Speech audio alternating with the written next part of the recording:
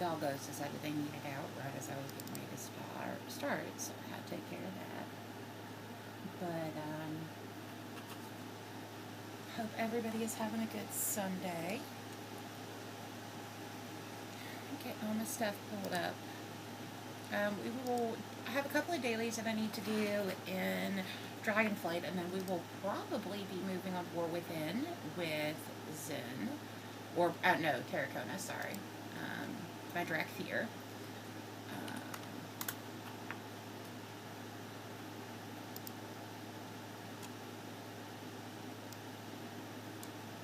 Okay, chat is up, so I've got that going. I will be picking up midnight.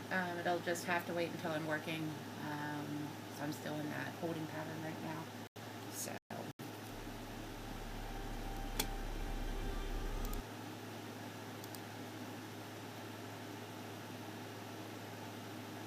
Just realized I don't have my glasses on, so that's not a problem.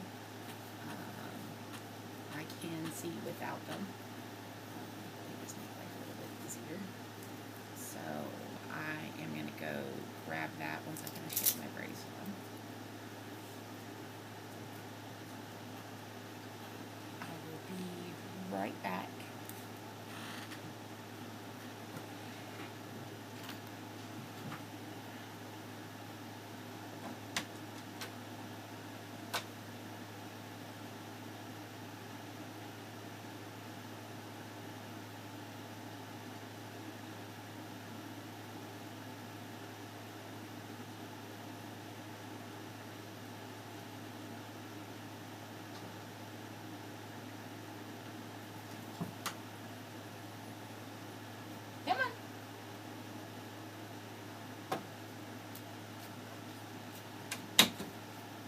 Hi, bud. Hi, bud. Hi. Hi, Stitch. Hi, Stitch.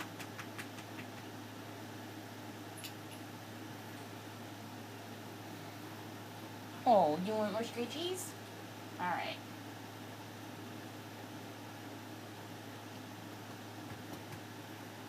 You're like a boy. Yes. Oh. You just want more rubbies? Alright. I give more rubbies. Oh, coat.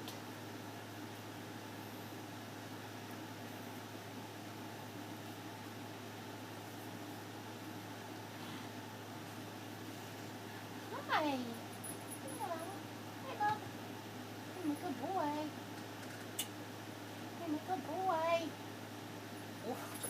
Oh, big shake. Big shake. Oh, itch.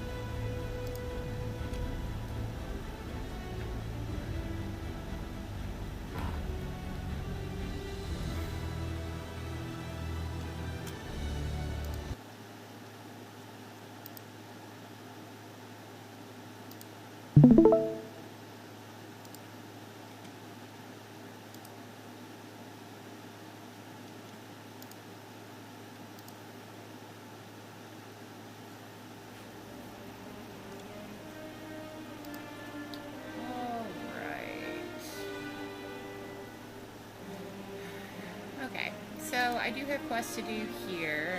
I am first and foremost, though, going to go back to Stormland. So that way I can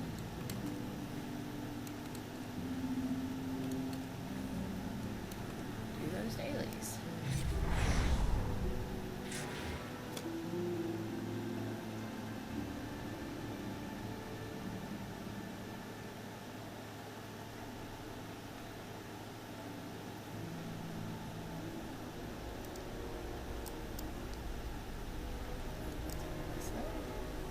Excellent.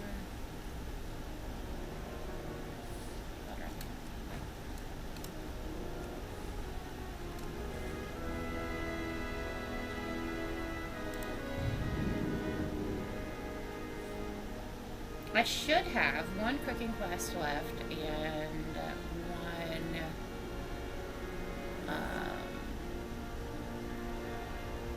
other quest, and then in order to finish the bright stuff, I need to have my jewel crafting up to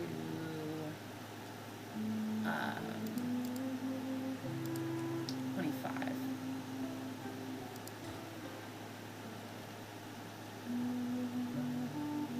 So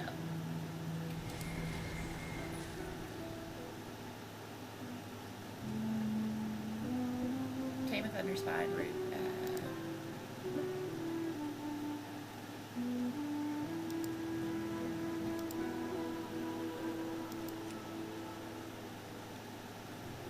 Where's a Malfarian appears?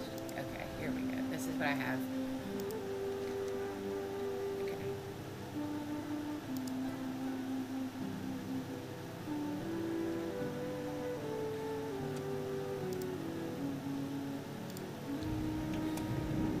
Okay, so I have this one.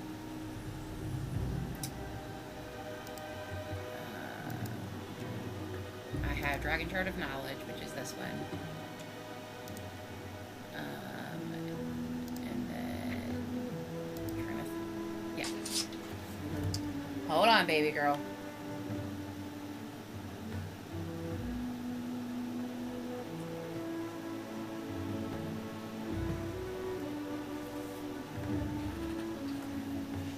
Look at this.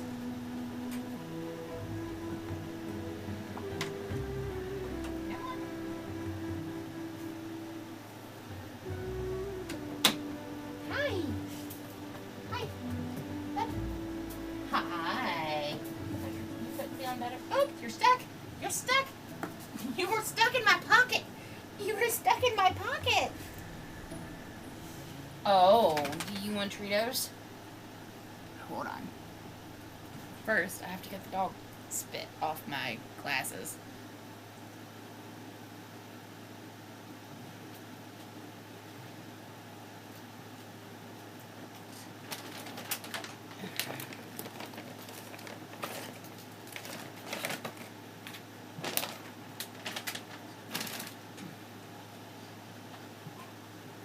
There you are.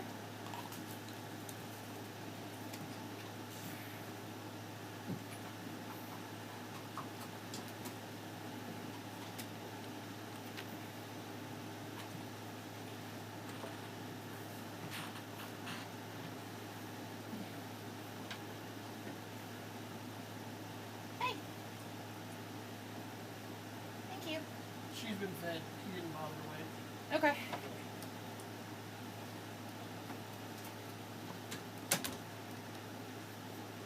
Okay.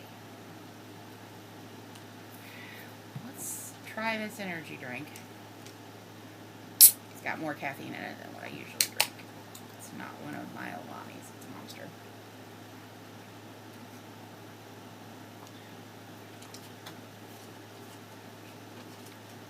It's alright.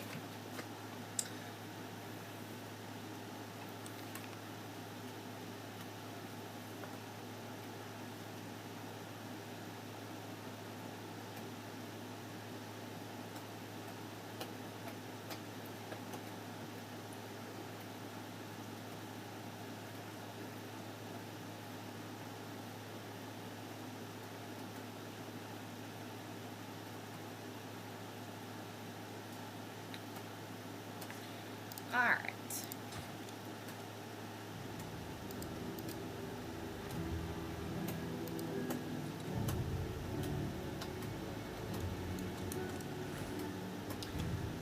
Alright, let us go.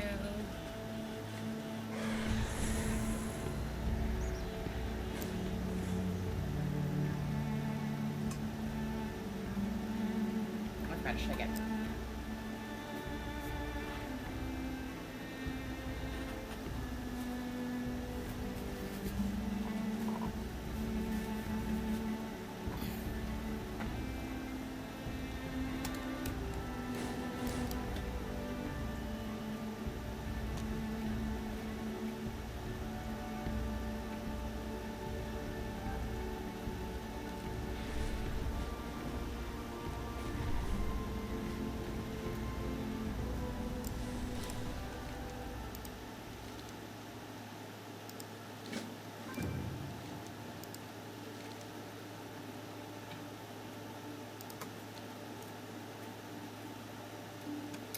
Okay.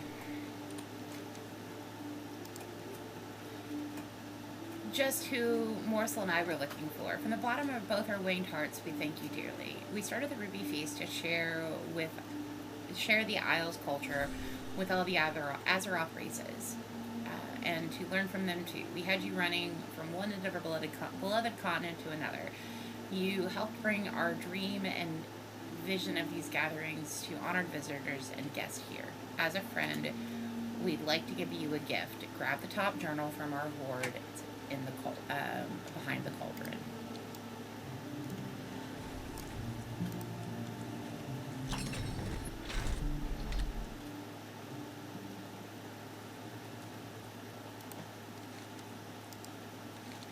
Our hoard is just behind the cauldron. Not to worry. We've lowered the ceiling enchantment and deathly magical traps for you.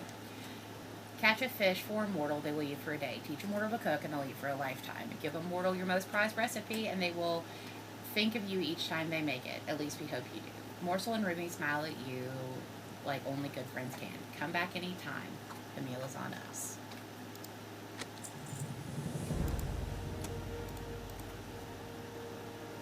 Yeah, I don't have high enough cooking. So that quest is done.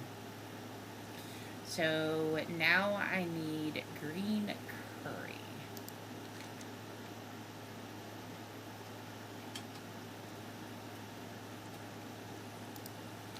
So let me see where I need to find that curry at.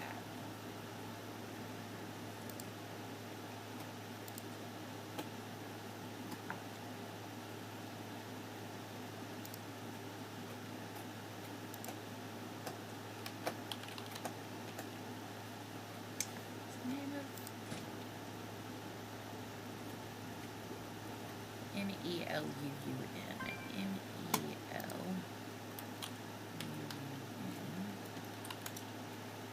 There we go.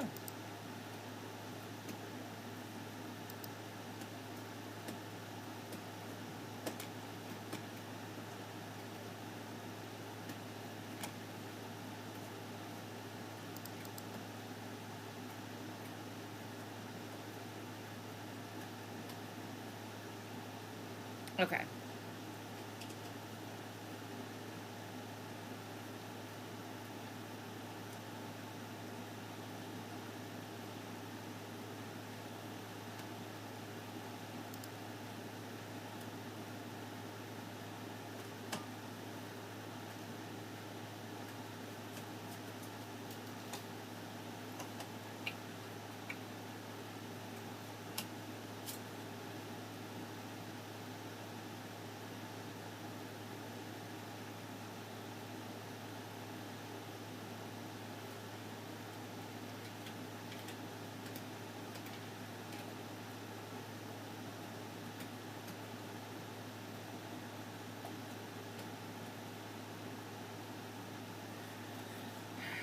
Okay.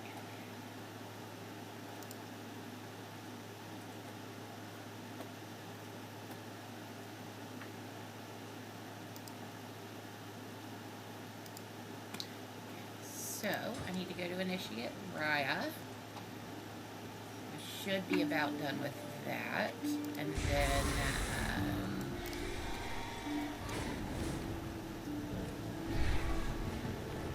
while I'm flying, I am going to do some pit stopping for ore. Because I need to get crafting 25 in order to do the shard, or the other quest that I have up, so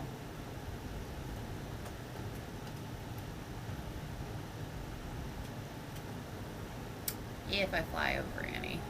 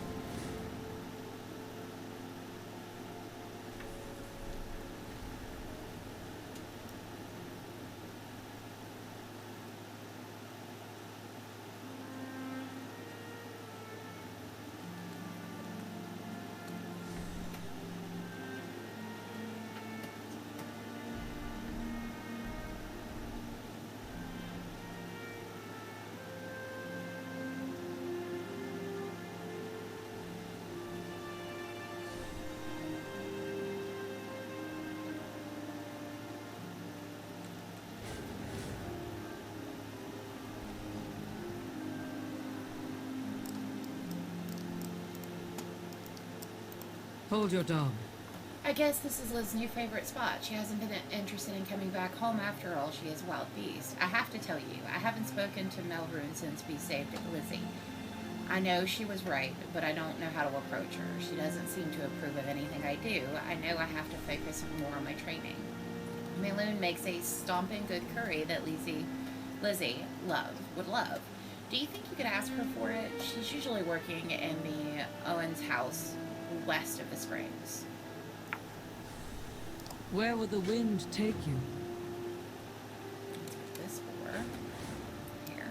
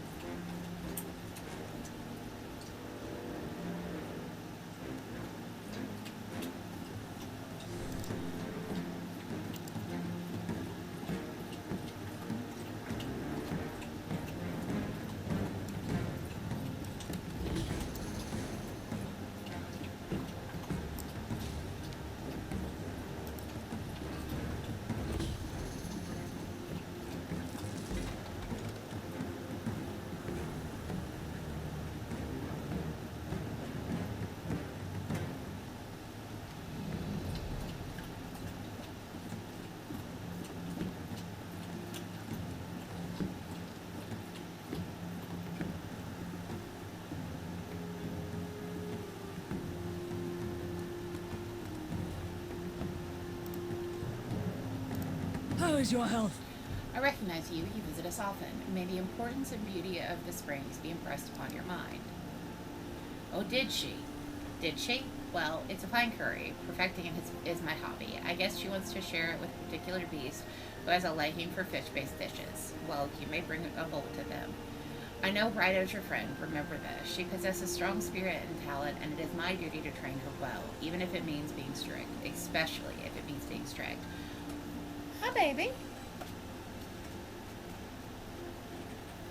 You gonna lay down? Did you finish your chew already?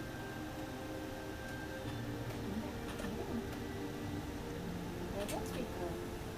Yeah, let's be good girl. Good, it's my good girl.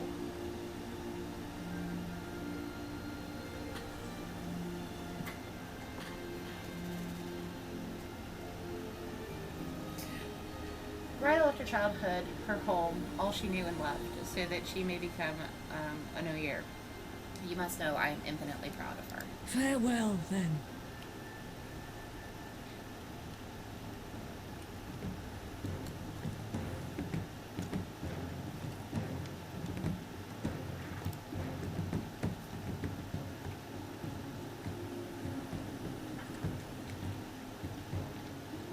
Lay down, baby girl.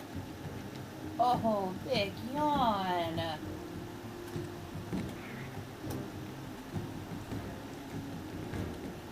Okay.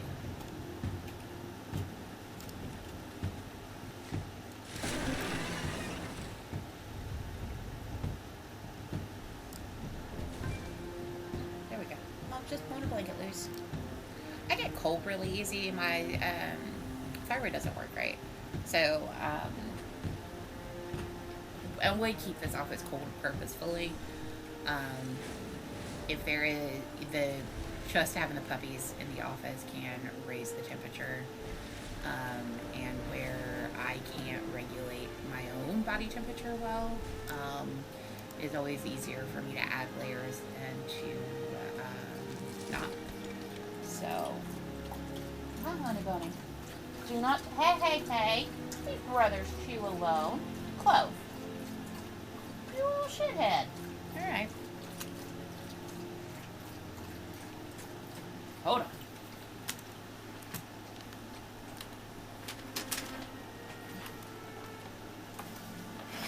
There you go. want it? Good, Jay. Do you want a popsicle?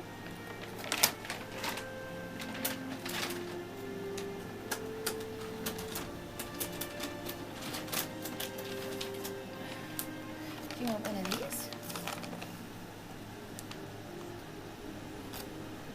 One for you.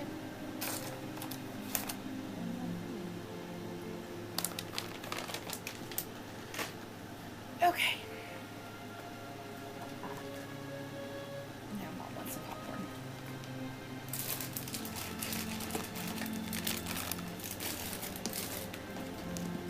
This is my snaggle box.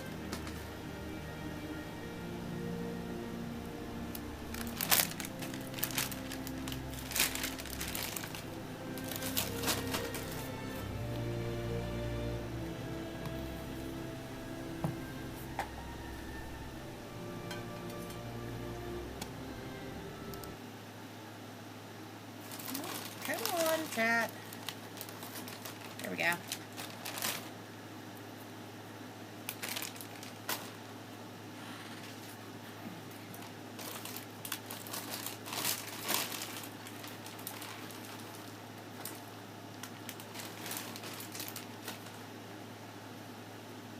right.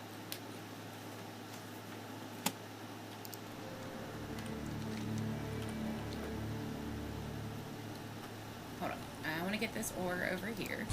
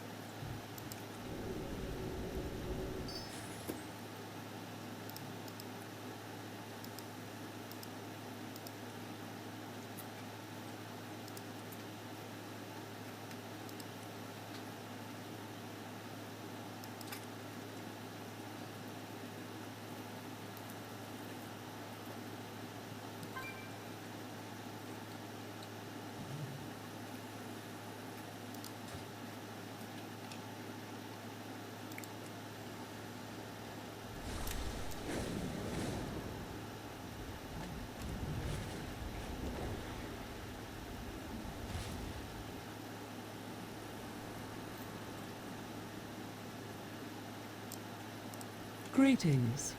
Good luck. Off with you then. I think Lizzie is ready to be a beast of the plain. She's so friendly to you and I now. I can tell she wants to return to, but I can tell she wants to return to the wild.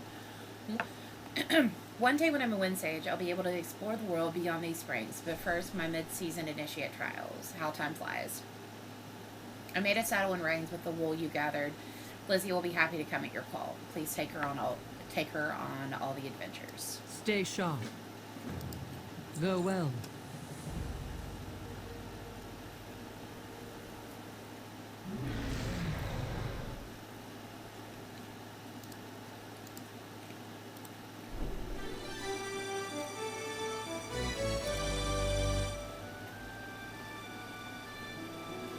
Alright.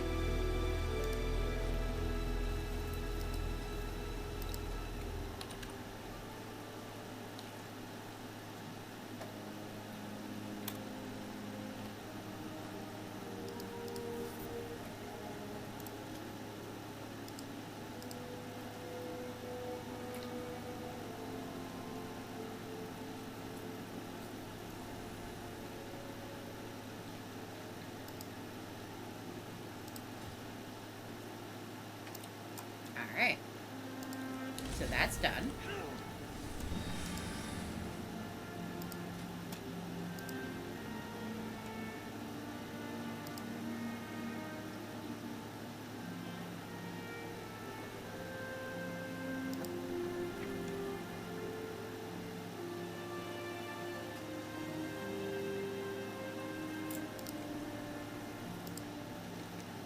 Okay, so that's all in the cavern. So that's next on the list. So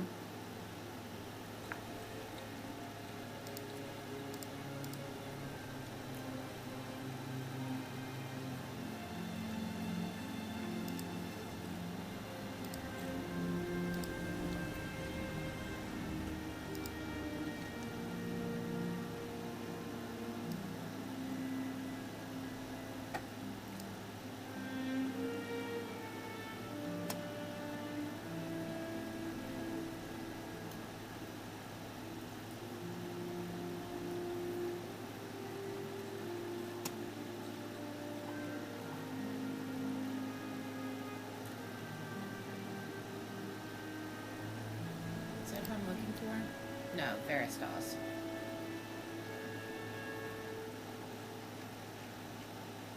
Okay.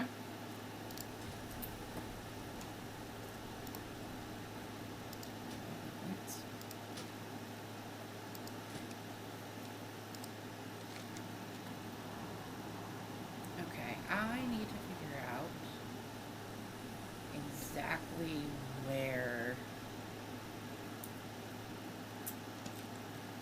that character is.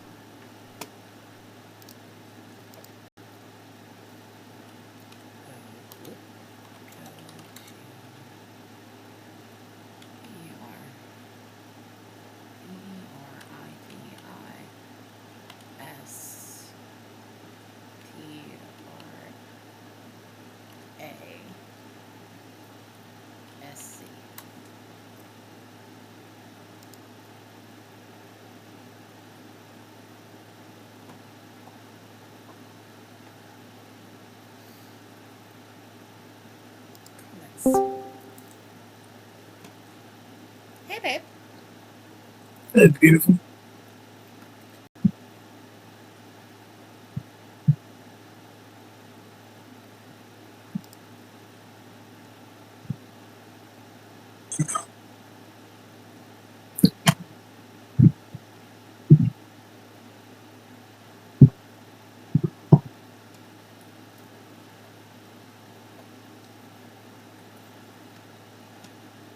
I'm just doing some dragon scale stuff, or dragonflight stuff that I needed to finish on Terracona.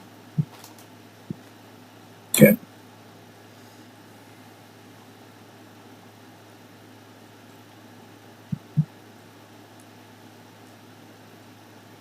I continue my sort of bumbling around trying to figure it out.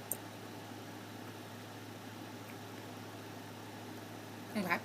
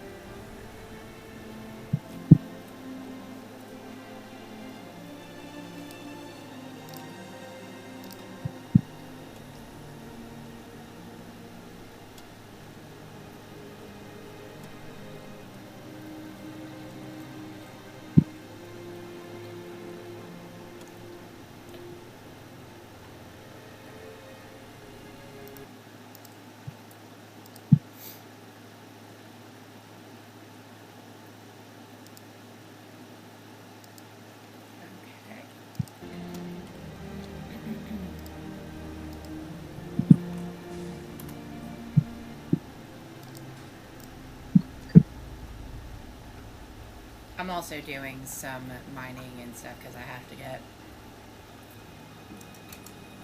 that up so I can finish that last quest.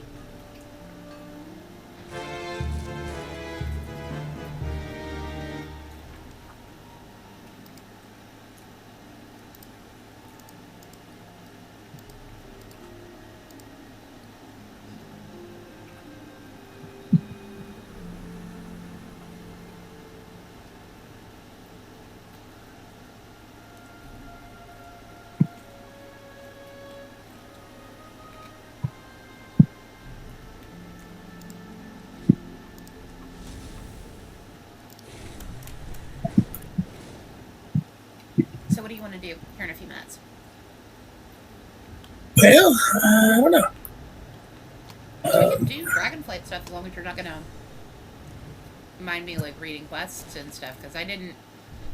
A lot of I wasn't streaming the beginning. So Dell and rerunning. My druid. That's who I had been running. But I mean, we can do we can do Dorngal stuff if you want. How on earth are you supposed to mine this? Alright, well, that one can stay. That pixel gets to live another day. It's on a flat side of a hill. Like, so you can't get traction on it?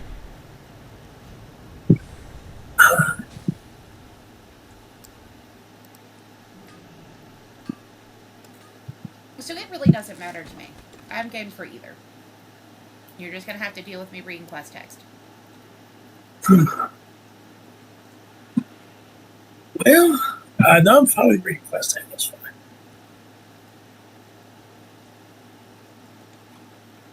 I'm just looking at Dorngal, and I don't know if we have any quests in common in Dorngal at the moment. Sereno and Zen should.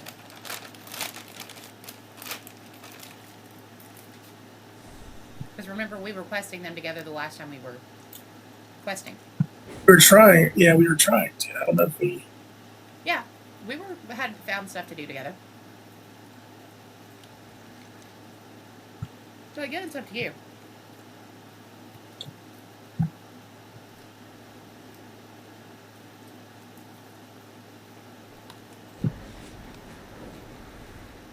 Just ran into it. Did I just run into a dungeon? Is there a dungeon in Dorngal? Yes. Yeah.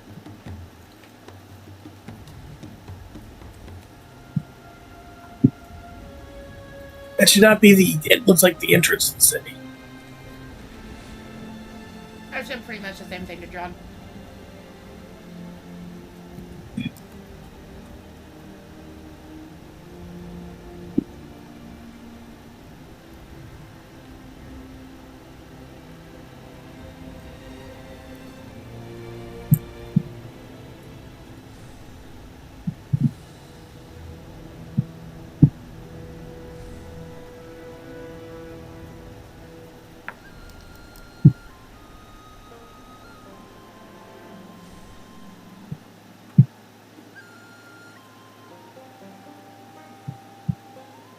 Okay.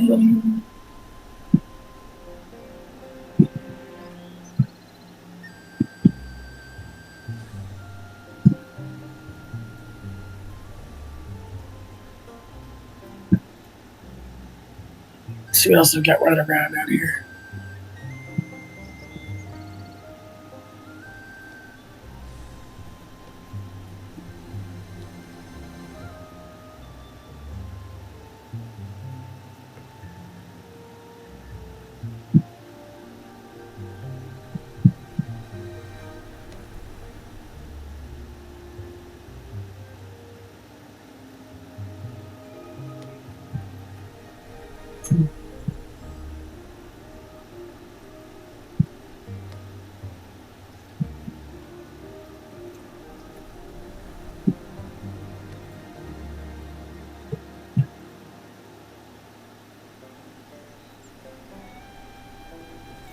A threat against these lands is a threat against our queen. Remove them and restore the order. Just standing here and a random world quest popped up. I'd stop so I could respond to a message.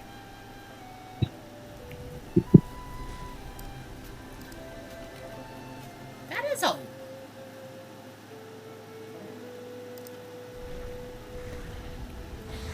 I can try, game, but... this, I don't think, is going to end well for my little dragon self.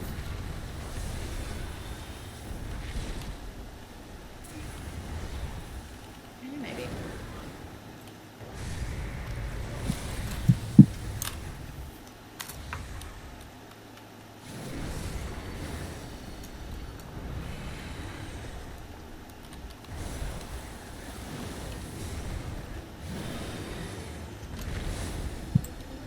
Skull Elite, and I was like, how is that a world class? Just random. But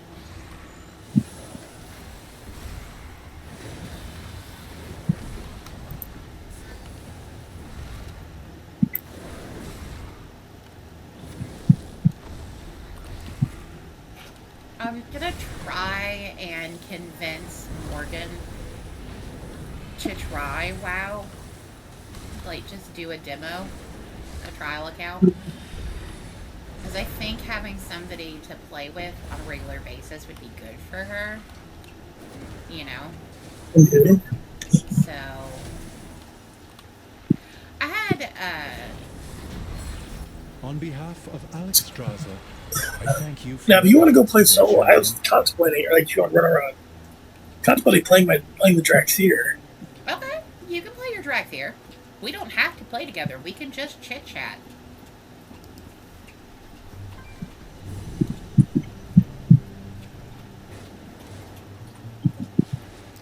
I don't know.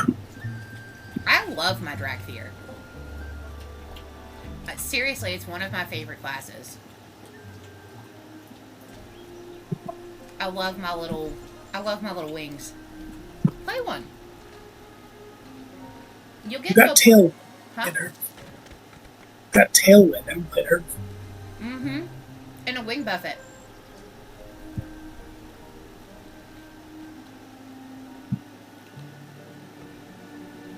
I have actually used the wing buffet to knock things off cliffs.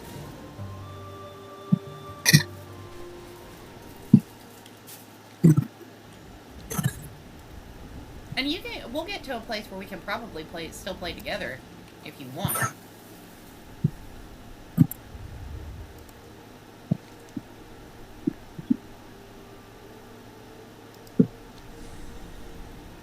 Okay. I'll play Roblox real quick. Just do it.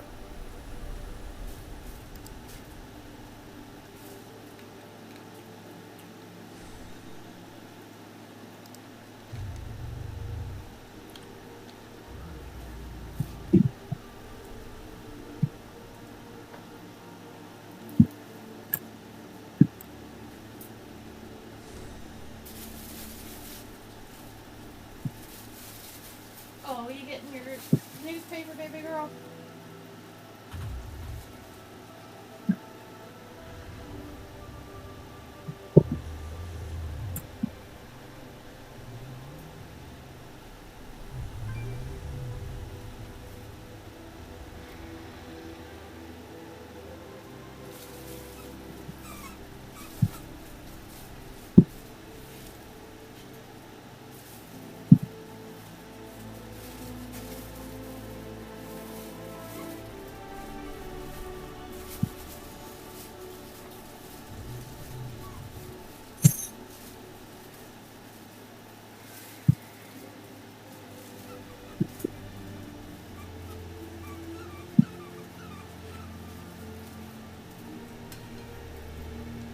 I'm kind of tempted to just start a new character, kind of.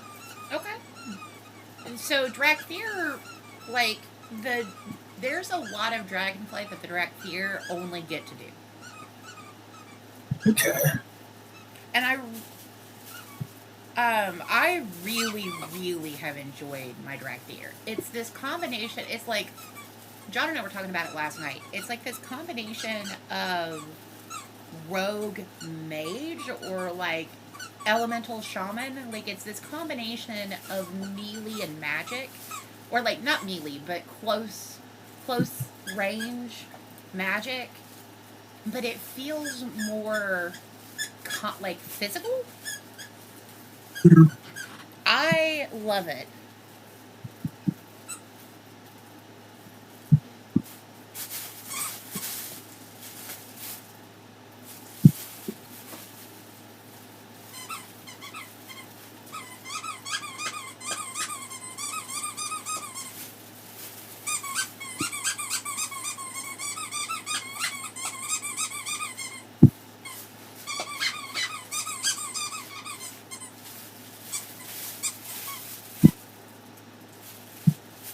Actually, you know who I should play?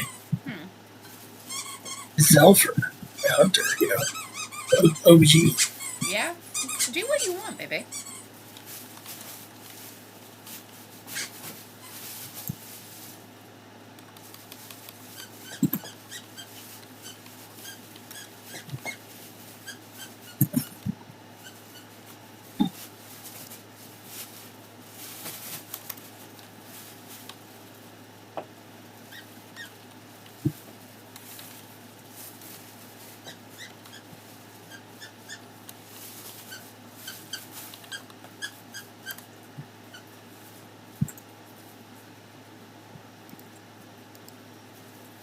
Beginning to wonder if this UI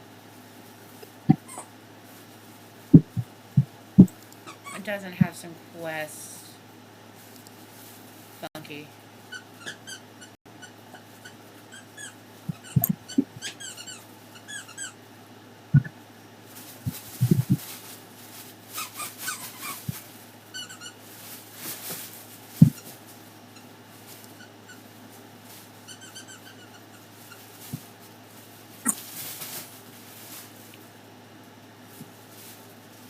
I have all these characters who are like 40 and 45. Mm-hmm. I guess from what last time they scrunched levels.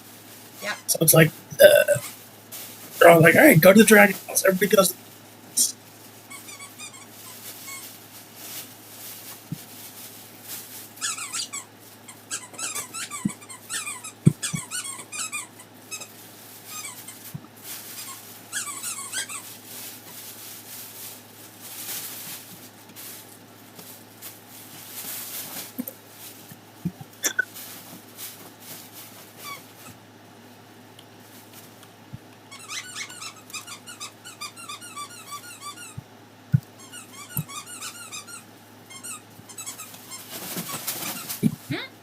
I don't know if you can hear her shaking that thing.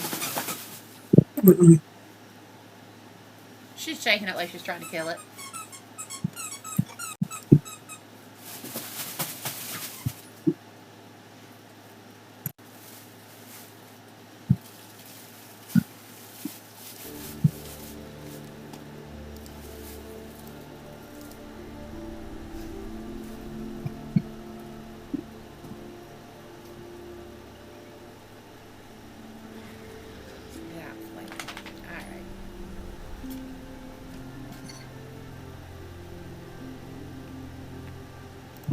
Aspect's grace shine down on you. Me. I think you'd like, well, I guess I'm really only speaking to the Evoker, but I love it, my Evoker. But play what you want. That's I'm just going through and kind of poking everything.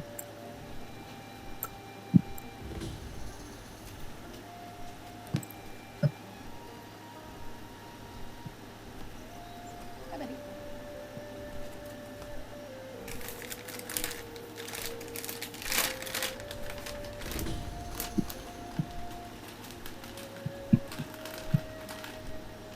These are from Mom. Go lay down.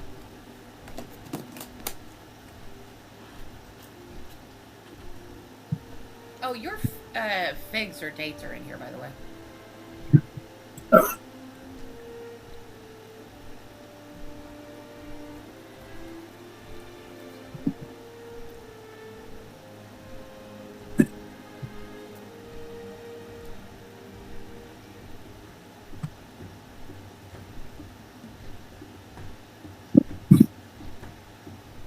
Hey, when you put cute pictures of the dogs, send them to Jess Lake. Okay. I think it'll help her.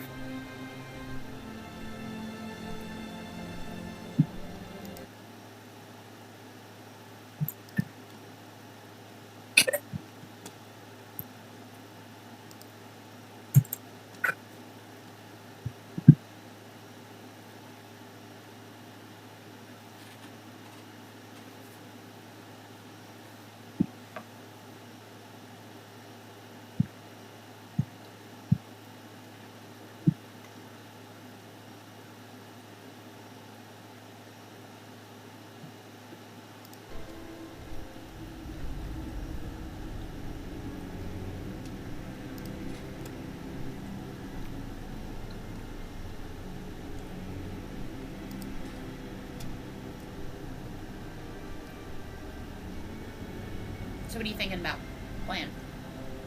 Right now, I'm just kind of organizing Serenade. Or Serenade. Zelfer. What level is Zelfer? 45.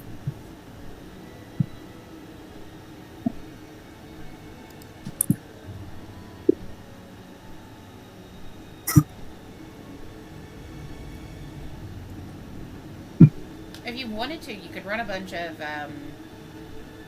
dungeons and stuff. Yeah. Just randoms. Well, I gotta get him set up to That's fair. exist first.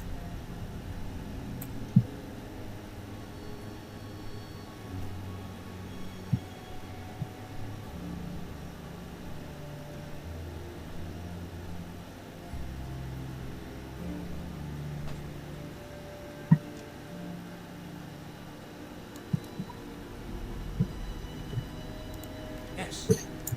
See ya. Farewell. Greetings. Strength. Alright.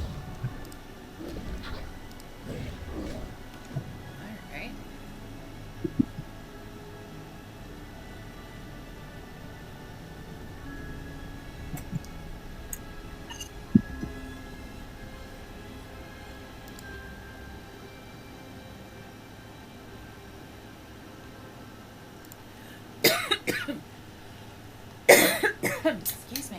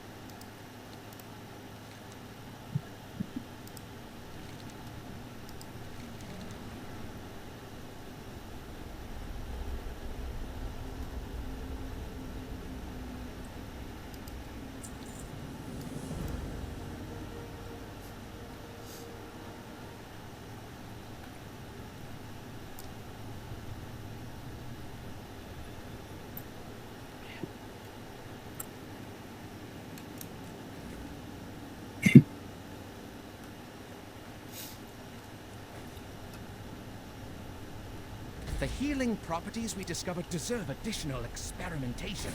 Gather them up, and we'll see what we can do.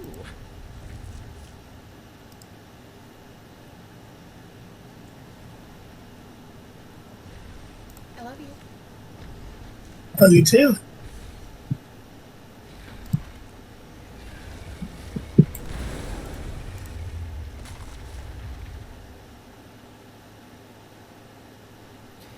I am collecting mushrooms and crystals.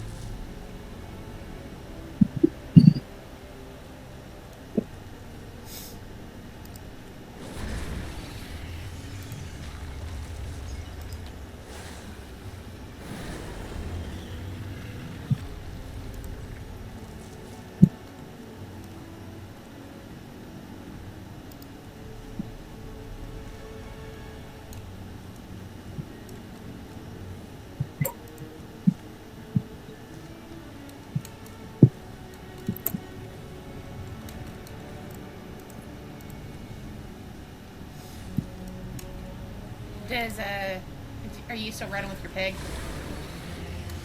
Doom? Of course. He's in fact the only pet I have as an option to call. Where'd the rest of my pets go? I would check with a pet trainer.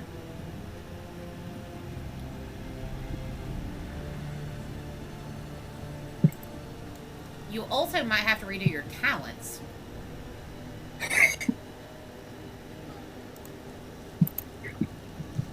They appear to be spent already, which I'll respend them later when I get to level 80. Then I would check with the pet trainer. You should have an option there to ask about lost companions.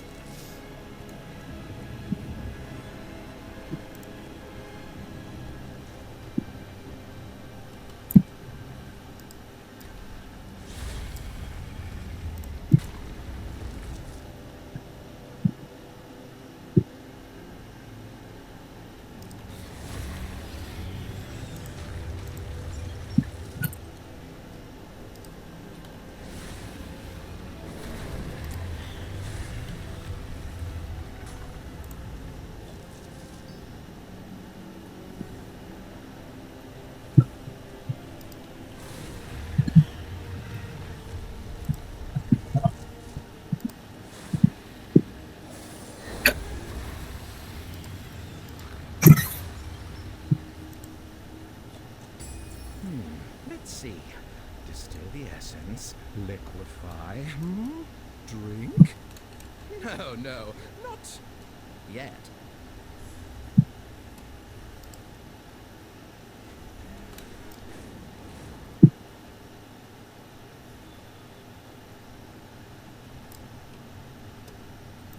You got my attention.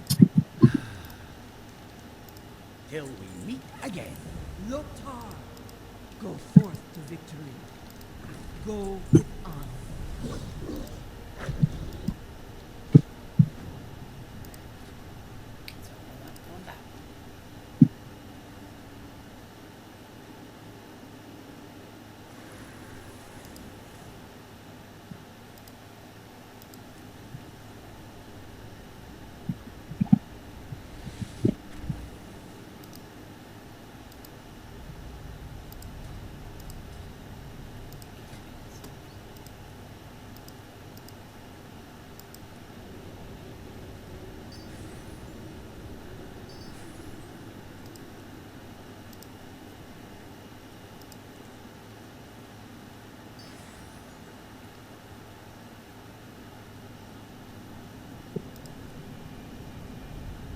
I had to go find a hunter trainer.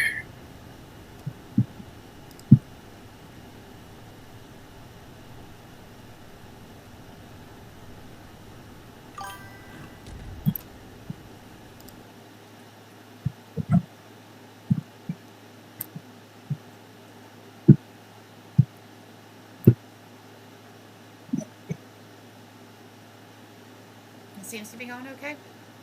Sunday streams tend to be a little slower, though.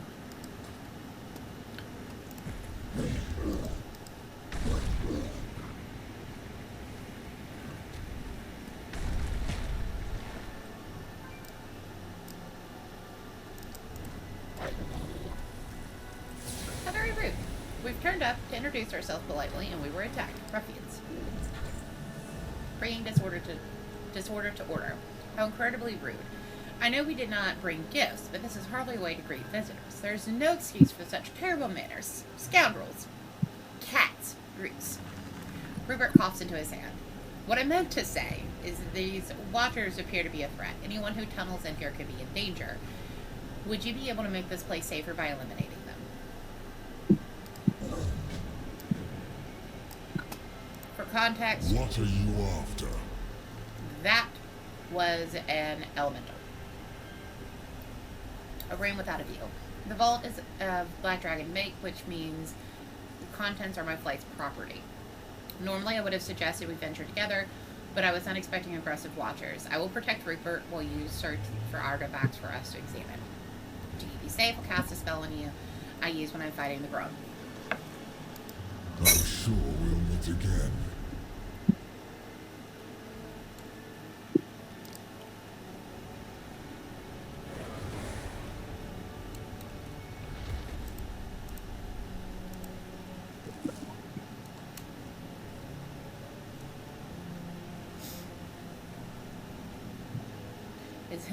The elemental's name is Rupert, the Gentleman Elemental.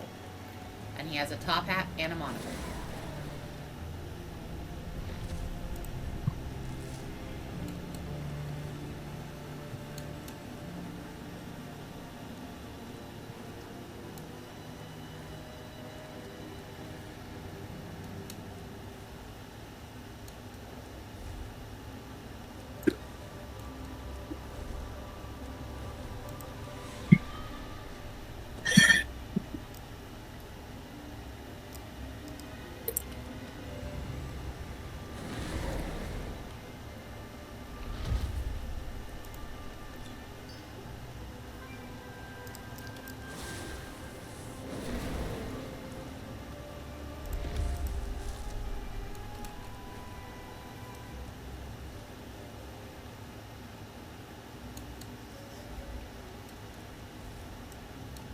These are awful tiny seeds for dragons.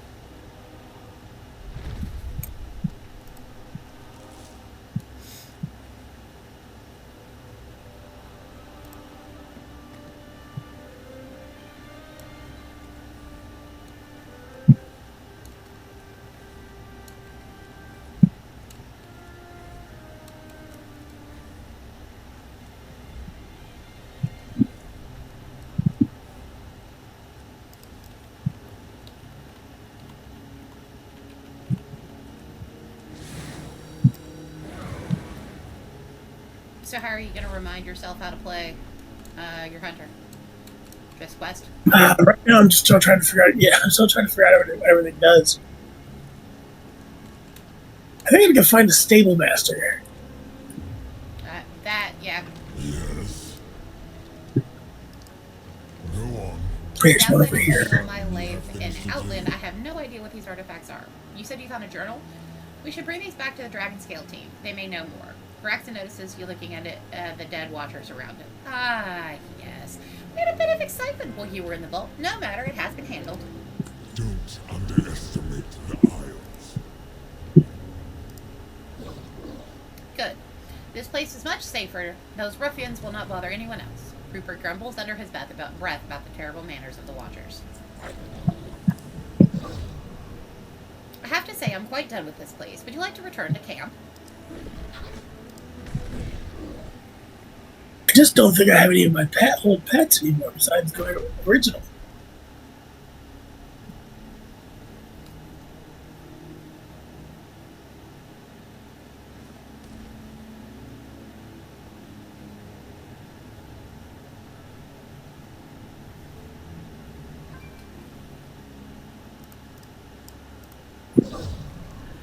Well, that was certainly quite the adventure. I have to say, the Enraged Titan Watchers was not exactly what I was expecting. Between that and the Dunjarin, this has certainly been a very engaging day. Oh, good. Everyone appears to be back to their feet. And Butterfingers appears to have laid out quite the feast. What can I do for you? We lost Sheridan during the attack, and the team is struggling to get back on their feet. Anything you can do to help rebuild their spirits would be greatly appreciated.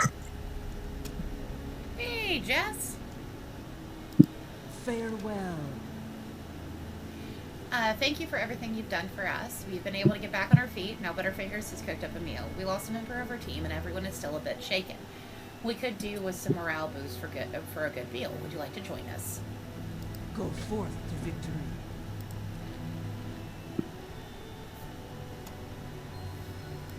Hey, how you doing? It's a promotion, they said. Be a head chef, they said. They didn't tell me a giant fire Dunjarin was on the menu. Seems like that was relevant Be information. good.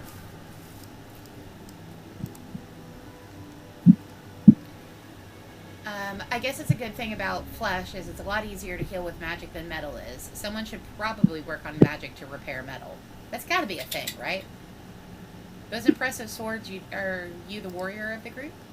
No, that was Sheridan. He managed to distract the Jaran long enough for us to get away.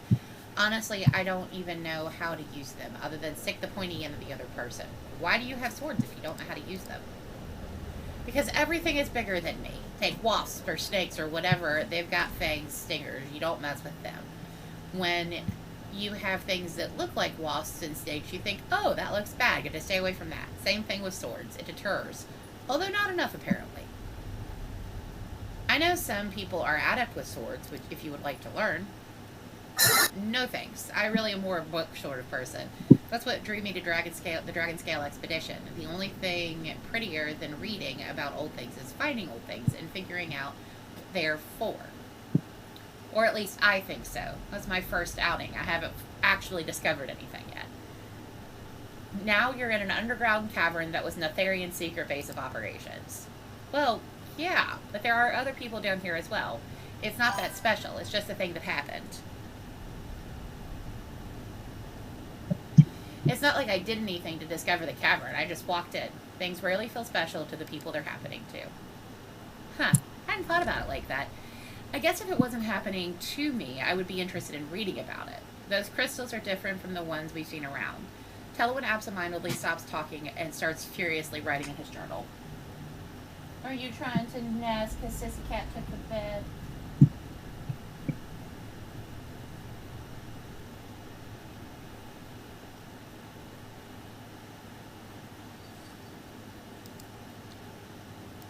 Glory to the Horde. I'm doing well. I want to make sure the team is doing well. I'm fine. Don't worry about me. It's okay to not be okay. World of Warcraft calling me out here.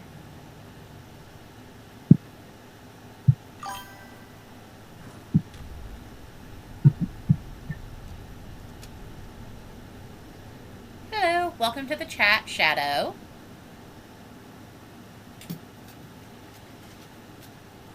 How did you open that door, Stitch?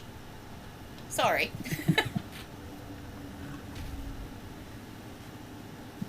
What? Do you need me to move the blanket for you? Hold on. I have to help the dog readjust.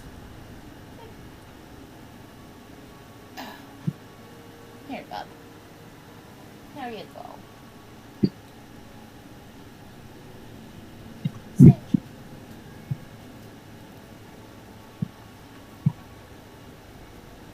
Well, over here? Or are you going to try and make her move?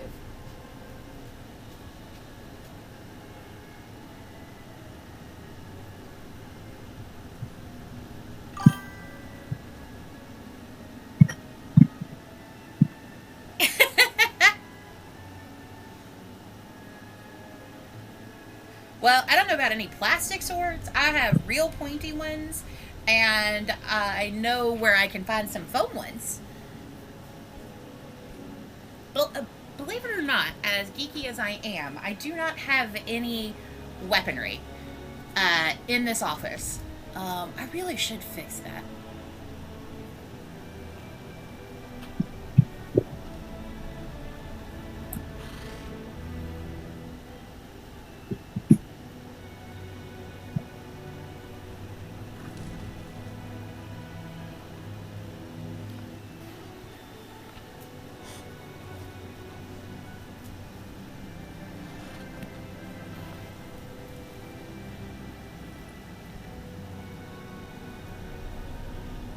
Picturing one of those like plastic pirate swords, to be honest.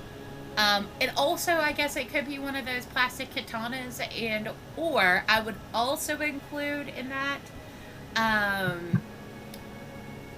yes, always armed. It could be a lightsaber, because those are technically swords as well.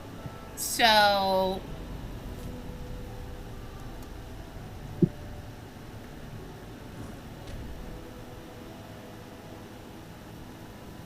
awesome, guys. Thanks for follows.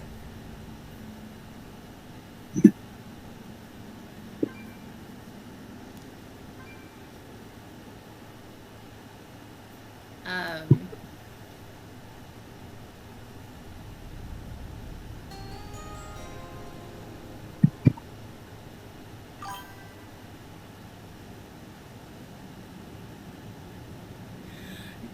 I don't drink beer or anything like that, but I have been known to drink mixed drinks as well as I have found some really freaking good mead.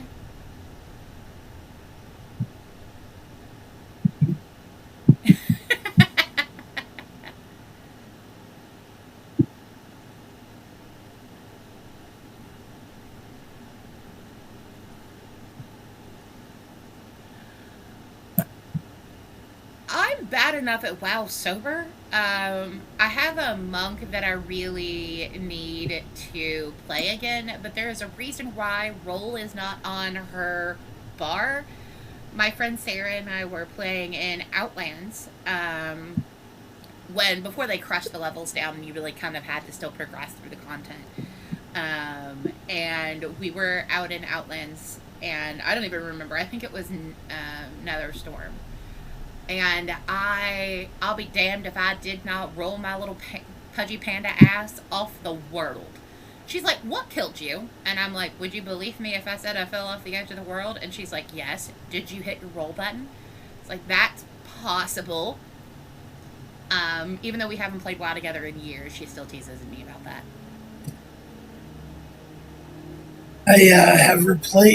I've gotten my new pets back.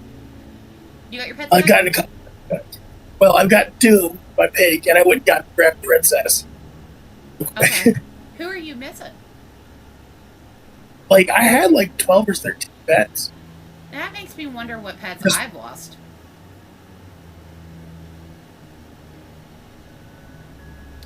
If you wanted to, Jess, you could always ride. We could all ride together. It wouldn't be that big of an issue. It's not like if we were to go by your house to pick you up, it would be out of the way to go to John's. It's just a slightly different way. I play Designated Driver for the Saturday D&D group a lot. Not John, but for Justin.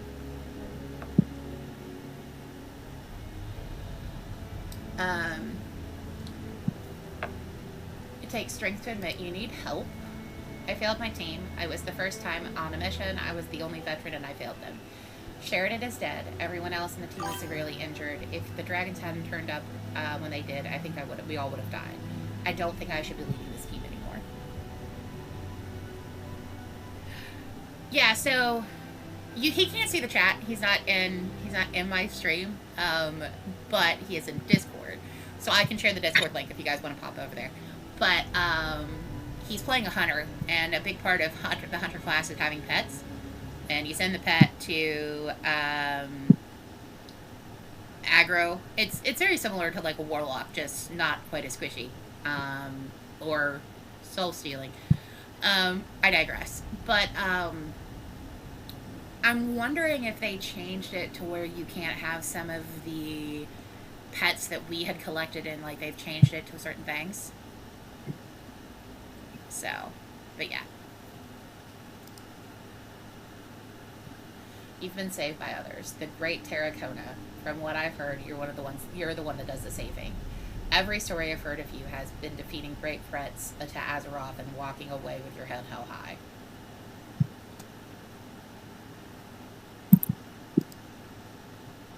I have to admit I hadn't heard that part of your tales. I guess you only ever hear the victory part. Even if you don't need help, you need help sometimes, then maybe it is your weakness. Ain't that the fucking truth? Greetings. I'm doing well. It sounds surprising to say after so many years, but I'm honestly doing well. It feels good to be helping people once again, although I do wish it was under better circumstances. After you introduced me to Varaxen, we had been spending a lot of time together trading stories and talking about what we want to accomplish. We both want to see the Black Dragonflight grow and flourish. When these caverns opened, we both decided to come and help. I'm glad you guys are getting along.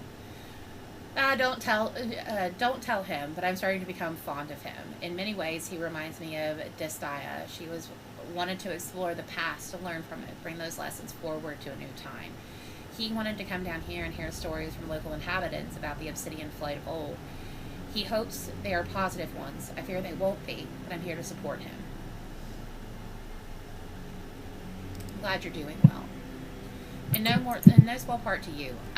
For context, this quest line with this character, you start talking with him in one of the starting zones, and you basically, he's grieving, and so you go through this whole quest line of basically convincing him to return to the world.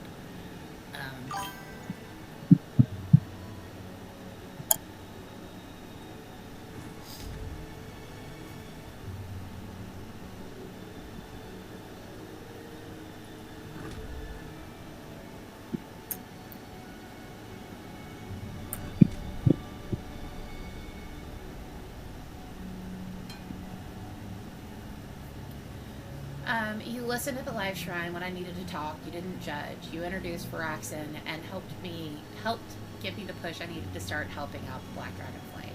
I don't think I can adequately thank you for all you've done. Maybe one day. Off with you. Do you have something to say? Fantastically. It feels good to be an adventurer. It feels good to have helped these people. It feels good to meet a friend again. That is 3 feels good. I would be ungrateful to ask for more than that. How are things between you and Veritas? Good. He's doing a lot better than when we first met. I think this sense of purpose is helping him. At least, that's why I want to introduce him to the rest of my flight. Did you come down here looking for more artifacts? Yes and no. I hope to learn more about my flight's history from before the corruption. We found the buried vault, and now those artifacts too. Very happy surprise. Certainly, not with that attitude. I jest. The caverns so far before the Black Dragons fell to corruption. So even if there are some bad apples, there must have been good ones as well. Don't underestimate the eye. Well, that was certainly quite the adventure. I have to say, Enraged Titan Waters was not what I was expecting to have to deal with today. Between that and the Dinjarin, it's been certainly a very engaging day. How are you doing? Oh, well, I do have a stiff upper lip. For context, I don't know if you guys can see. Here, let me try and zoom in. He has a top hat and a monocle. Of course, I'm standing in his model. But he is, as you can see, Rupert the Gentleman Elemental. Why are you so different from the other elementals? I'm not sure I understand the question. Are you different from others of your race, or are you not? I suppose I am. Exactly. Our climbing adventures alone would have been enough for me to know that you are an uncommonly brave person. The way you propel yourself from one rock to another with no care in the world. I'm terrified of heights. I don't know how you do it. I meant the most earth elementals on the Isles have been aggressive so far. Well, you might find yourself a tad aggressive if the land you were bound to was torn asunder by an insane earth hoarder. Then, as you start to recover, you were stabbed with a giant titan sword. Then, as you started to recover yet again, you had your very essence nearly sucked into the realms of death. It has been quite the 2 decades, is all I'm saying.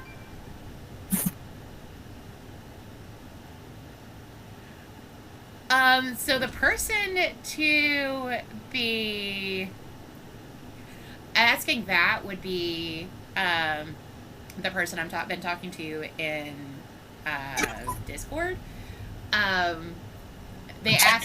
Someone asked in chat if what they would have to do to get a stream of a D&D game. And your Moonfall game would be the easiest to stream.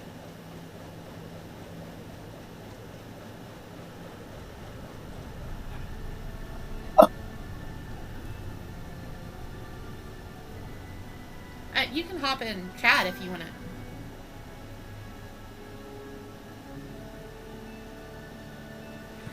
It is a lot of fun.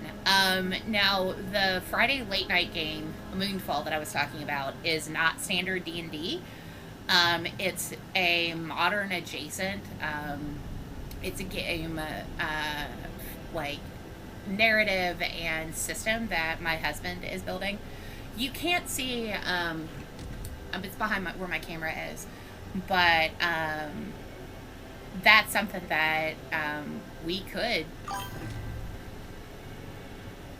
We do. We use D20 for that game. But when we're not playing together, we use Discord. So it is something that. Someone move forward to an action play? What?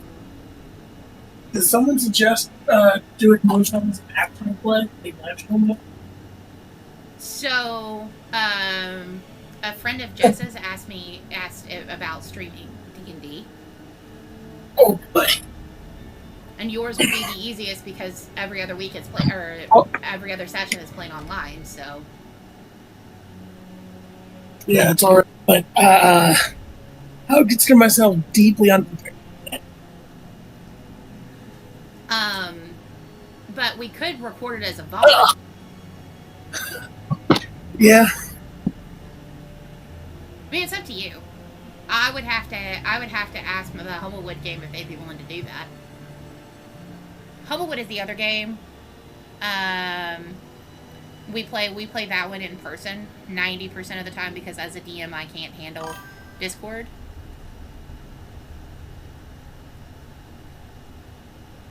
So that game wouldn't start until we typically start at about 9 o'clock Central Time, between 10 o'clock Central Time. So it is an option if that's something that Justin would be interested in. That's my spouse. He is in Discord, so he can't see the chat because he's not in my Twitch stream, but you can hear him. That's the other voice you're hearing other than mine. Oh, they can hear me? They should be able to. I haven't changed the setting. Oh, great. Excuse me. Yeah, Discord audio is in OBS. So. Hey, Bobby. Hi, sweet boy.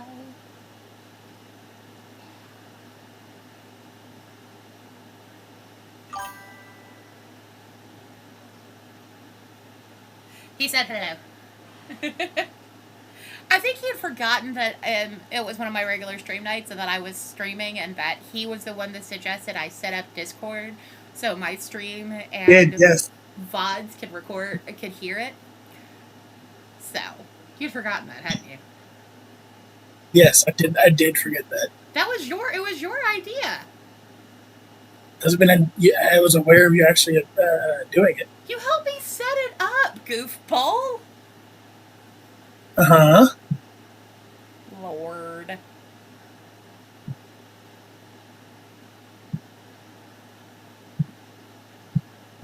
You're ridiculous.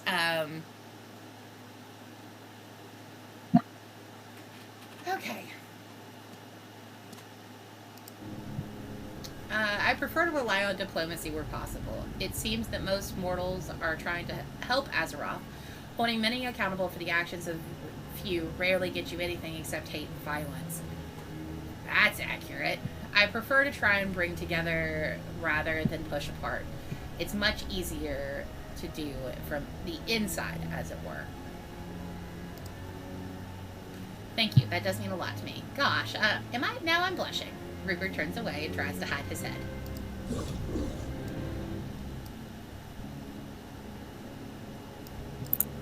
What's up?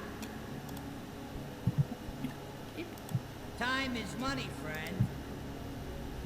You know, I thought the worst thing in my life was playing second fiddle to that giant hunk of charcoal in the hat over there. Turns out the worst thing was nearly getting murdered by giant fire beasts. I guess I'll have a story to tell my grandkids now that doesn't involve cooking beans. How'd you prepare this food so quickly? I'm a good cook, that's how. Okay, it's not one of those fancy Tuscarora feasts I keep hearing people yammer about. But I didn't have much time and everyone needed something warm in their belly.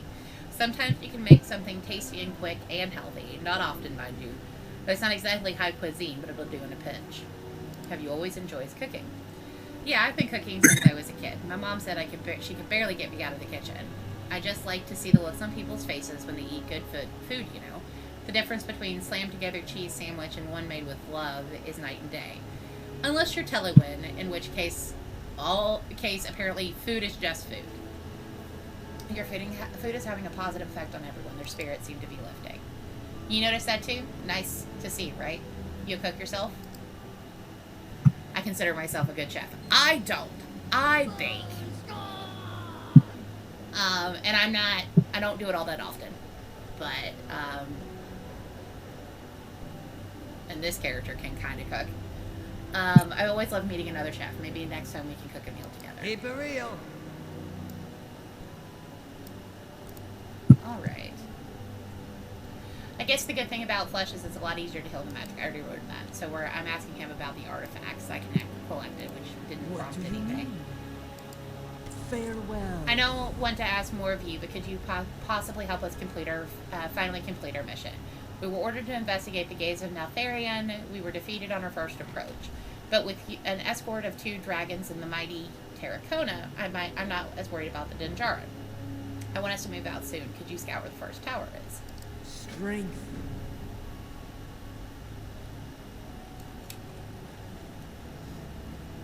Alright.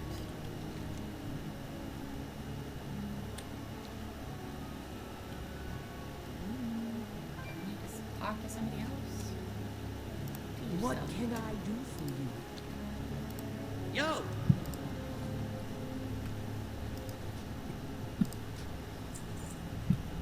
Oh, excuse me.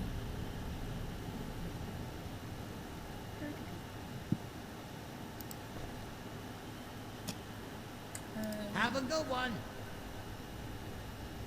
There we go. Investigate yonder tower.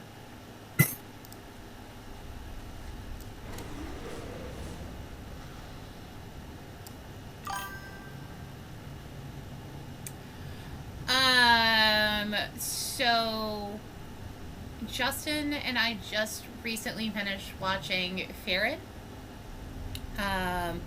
My preference for anime is stuff that's on the lighter side.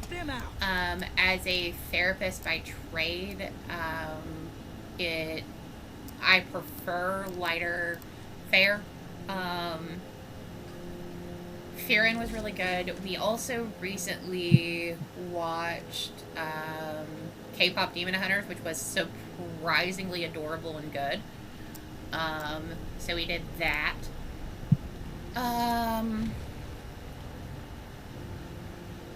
So My Hero Academia we've watched. We've also watched Fairy Tail. Yeah. What? We fell off of My Hero and Fairy Tail, unfortunately, which is my fault. Yeah. Yes. But the music is it's part of why it is so good. The music actually narratively does play an important part. But it was exactly what I expected it to be. And I was pleasantly surprised. The music is really done well. The narrative is really well done. The movie was enjoyable without being saccharine. Hey, babe, you've watched Fruit Basket, haven't you? No, very little. He's watched some of it. That was more of a slice of life comedy, and it's classic.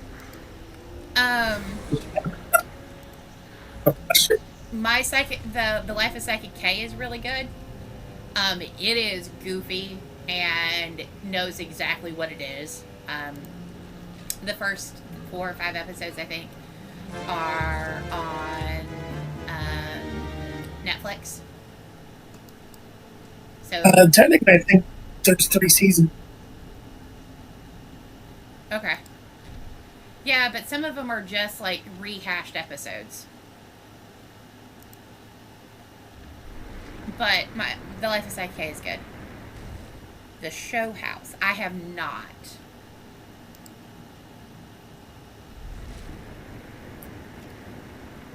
Excuse me.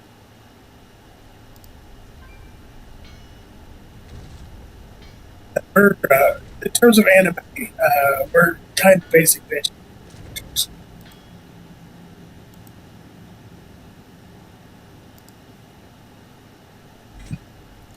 Yeah, like I said, I gravitate towards relatively light fare. I've watched a not insignificant chunk of Inuyasha. I've seen some of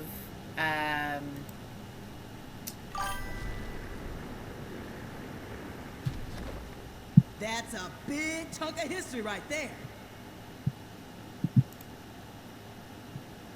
yeah.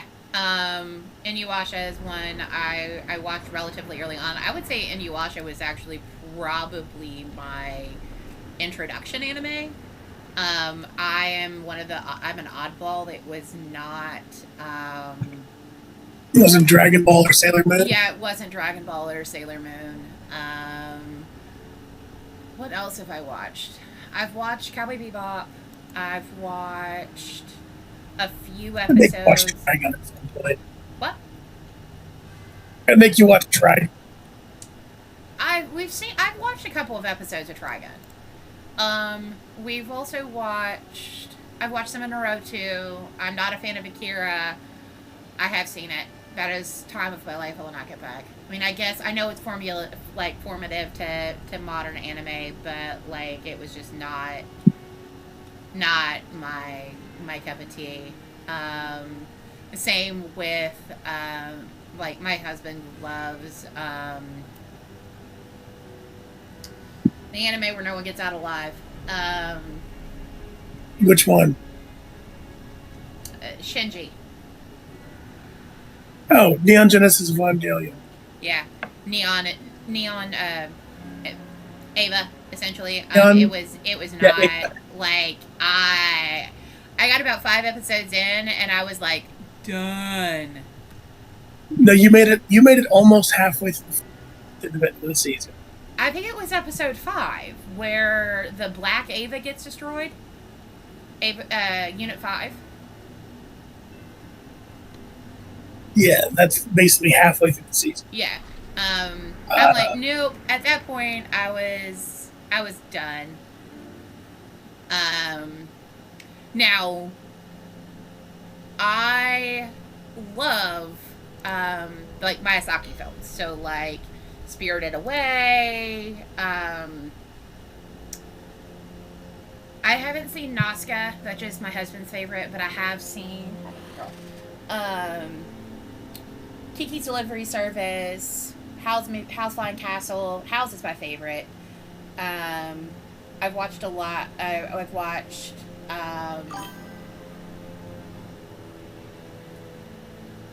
Yeah. Haven't watched Ponyo, but I've watched most of those. It's on Netflix, but The Tiger's Apprentice is so good. It like K-pop Demon Hunters is a Netflix original. It was animated in a Korean animation house. So like that, I also consider that an anime, even though it's a little bit more American. Same with Avatar and Korra. Yeah, Spirited Away is good. I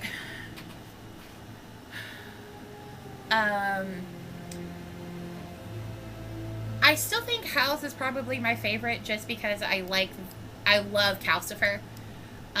He has the best curse in all of animated. May all your bacon burn. And she loves my spark. I love those lines. Those are my favorites.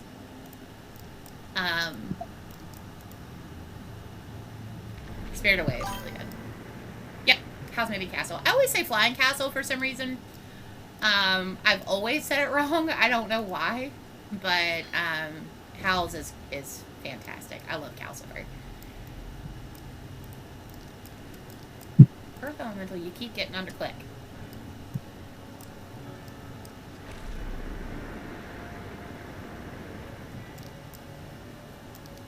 Come on.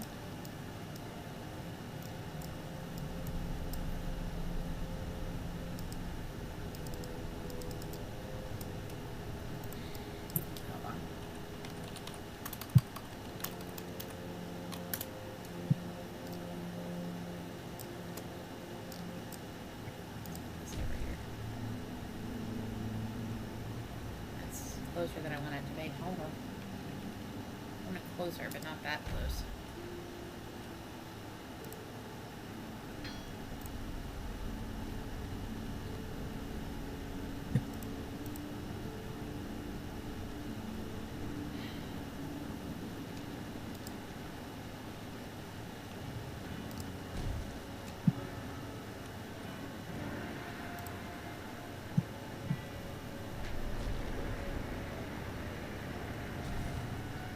That's a find if ever I've seen one.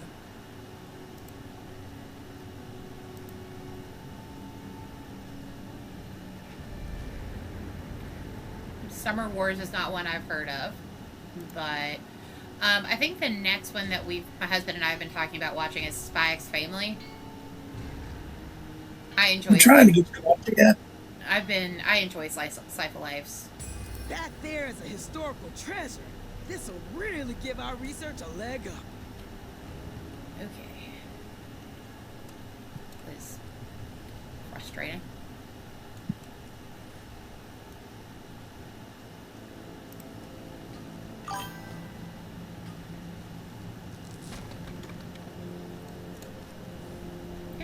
No, I have no problem with checking out. Like, worst case scenario is, like, I know about an episode or two in.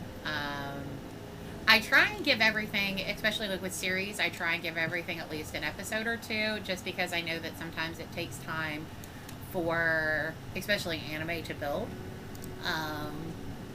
But, like, I'm not the type of person, I don't enjoy necessarily grimdarks, and that's what my issue was with Ava. The bottom of the jar is broken. It's stained. It is sustained. It's stained. It appears to have a bright blue liquid. The jar must have cracked while the tower was damaged. The time I got reincarnated as a slime. Yeah, it's a isekai. And apparently it's fun. All right. It's one of those OP main character isekai. Isn't that a requirement of anime to have a dopey character, main character? OP main character. Oh, I thought you said dopey, and I was like, that seems like an anime staple.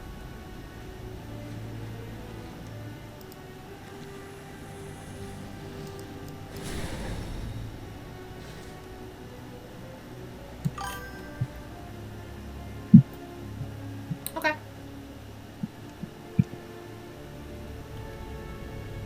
I want that ore.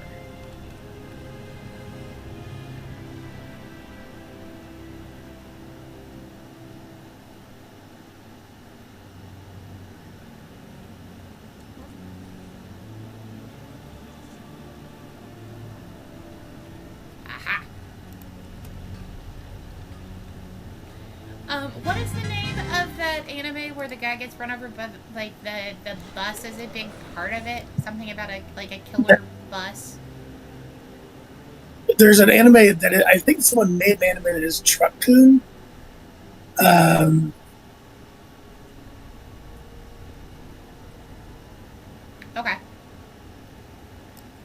That is a giant moth. That is not. Aha, there it is. I feel like I missed an anime that we watched.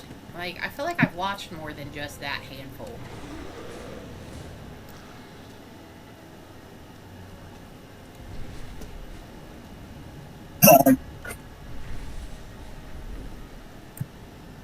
I mean, we watched a lot of My Hero before we noped out of it. Go with Didn't know about. We just got. Yes, that's fair. You got bored, and it was something we were doing together, so I didn't want to watch it by myself. But as Jess can attest, and John can attest, I am a squish. So, anything that, like, I'm very, like, sensitive to things that, like, pull on your heartstrings and are meant to be emotive. Which is why I'm very picky about the anime that I watch. Hello. Because Till we meet again. Is there something you need? I'm sure we'll meet again. will, like,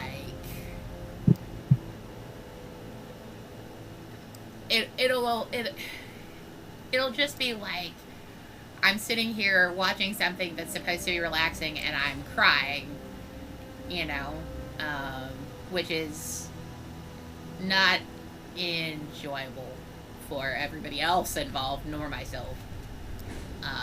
And that's part of why, like, for example, with Ava, that's why I stopped watching it. I was like, I didn't want to watch getting attached to these characters and then them to all kick the bucket. Well, that means we should definitely watch, like, the Cyberpunk Edgerunners. No, I don't enjoy Cyberpunk enough to want to do that. I'm glad for anybody else who does enjoy it, but that is not me.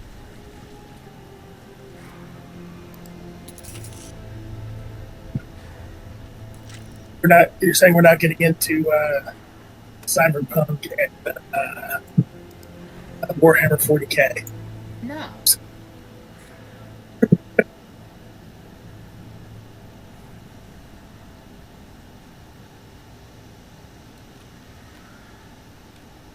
Alright.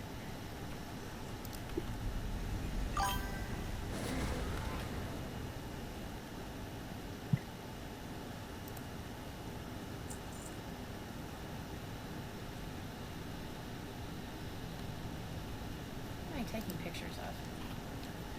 I need to bring back evidence of this insanity in my flight. It may destroy us, but people need to know what happened here.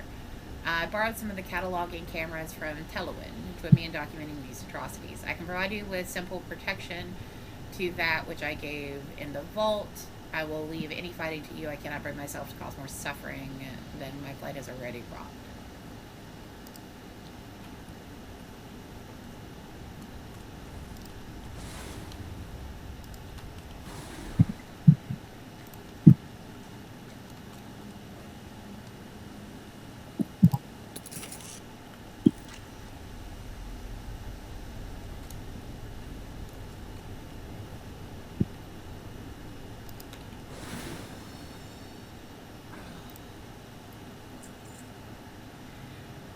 Yeah, like, I'm glad for anybody who enjoys the game, but again, that goes into that grimdark stuff, that... With the tagline, there are no happy endings in Night City. Yeah, and that's... So it's like, very early on in the game, there's a...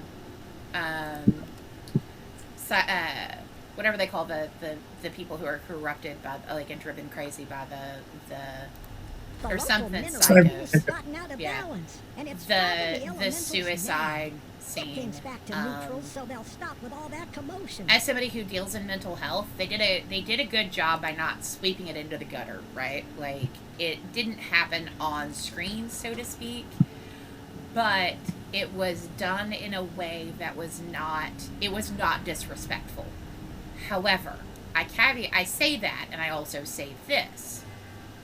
That is not what I want out of my relaxation. I play games to relax. I have said in streams before that my favorite style quests are the ones where I get to save the cute and fluffy things. I get to be the hero. And part of that is because while as a therapist I am giving people the tools to help themselves, it doesn't always necessarily feel like I'm making a... Sometimes I need to feel like a hero. I need to know that I've saved something. And Cyberpunk just was too hard for that. So I've watched Expedition 33. And my difference with Expedition 33 is the people who signed up to go knew they weren't coming back. It is still sad, but I don't struggle with that content as much because it was an active choice. People in Cyberpunk didn't choose to be corrupted. My first job out of my graduate program was working with addiction. And I feel like that was a little, I don't want to say playing because that isn't what I mean. I feel like they didn't necessarily understand the content or how it could affect others. So that was just really difficult for me to deal with. So far, what I've seen of Expedition 13, it is very sad, but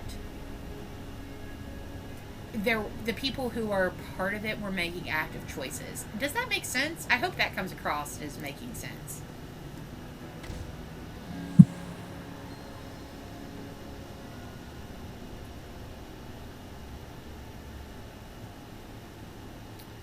I have no problem with like sad scenes in movies or sad movies. I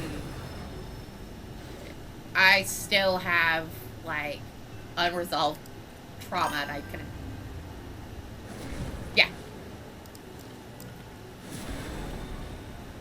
So it's one of those things. Like I enjoy complicated characters. I enjoy complicated narratives. But I have to be very prepared for that that type of content.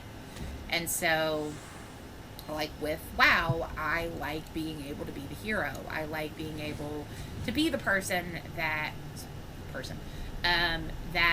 saves everybody, that, you know, defeats the villains, and, you know, so when it's otherwise, it's a little difficult. Not that I can't enjoy it, it's just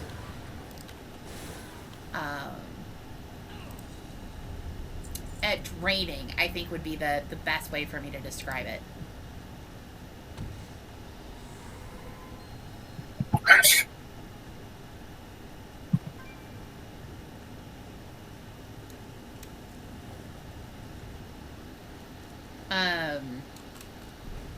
Well, it was like, so for example, even WoW, there's I lost my mom several years ago.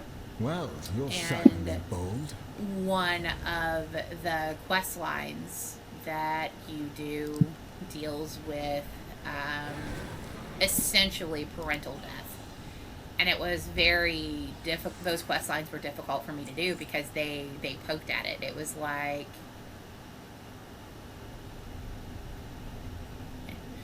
I have played some of. You're talking about 14, right? The online Final Fantasy. I have played that some.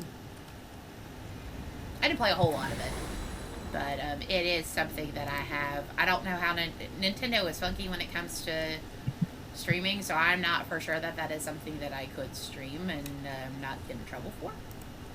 But it's something that I could think about.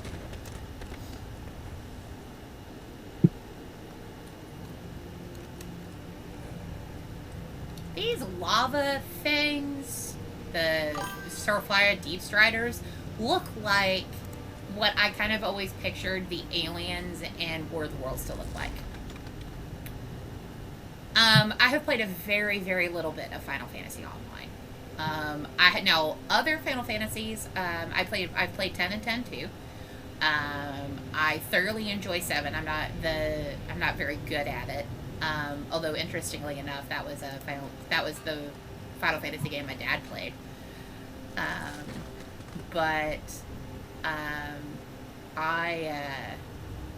to that in a second. It's one I thoroughly enjoy. Now, I'm also one of those weirdos that I thoroughly enjoy watching somebody play a video game. So it's like I've watched my roommate play Expedition 13.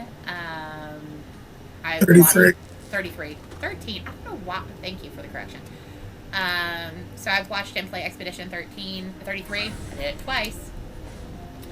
I've also watched both him and my husband play through all of the Final Fantasy VII Remake. Yes. I love the changes. I'm really excited to see where they take the third part. I'm really kind of excited to see where it goes. Lotar. Explosive death. Strength. Thank you. Give me a moment. I'll begin the ritual shortly. Let us hope we can bring these souls rest. Go forth to victory. Hi. I guess. Off with you. What was done here? I'm worried about Varax, and I'm glad you went with him. Glory to the Same Horde. removal. We can begin the ritual whenever you are ready. Let's help these spirits pass on. Go with honor.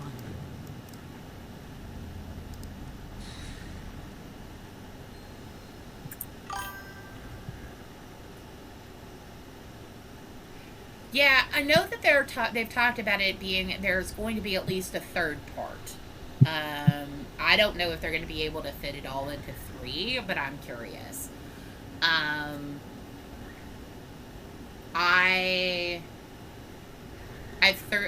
So Final Fantasy X was the first Final Fantasy that I played. Like I said, my dad played 7, but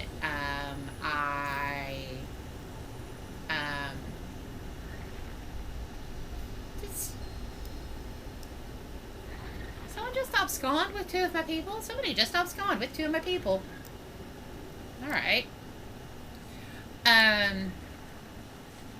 I thoroughly enjoyed 10 and 10 too. I know that I'm like one of a handful of people who actually did.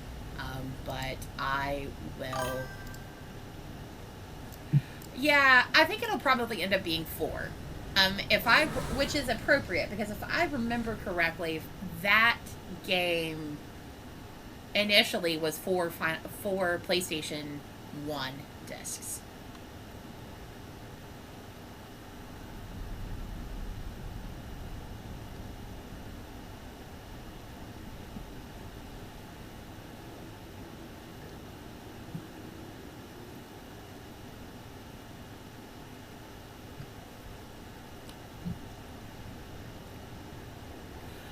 I have no problem. Like, the amount of hours I have poured into this game are ridiculous. Hold on. Let me see. Achievements.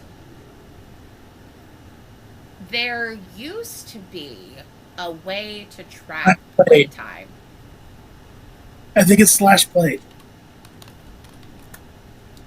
Yeah, so this character... total time played, 7 days, 6 hours, 52 minutes, and 41 seconds. That's just this character. She's been 80 for 2 days. So, like, Zen, my warlock, my main character, probably has a month, if not longer, of playtime. Yeah, that sounds about right. Was it only 3 discs? Why was I thinking it was 4? I wonder what game I'm thinking about that was 4. Might have been Riven. I had a time period early on where I went through trying to play like Myst and Riven and all of those games because I enjoy puzzle games. Those are not my cup of tea. My roommate, however, adores that style of stuff, and there's a couple of games that so for context, my mom treated gaming, and that's who I played with as a kid, as a group experience, even if I was playing a first-person game. So, like, or a one-player game. So, like, when I was playing Kingdom Hearts, that's the game I've probably spent the largest amount of time playing. That 9 was 4. Husband's favorite game is 9. Mom would, like, Mom got the strategy guide for Kingdom Hearts 1 to help me find, like, all of the Dalmatians. And, so gaming was very much a cooperative experience, even if you weren't the person holding the controller. So I treat every game like that. So if, like, Justin is playing, Call of Duty or something, like, I'll call out grenade and things like that. Or if our roommate is playing a puzzle game, I'll be like, hey, that's a glowing thing, you know? So that's very much how we treat it, like that. Kingdom Hearts is one of the most convoluted stories of any game I have ever played, but oh my god, is it good. It's so good. You really need to try it, Jess. Now, that might be out of your ecosystem, though, because Do you have a PlayStation? Well, I mean, it's on the Switch, so if you have a Switch, you can do it that way. Greetings. Farewell. Strength.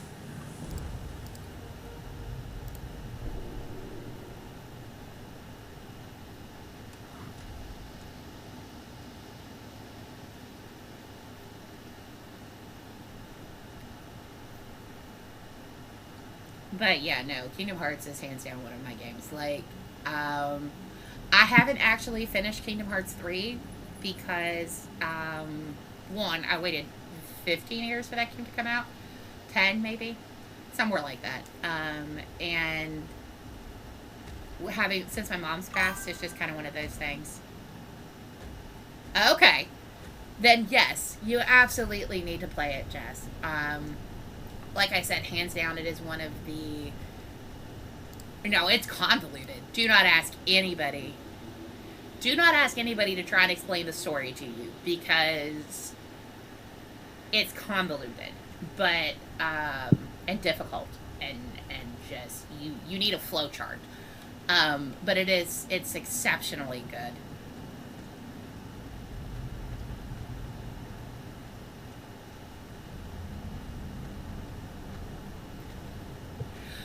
So, I didn't really have a problem with Toy Story, but because, like, it didn't, like, I've always enjoyed the Toy Story movies, but, like,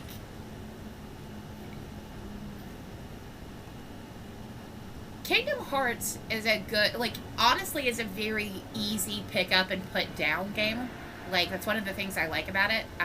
It's one of those games that I can play for half an hour, 45 minutes, and do stuff, but not feel like I have to spend 6 hours playing it in order to make any progress, if that makes sense.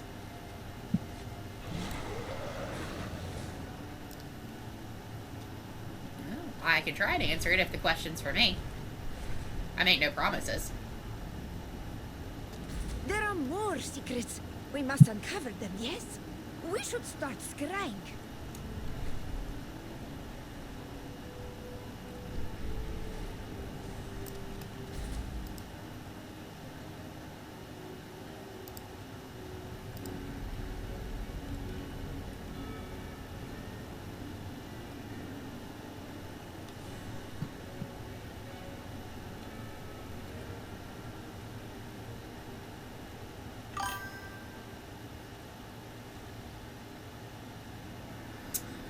So I believe she's considered a princess of heart. So there's a difference between being considered a traditional princess and a princess of heart. The princess of heart, sorry, I choked on my spit, are princesses because of how they behave or act. It's that the care for other people, the putting others first, those kinds of things. Huh? Disney's marketing. Well, which princess? So Kingdom, and only in Kingdom Hearts is Alice considered a princess. That's why I specified it when I said princess of heart, because it's a level of it's a purity kind of thing. Not and I that's the wrong word. It's more like kindness, goodness. What those of us who read fantasy expect a prince or princess to be, or like to be like, it's like, for example, like Jedis are considered to be, you know, kind and pure in action.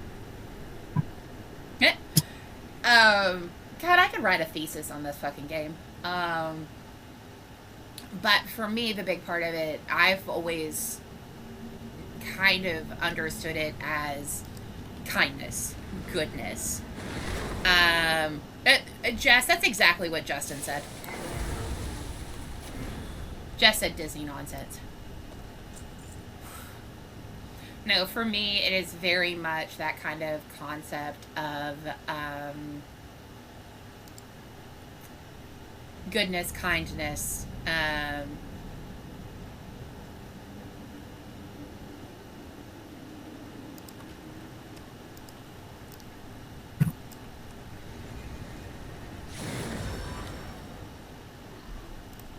Well, it's like Pocahontas is often is considered not like no there she's not in Kingdom Hearts, but when you list the princesses together, she's often listed, and then you have it's like Anna is a from Frozen is a perfect example of that kind of kindness.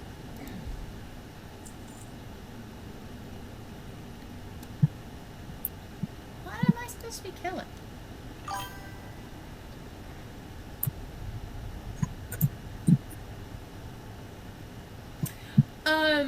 Well, I mean, if you think about it, hold on. Now I'm gonna have to look up exactly who are all the princesses of Heart.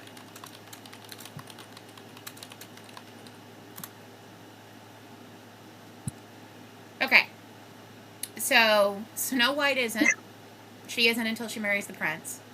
Cinderella, Aurora, Belle, Jasmine, Alice, and Kyrie. So Kyrie isn't royalty either. Belle isn't at this point because the Beast is still the Beast. So she has it. Adam is the prince. So you can make an argument that Belle isn't yet either. So Aurora was born a princess. Cinderella's a princess by marriage. Snow White's a princess by marriage. So is Belle, and Jasmine is by birth. So Jasmine and Aurora are arguably the only two that are princesses by birth. Belle, Cinderella, Snow White are by marriage, and Alice and Kyrie aren't. So you can make an argument that the princesses of Heart and why Alice and Kyrie are and just what AI mode real quick from the Google says the princesses of Heart are significant because their hearts are entirely composed of pure light with no trace of darkness, and that inherent kindness, light, all of that is what makes them, I don't want to say uncorruptible, but that's kind of always been the flavor I've gotten. For example, that's why they don't have Heartless, for example. They have nobodies. Well, Kyrie has a nobody. That's Nominee. But anyway, I hope that kind of answered your question.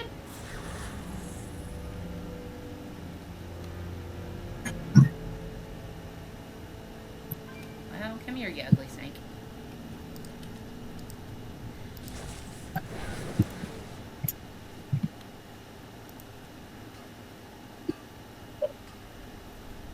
Oh, you want to stretch his baby girl. She just boosted. That's a good boy.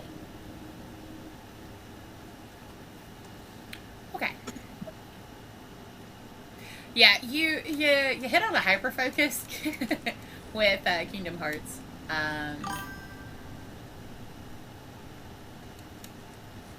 Chris, remember about 20 minutes ago, Zelda was 45? Uh-huh. What are you doing now? 51. Nice. Where are I you? got to an LMT group who were just running everything back.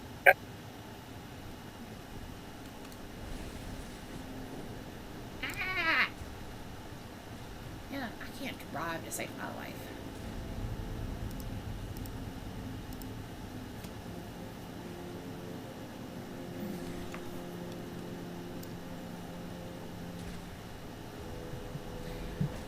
The most frustrating thing for Alice's world is trying to understand the sign language for those bloody mushrooms.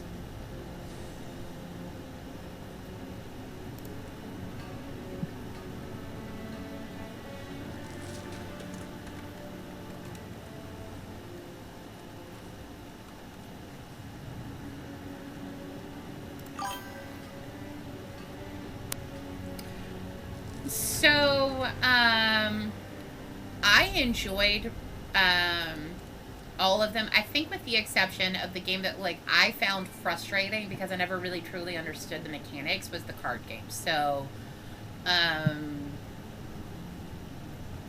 350 some odd by over 2. The Roxas game.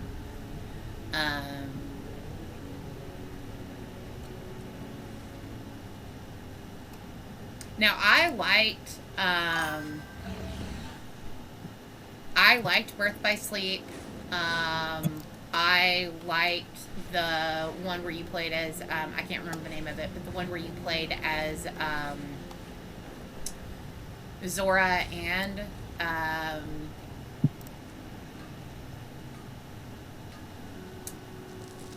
his best friend, whose name I can't remember all of a sudden. I enjoyed those. So that was actually some of the whole reason why I had a DS to begin with, or wanted one, was to be able to play those games. But yeah, the card one I really didn't enjoy.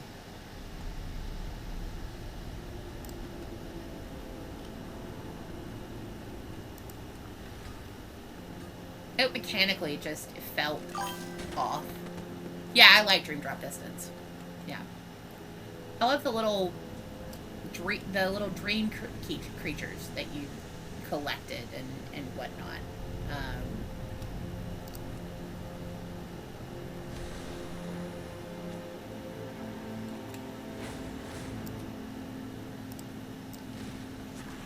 Where is that for?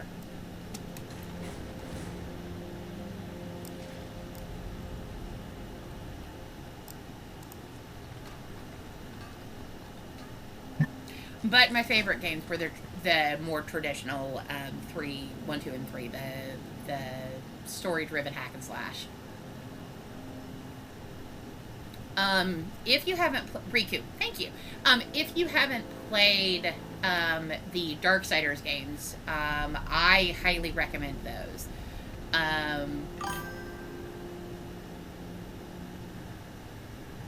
Yeah.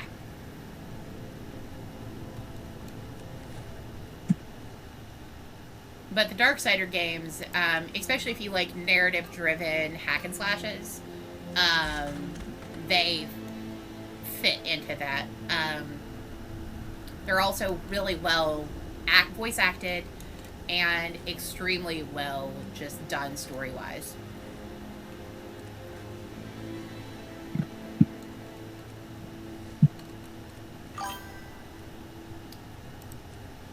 Yes, all 3. So the 4th one is finally coming out, where we're gonna get to, I think it's Strife, because they changed the names a little bit, but yeah, I've enjoyed Kingdom Hearts. Like I said, it's probably one of the games that I have the most time put into. Because I had over 100 hours on the first game. And then I had about that much on 2 as well. I still can't beat the specialty bosses. But, Sephiroth? Well, Sephiroth is one of them. But there's also, you have the one that's out, the genie, or not the genie, but the mechanical boss that's out in Agrabah. And then there's another one.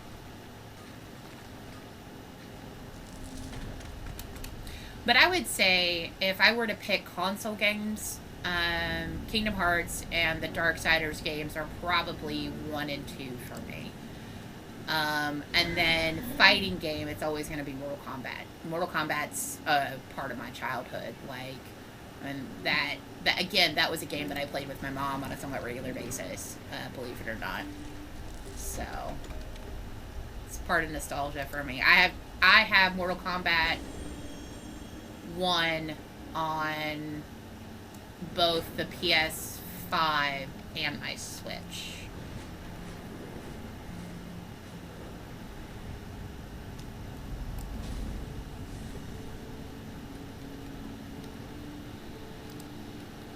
Where's the sword at? Oh, there it is.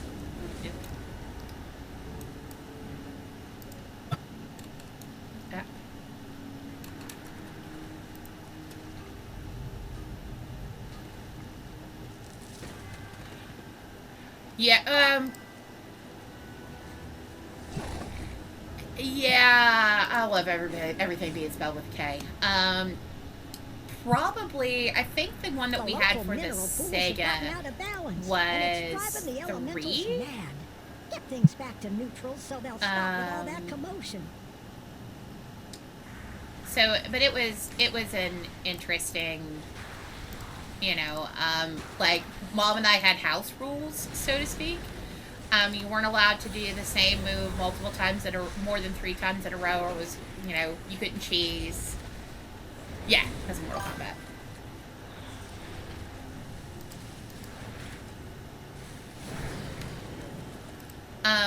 Also, if you haven't seen it, not for nothing, the new Mortal Kombat movie, or the Mortal Kombat movie that came out 2 or so years ago, was exceptionally good. I think I'm one of the few people that actually, like, enjoyed, Colin, I think is the name of, the introduced, like, original character, but those movies were so good, and I am super excited for the next one. Like, I love that they cast Faramir. Johnny Cage. Yeah, Johnny Cage is Carl Urban. Carl Urban, thank you. Bisexual. Because he's exactly. Well, if you were local, I would say I volunteer as tribute. Because I know, like, my husband is going to get drugged to see that. But it's Carl Urban, I think, is a great pick for Johnny Cage. That was actually part of why I started watching Teen Wolf, believe it or not, is because, the actor who plays Styles' dad is who played, Johnny Cage in the, original movies. Yeah.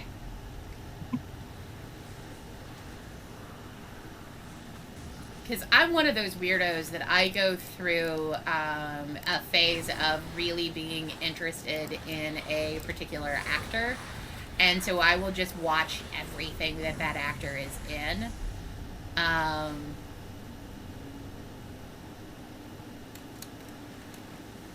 did that with after Matrix 1, I think, came out, watching pretty much everything that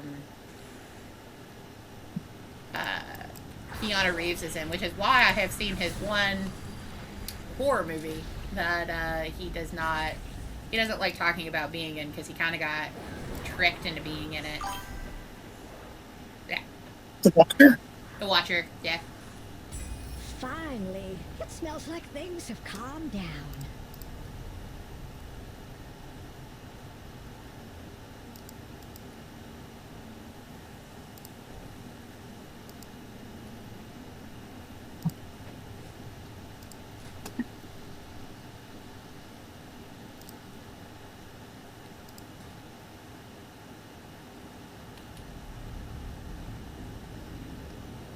Yeah, it's just kind of I wouldn't necessarily call it a hyperfixation, because it doesn't exactly feel like that, but it's just like, oh, hey, I like this person in XYZ. I would probably like them in other things.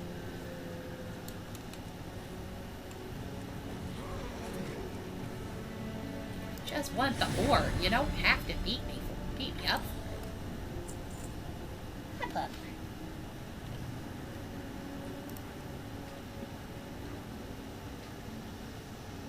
Well, it's like the whole reason why I watched the remake of Dread is because it had Carl Urban in it. Because that is not my style of movie. I actually think we went to see that at the theater. But it wasn't bad.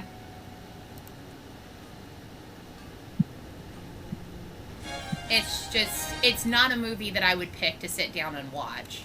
It's kind of like everyone should see Schindler's List once in their life, but it's not a movie that I would pick to sit down and watch. Same with Green Mile. Not that the Green Mile is a bad movie by any stretch. It is just, it's emotionally, like, difficult.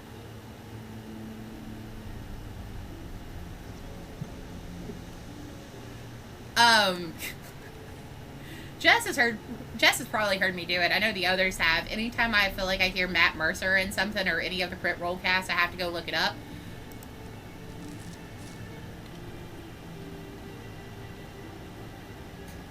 And I, to quote Travis, end up saying, fucking Mercer! Because he is one of the most prolific voice actors that you don't realize. Him and Jennifer Hale. Like, I feel like I can't spit without hitting a game that one of those two has been in.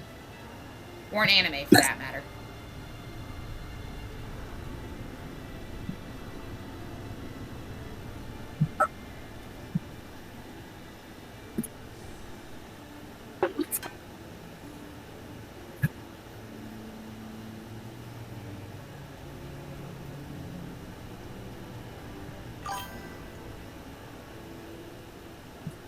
Yes, he does. And apparently that was like, yeah, Claudia Black's another one. There's another Arabic actress who has also done, she's done some D&D adjacent stuff. She does the voice for, I want to say Sinestra, from, shit, Overwatch?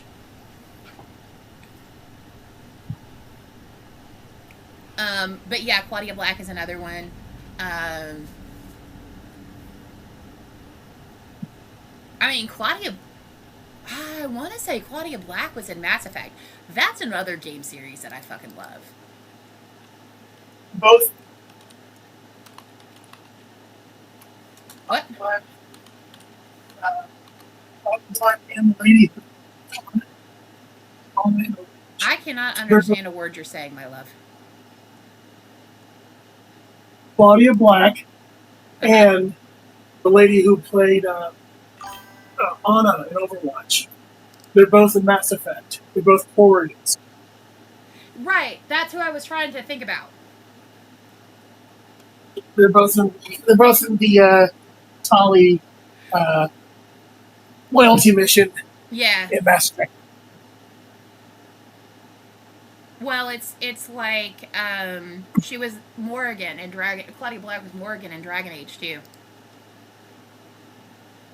She was in Uncharted. I assume someone's already said Farscape. Well, I mean, yeah, but we were talking about games. She was also in SG-1. Because she was in, she was, Vala.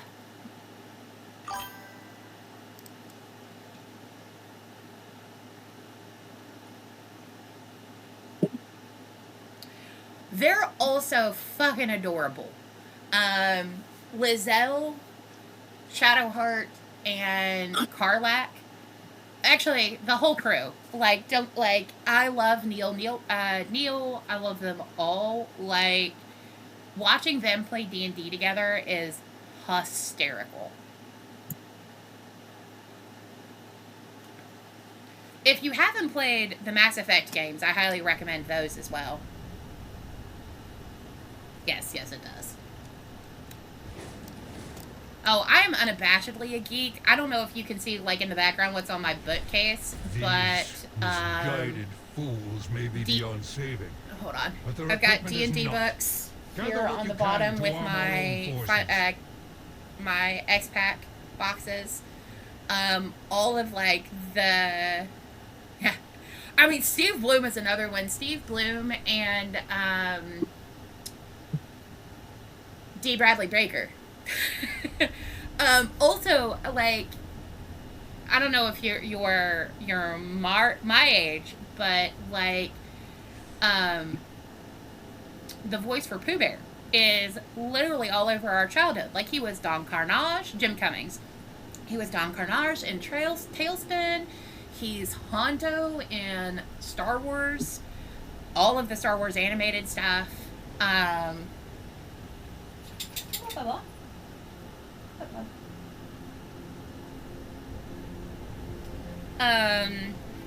Like, he's Ray Lamont in Princess and the Frog. Like, Steve Bloom, or, you know, he's another one. Jim Cummings is another one that is just, you can't, like, spit without hitting, him in one of them. And the guy who does Pinky, I follow him on TikTok, and his TikTok, like, just is healing for the soul. But, yeah, the guy who did Pinky also has done several turtles in various incarnations of the Teenage Mutant Ninja Turtles. Like, you know.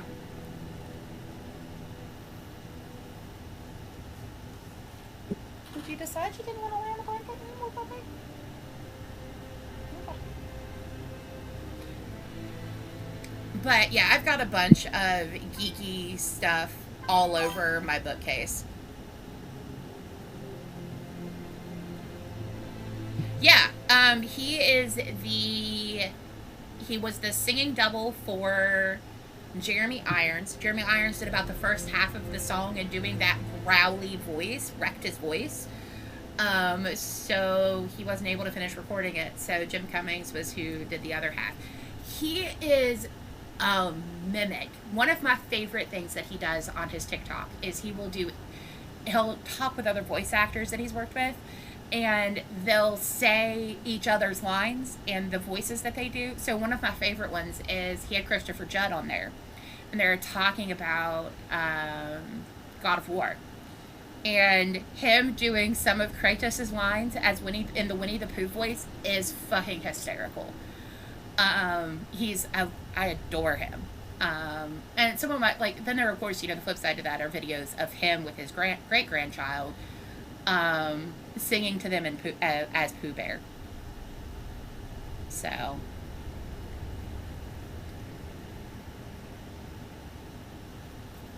But yeah, I am unabashedly a geek.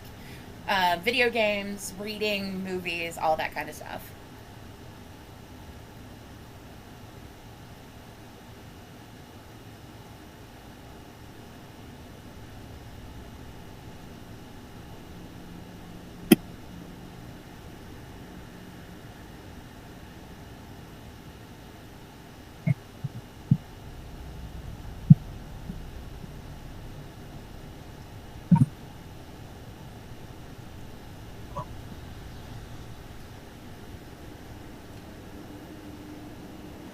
Alright, so now that we've been talking about Disney stuff, what is everybody's favorite Disney villain?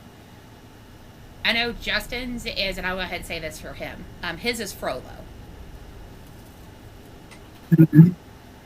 I would have to say mine is probably... Yes! I love Brian Hall. I'm sorry, buddy. I didn't mean to scare you. I startled Stitch when I said that. Yeah, he is, like, up there in the beat. I love watching his videos where he'll talk to the other, like, the characters in their voice. It just makes my heart melt. Hey, babe. Do you care to come get Stitchy? He just caught at the door. He may be ready for supper. Yeah, probably. All right. Got to the spot where I can pause, so yeah. He's just laying down in front of the door, looking at me all pathetic like. Okay. I would say mine is probably, like I said, Justin's is Frollo. Mine is probably Ursula. Frollo has the best song, no question. Yes. Well, I mean, I will always... Yeah. Come here, buddy. Come here. Come here. Hold on. Bribery. You want a treat? Stitchy. You want a treat-o? Come here. Come here. Can you do up? Oh, paw. Hold on.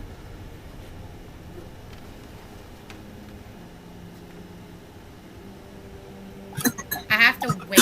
Let me pull up OBS. There he is. Hi, baby girl. Sit. Sit. She's under the table. You really can't see her. But there's your Stitch, bud. Touch. Touch.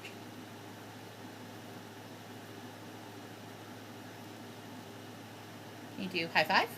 Stitch, high five. Oh, good boy. He missed. My hand was too high. Good boy. Alright, go to dad. Hold on. I still had a treat in my hand. Alright, I gotta put this back. Snitch. There you are, bud.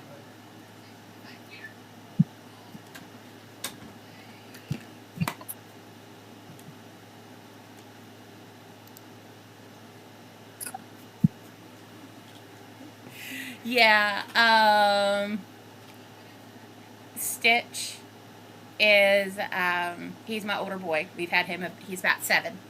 And then Clove is about 3. So.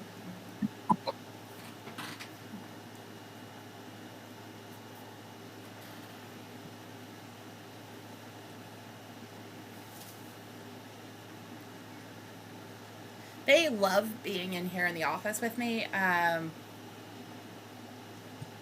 He is the goodest boy of streams. He had surgery, so he can't jump up. A lot of times I can get Clove to put paws up on the table on my desk. So she shows up and streams a lot more. So Anastasia is Disney because it was created by Fox, and Fox is now owned by Disney. So she is considered Disney in that extent, but I don't think you can find stuff for her at the park. But that in the Dark of the Night is such a good song. I love Bartek.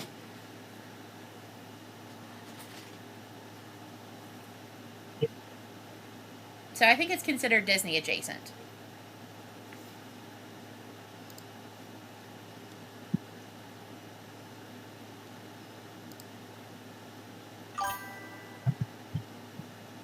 Yes, like Ferngully. Batty. Oh, I love me some Batty. That movie, Hexus was fucking creepy. Like, ooh, well done animation and stuff to make him look terrified. It's one that I haven't watched in a long time, but I do have the DVD of it somewhere. I think I found it at a $5 bin at Walmart.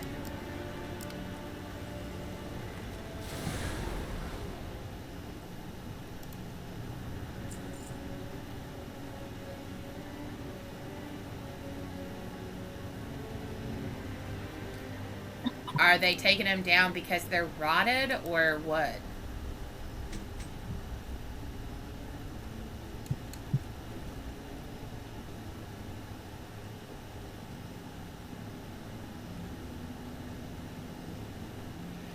Yeah, Titan AE, Bluth does one male type character.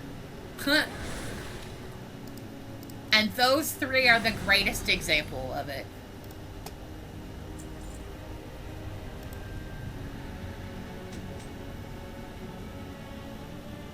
Because if you look at Dimitri and you look at the main character from Titan AE and the male character from Ferngully, they all look exactly the same, just a different hair color.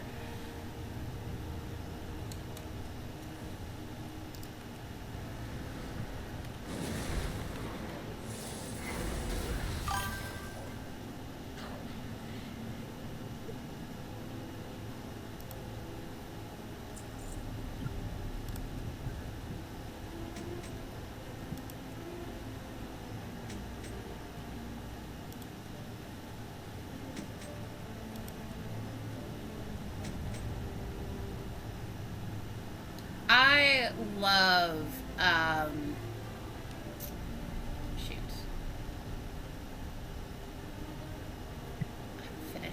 he says I finished my nap. He's in Titanate, and his name just escaped me. I want to say it's something short, but yeah, Treasure Planet is a good one.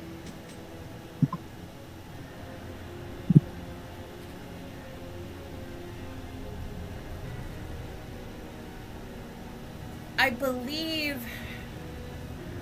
Cold.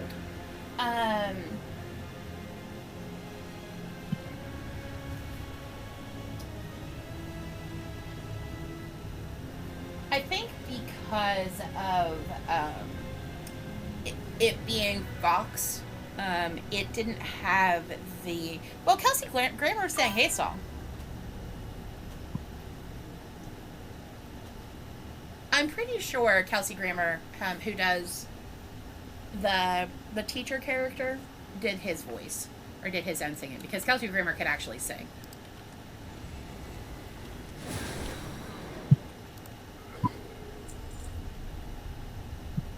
Is Martin Short who did the voice for Bartok? Well, it doesn't surprise me.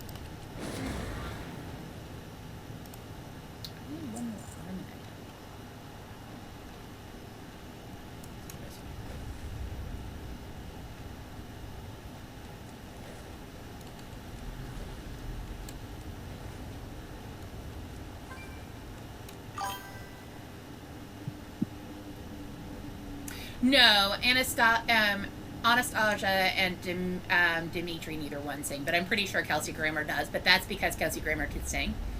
I might be mistaken on that. I'd have to look it up.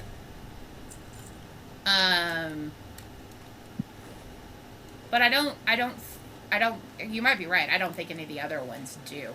But I think part of that is Black Dragonflight well. Just not having the bank of voice actors that Disney does.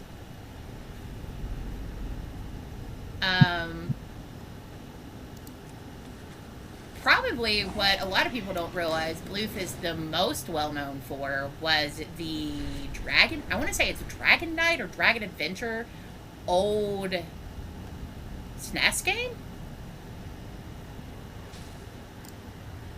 It's not Dragon Quest. That is an entirely different game series. But it was an animated console and arcade game.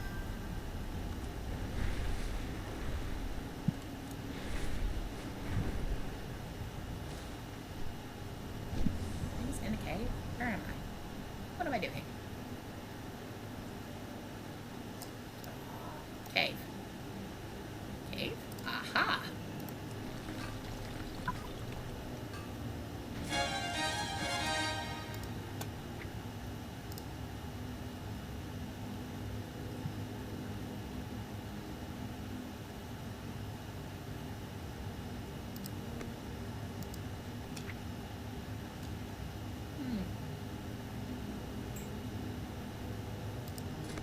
Here we go. Specializations.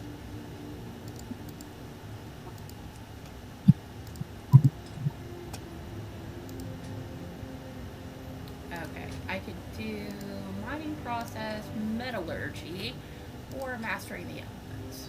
So specialize in mining element deposits and overloading them to various effects. Reduce the cooldown of overloaded elemental deposit when you mine. Gather more rousing elements. Reduce negative side effects. Increase deafness, finesse, and perception. Excuse me.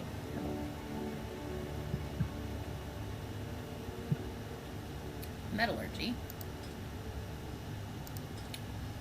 Increase your skill while mining. Refine lower quality ore into higher quality. Increase the amount of ore you find while mining. Dragon Lair, that's it. Yeah. Sorry. Specialize in a gathering efficiency while learning the techniques necessary to make most of mining. Oh. That's nice. Also nice because I take jewel crafting. Alright, I think I'm going to take this one.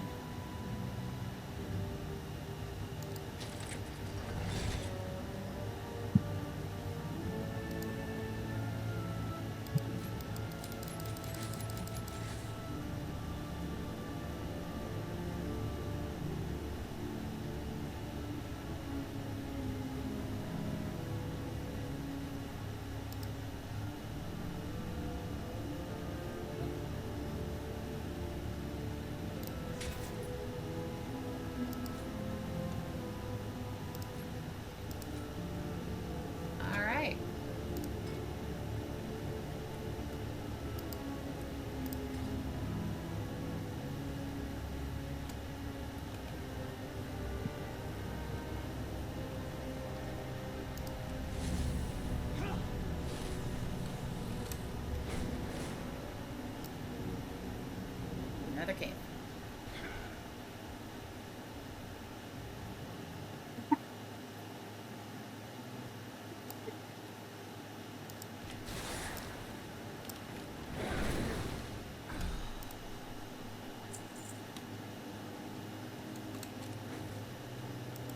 So I guess I'll ask, what's your favorite Disney movie?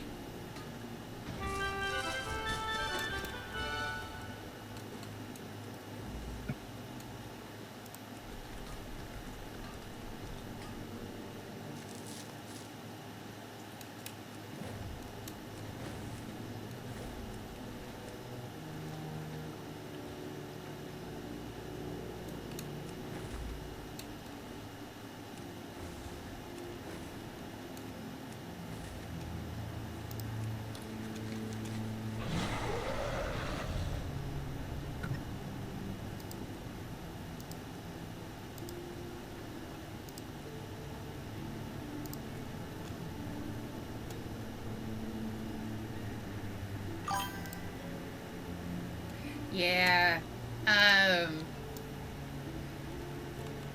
Mine is Lilo and Stitch, animated. Not the live action nonsense. That can just find a hole. Non-live action, so animated, not Disney, is How to Train Your Dragon. So I'm nothing if not predictable.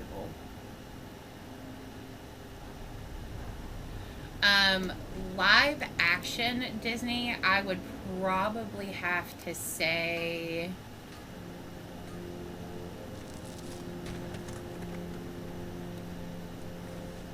I don't know. I really liked I've really liked the remakes. So the Cruella remake.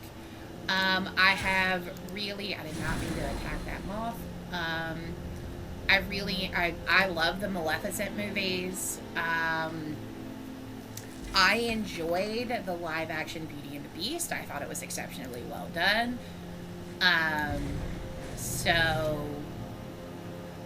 But animated, it's Lilo and Stitch, hands down. Probably Princess and the Frog is up there.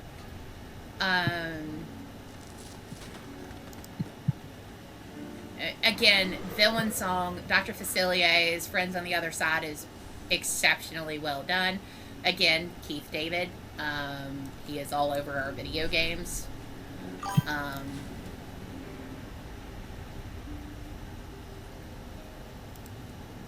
I really liked the retellings of them.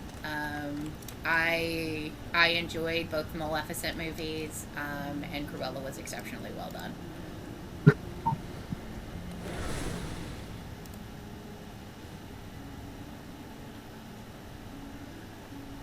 Yeah, Beauty and the Beast was really good. I thought Emma Watson was a good pick for Belle, because she very much embodies Belle. I mean, she went to Harvard. I liked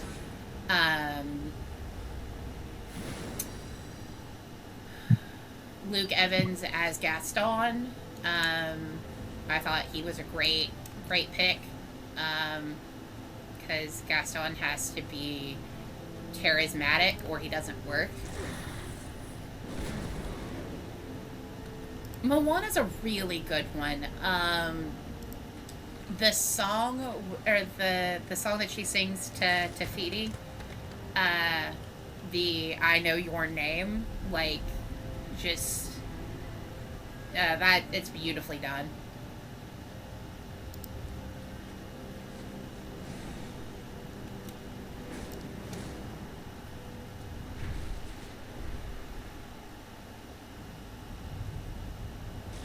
And I won't bore you with my complaints about the live-action Lilo and Stitch, because Jess has heard them all. My husband's heard them all. John's heard them all. Everybody's heard my issues with the new Lilo and Stitch movie.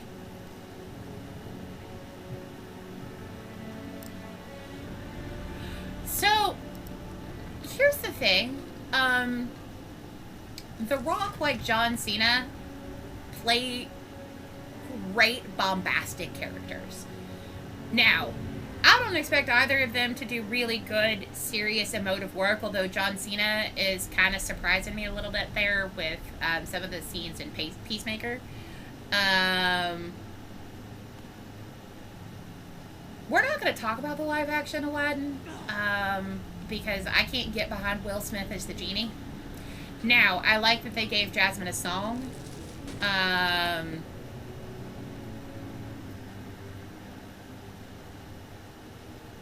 love I want to say it's Breathless.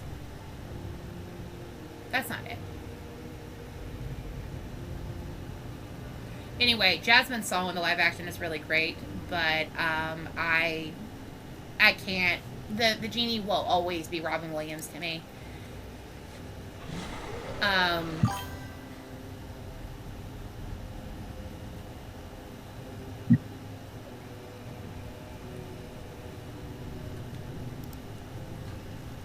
Which one? The Rock, Will Smith, or John Cena?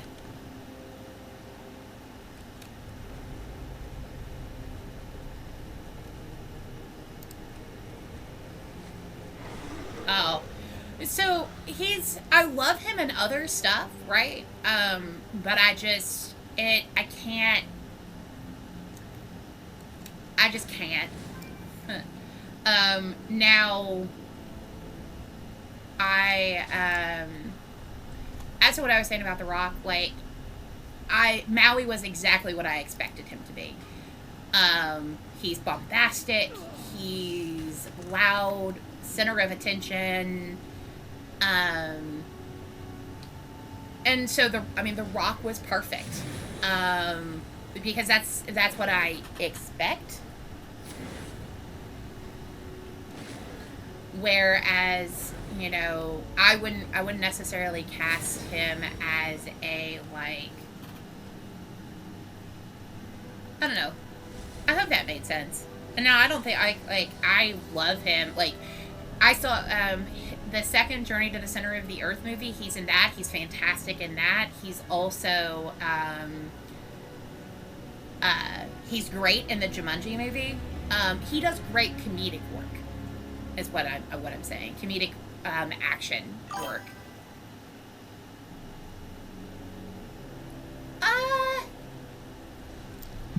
I would say he played him like he's a wrestling character, if that makes sense. The bombasticness, that kind of stuff. And that fits really, really well for Maui. Now, again, I would ask a Polynesian person, because Maui is a big part of Polynesian culture and things like that. But from what I understand, they did try to do that film as accurate to the cultural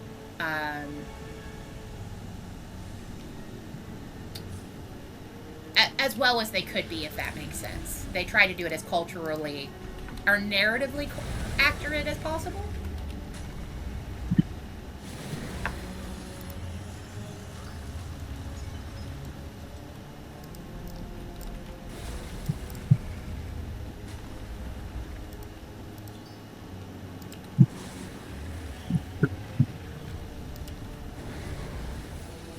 And that is a big part of why he was pushing so hard to do the live action, is he wanted a movie that represented for his children, that represented their culture. And I think that's one of the things that I struggle with so much with the Lilo and Stitch live action, is it didn't feel representative to the Hawaiian culture that they put together in the first movie. The whole concept of ohana is something that's very important to me. That ohana means family means nobody gets left behind or forgotten. And I've always felt like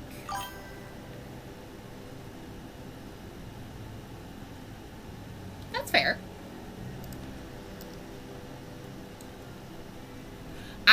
I have only watched the animated Lilo and Stitch once since my mom passed, and my husband, who's in chat, can attest to the fact that I cried the entire movie. Like, I always like sniffle during Lilo and Stitch. The scene where he goes lost and is talking with Jumbo, where Jumbo is talking about how he doesn't have any dreams to go to at night. And I always, like, that always resonated with me to an extent. And that is completely taken out of the live action. Like, they made Jumba a villain, and I can't do it.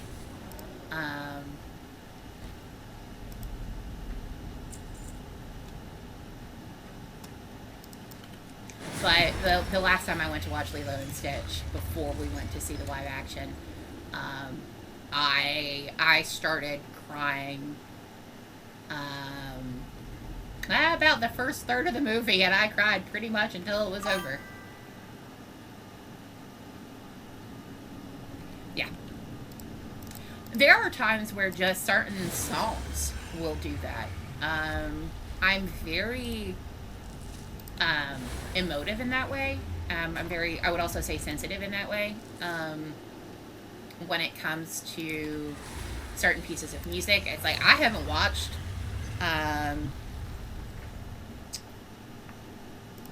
The Hound and the Fox and the Hound since, I don't know, middle school, just because I know it's gonna make me cry.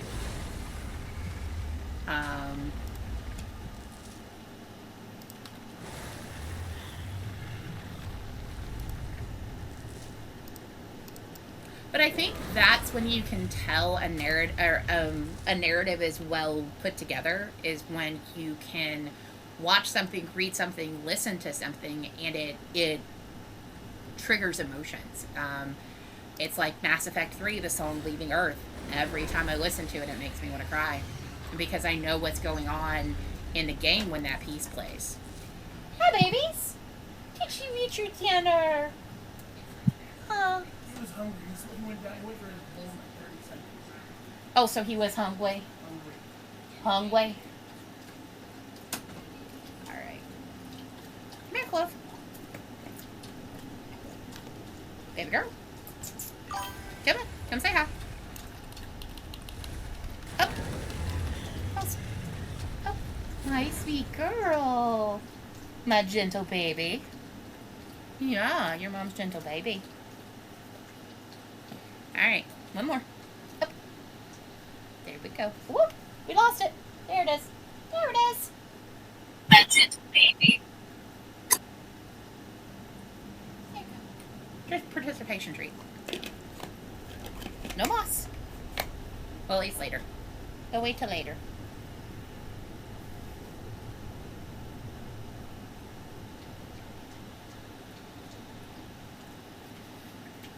Yeah, but I would say that is narratives in general.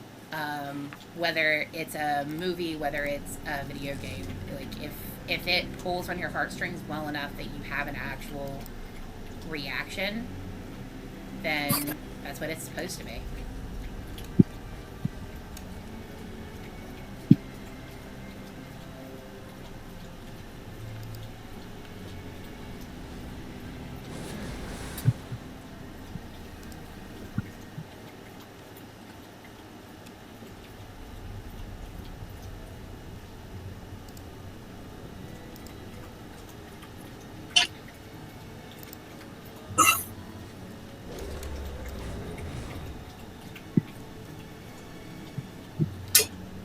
It's like, I think I would be hard pressed.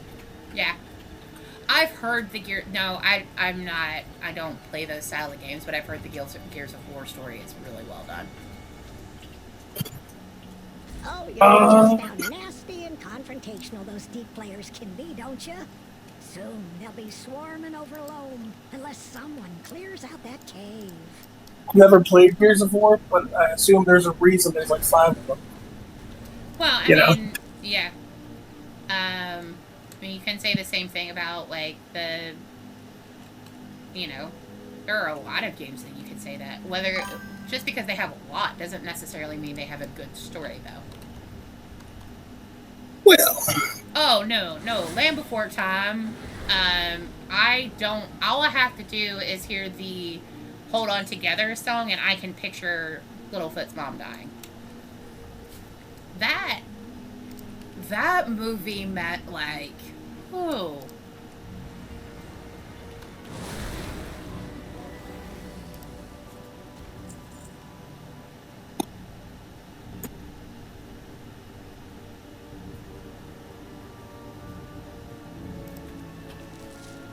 What you doing?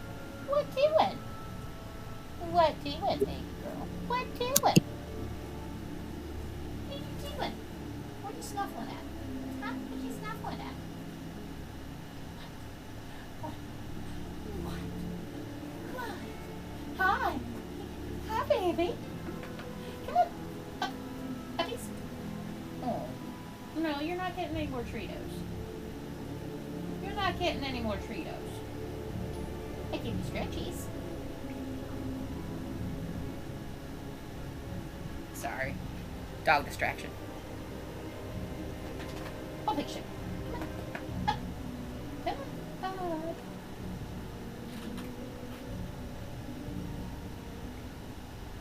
You do not need another chew. You stole the last little bit of Brothers. Oh yeah, Homeward Bound. Oh Lord. Well, it's like Princess and the Frog. As much as I love it, the scene where Dr. Facilier stomps on Rag, oh, that will always make me sob.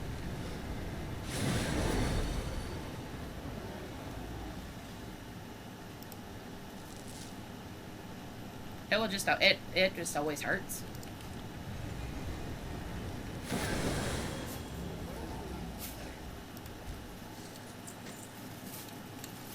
But I think again that's, you know, when you fall, like when you love a character, that like, but that's again the sign of a good narrative.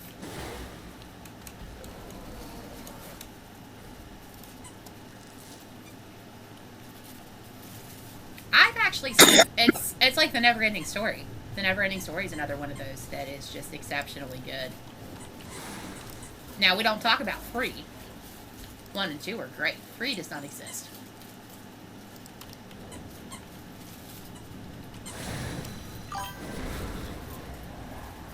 Oh, The Never-Ending Story is such a good movie. Now, it is very clearly a product of the 80s. Or late 80s, early 90s. You can definitely tell that. But I feel like, I always feel like 2, they're both good, but 2 always pulls on my heartstrings.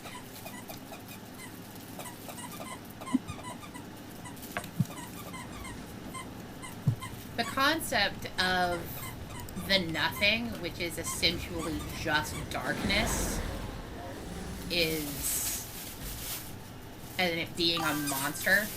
Yeah, free drama.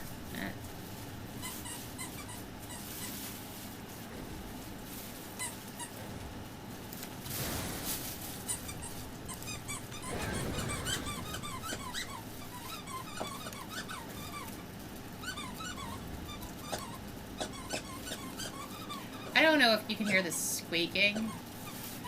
So 3 just Chloe's got a toy. My problem with 3 is it just broke the narrative, the storytelling, right? Like the whole kind of premise was the book, the aspect of escaping into a book and that kind of thing. And that's what books were for me. So I feel like that's what reading was for me. So I feel like it just kind of broke that narrative. There you go, Uplander. We appreciate you making sure the Deep Player's range doesn't reach Loam. Dark Crystal and Labyrinth are both good. Last Unicorn will always be one of my favorite animated movies and book. I also have tarot cards from The Last Unicorn. The toy she's playing with is it's a newspaper.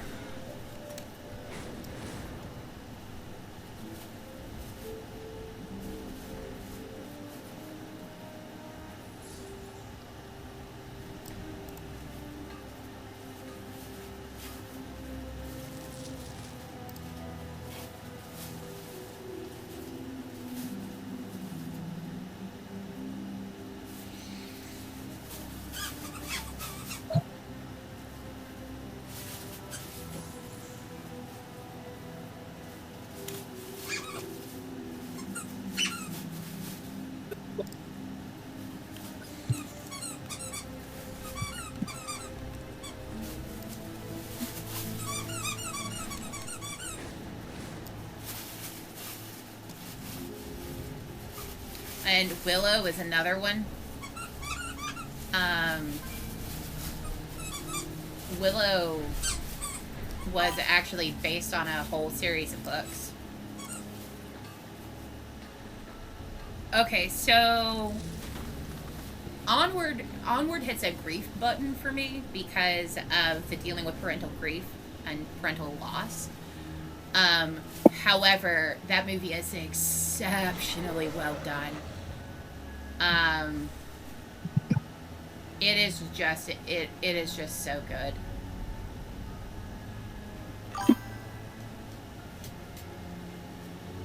Now, the books are actually almost difficult to read.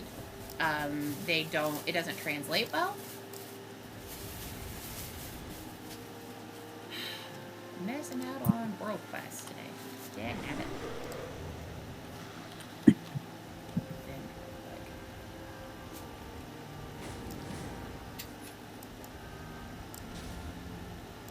Deal's so sweet you can smell them a mile away. Come back, okay?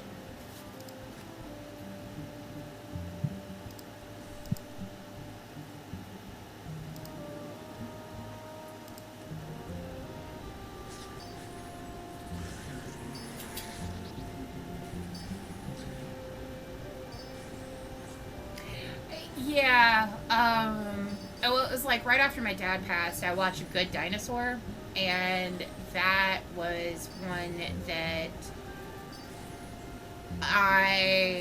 because it was right after my dad passed, and within a couple of months, and I was not prepared for that at all. And it was very difficult. It's a great movie. But it's not one I've watched since.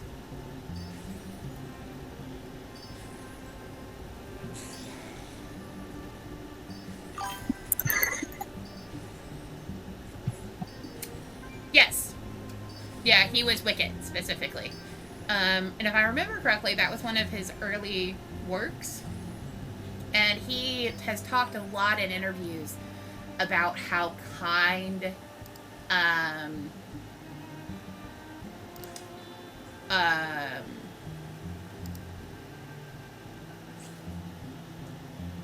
Carrie Fisher was.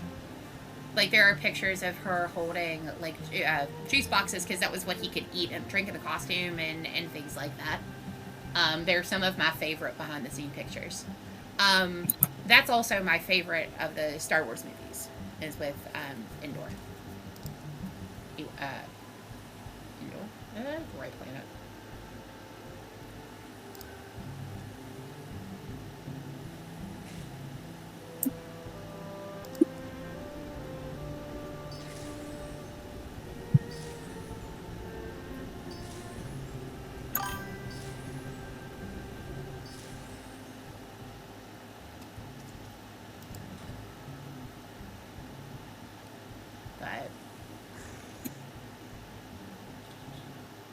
So it's like, Clue is one of my favorite movies, and Carrie Fisher was supposed to play Miss Scarlet in that, but she ended up being told she needed to go to rehab and wasn't able to do it. Oh, come see what I dug up today. You got a nose for a good deal.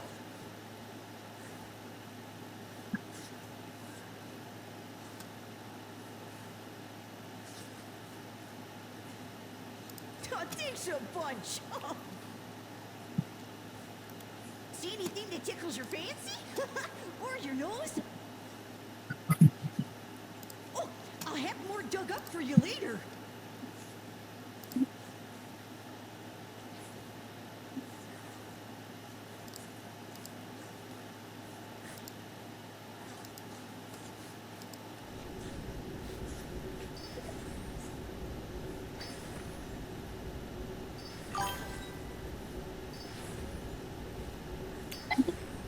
No. I I enjoy like some horror games and things like that, but I am not into horror movies. Same way Jess is.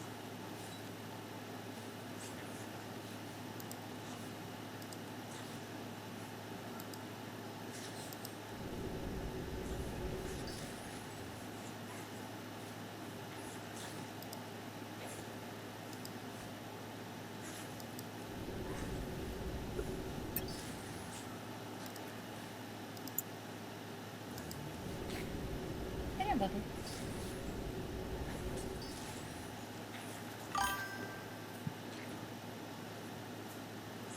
Yeah, I am very much a squish.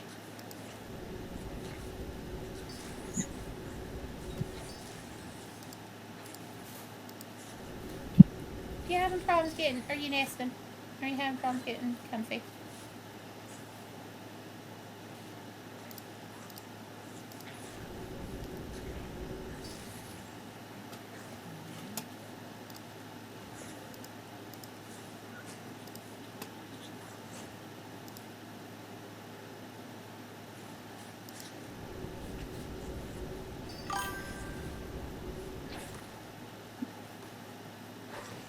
No.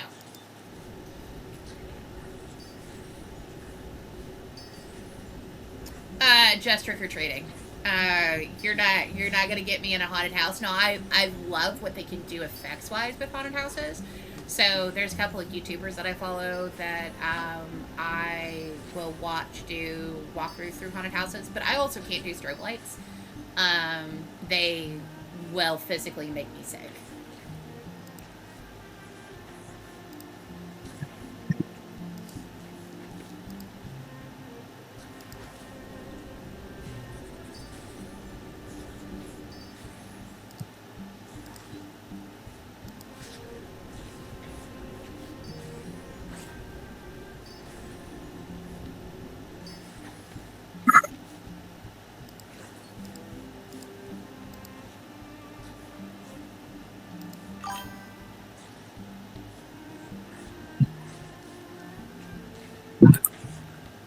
I don't enjoy being scared because I'm kind of a wimp like that. Please don't want you guys to do a craft right now. Hey there! Come closer so I can get a whiff of you.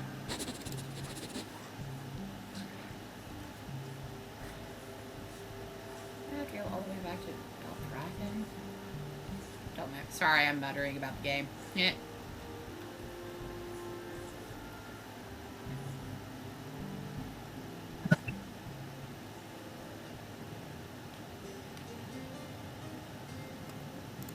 Oh, the kid means tidings, bless you, friend. Keep your nose clean.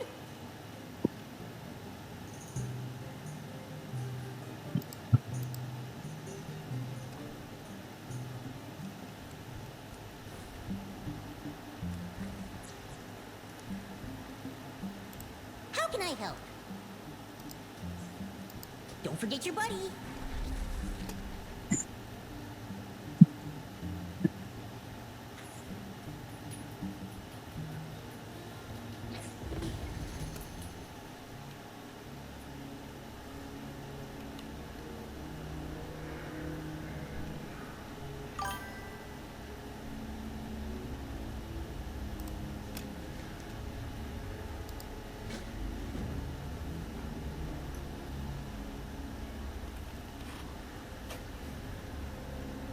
Oh my gosh. Hey, babe. She's on her belly back with her belly up under the couch, under the bed, under the desk, whatever this thing is. Like, dead bug pose. Never done that. I know. Take a girl. Hold on, let me see if I can get a picture. Oh, she moved. Of course she moved.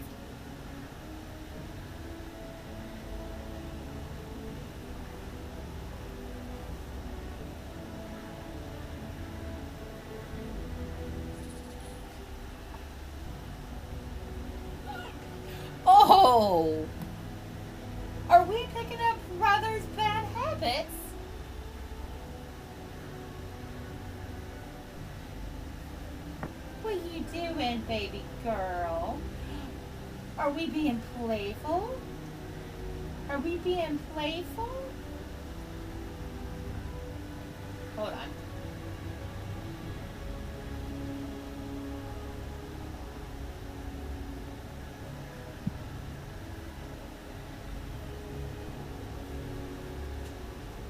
Not the greatest picture.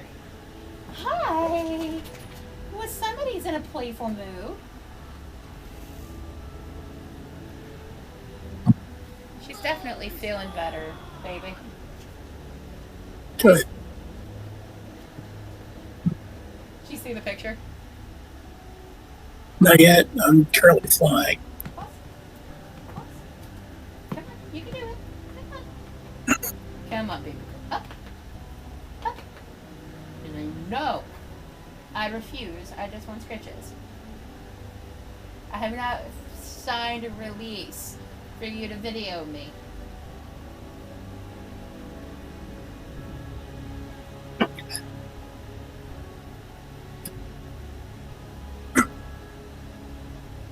You're my good girl. Yes, you are. Hi.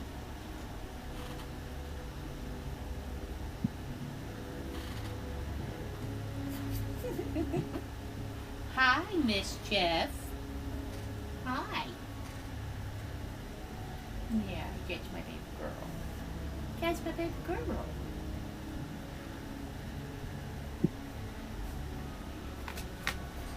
I don't know if you'll be able to see her on camera or not, because she's over to my right side. You can see her nose. All right, mommy's gonna play. Okay.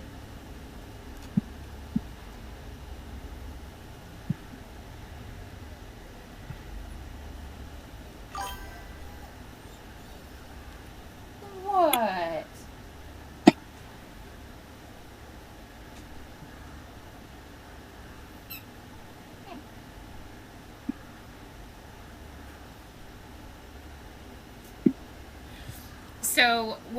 So she doesn't ever flop over on her back, and very rarely does she ask for belly rubs. But Stitch does this thing called dead bug,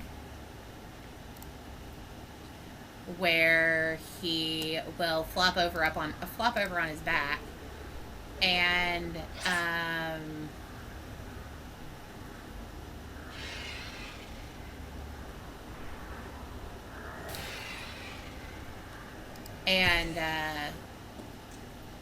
he will stick his paws up in the air, and he does that. She just did that, and now she's settled.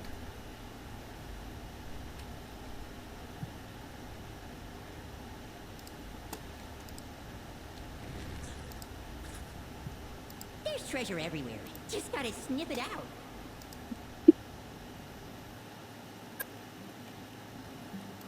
How can I help? Thanks for stopping by.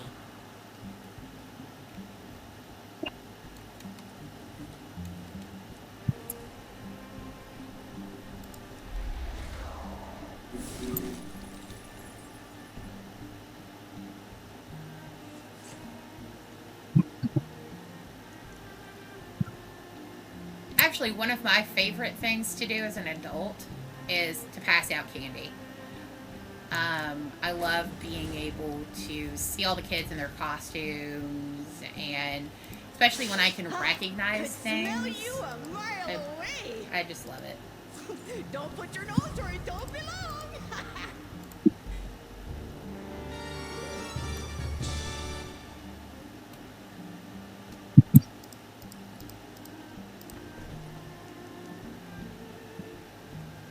That's all stuff that we expended. Yeah, I love getting to see, especially like what's. We don't get anybody here, so we go over to because we don't have sidewalks. We go over to a friend of mine, Sarah's house. She lives on Collis, so they get a lot more trick or treaters. But, yeah.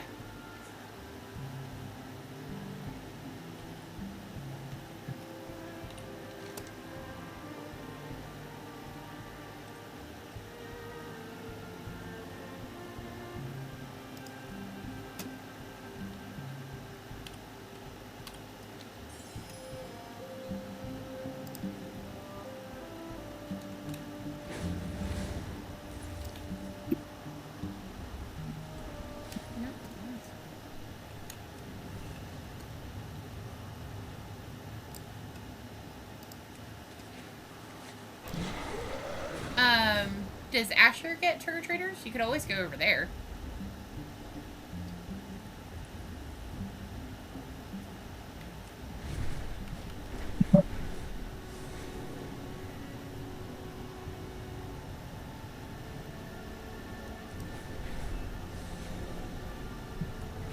Hermit Yari knows the best sniffing mice. I bet if you borrow one from him, you'll be able to find some good smellies.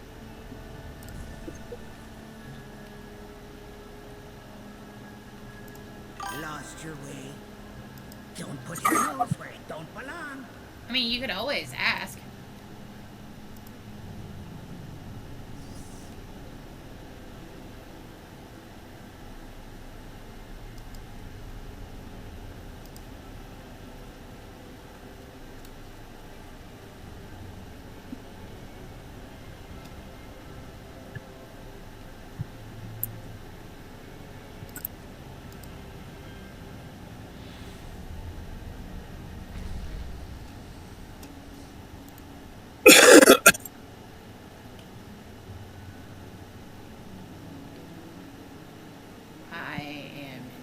Digging up bags of smelly.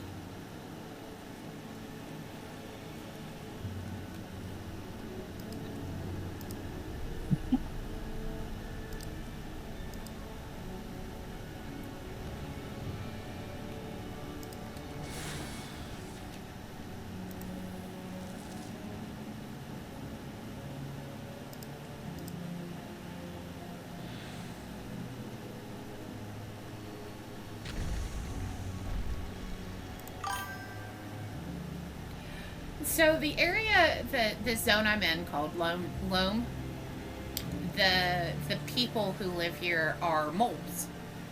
So everything is smelly versus everything else because that's how they travel and things like that. They're very adorable little critters.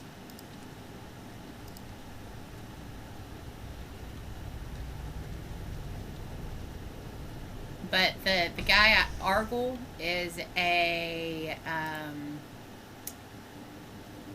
trying to remember. He's a Droggar, I think is what they're called.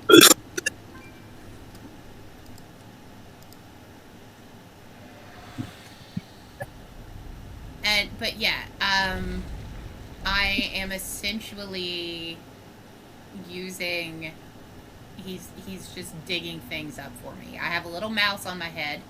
Hold on. You zoom in. See? I have a little mouse on my head. And he sniffs up things. And then the Drogdar, big guy beside me, digs them up.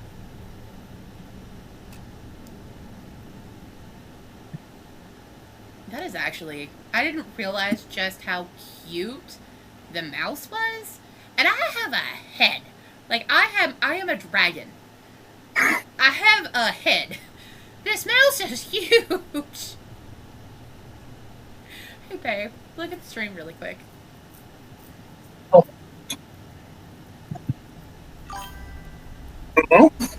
Can you see the mouse? In comparison to the size of my Dracthyr's head? Yeah. Actually, the Dracthyrs have become Mr. Speakers. Yeah. The Dracthyr, I love the Dracthyr race. I can fly. I have flaps.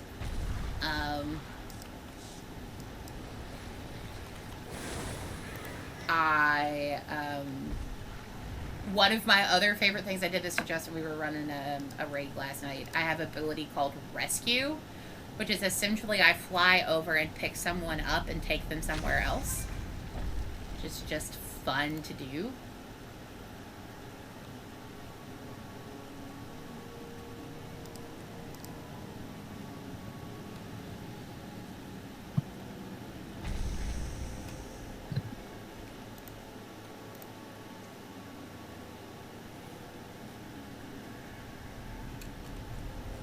Hey Jess, did I tell you that your niece pup found a rat in our yard?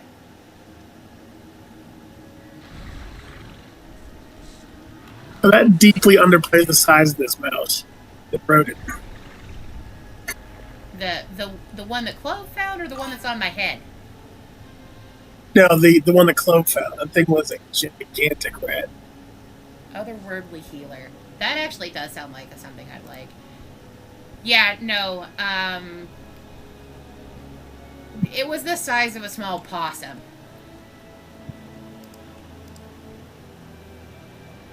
Oh yeah, Justin has a picture of it. You should ask him to send it to you. It was not small. Now, we are uncertain if she is who sent it to shuffle, she assisted in it shuffle off the mortal coil, or something else happened to it. But yeah, it was not small at all.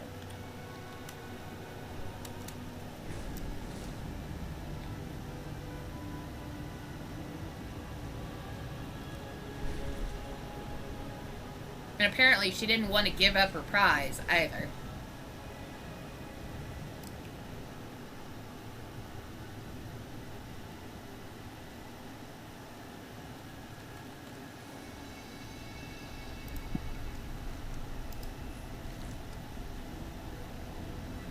One lap markers by doing 2 laps around. Okay, this is an off day for a local racing track, so I figured we could take the opportunity to build up Slick's speed.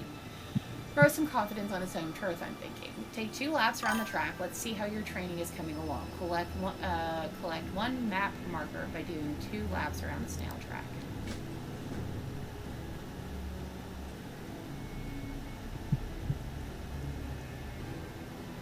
Yeah, apparently. And I'm just like... I was doing something else. I was in the house. And, yeah. The kiss means tidings, bless you, friend. The picture of the move. Yeah.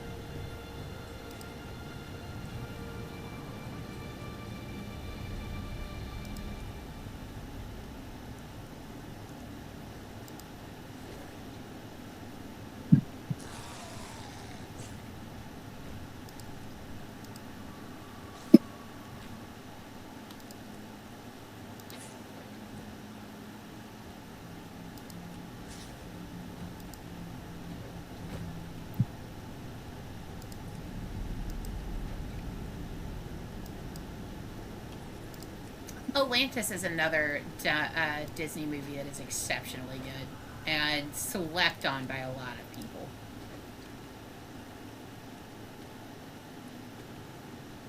For some reason, the snail race made me think of that.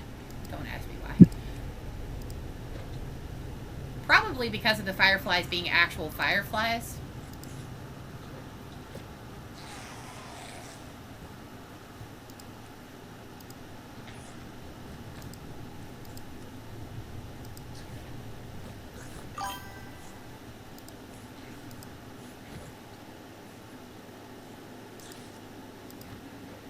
I love Cookie. Cookie's, like, hands down. Actually, all of the cast.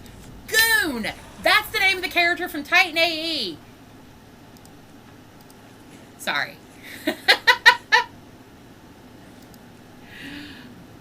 He's voiced by John Leguizamo, who I adore.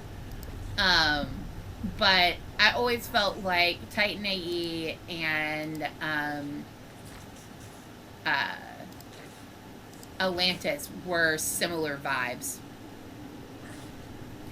So there's been a lot of drive, like there's a fan-made trailer for Titan AE, or for Atlantis 2? Yeah. Electric Boogaloo.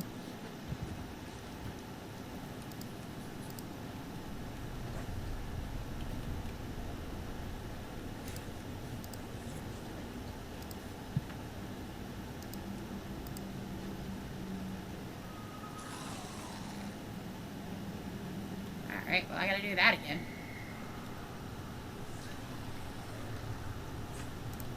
Welcome! Goodbye! I said goodbye!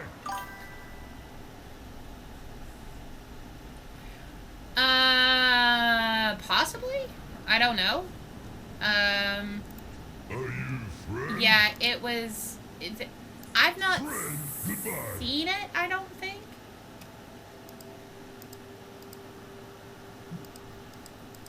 How's that paper that?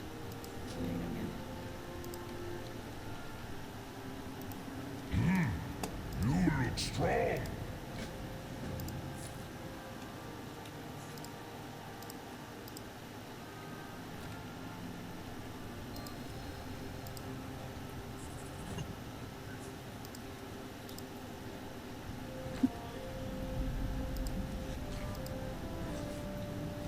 But I know that there is a fan-made trailer for a live-action Atlantis out there, kind of trying to give them the idea.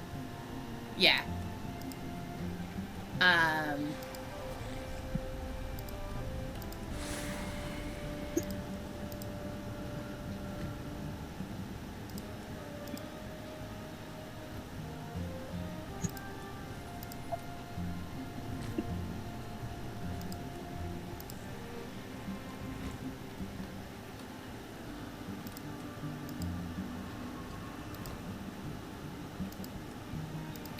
If I remember correctly, it suffered from the same sequel-itis that Disney went through in the late 90s, early aughts. Like, Aladdin 2 is not great. Aladdin 3 is good.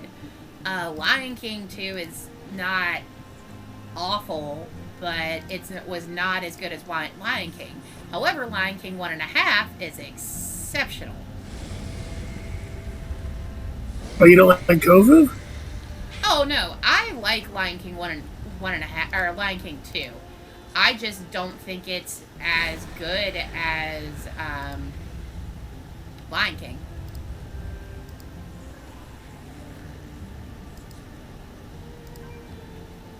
And Lion King 1.5 is hysterical.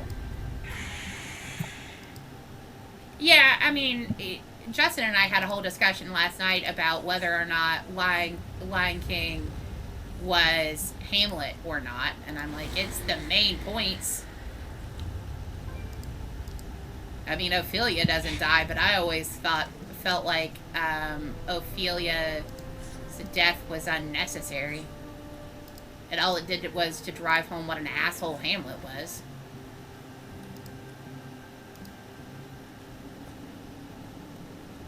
But in that case, like... Now, when it comes to Disney movies that break your heart, the first 5 minutes of Up get me every time. I love that movie, but damn, is it sad.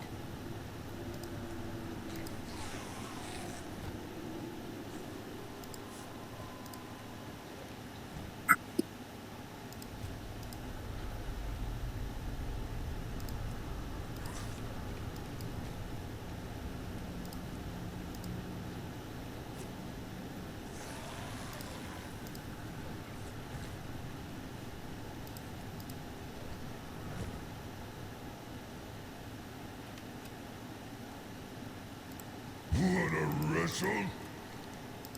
I miss you already. Alright, that is finished. And I got a pet out of it. Kith welcomes ya. Alright, now...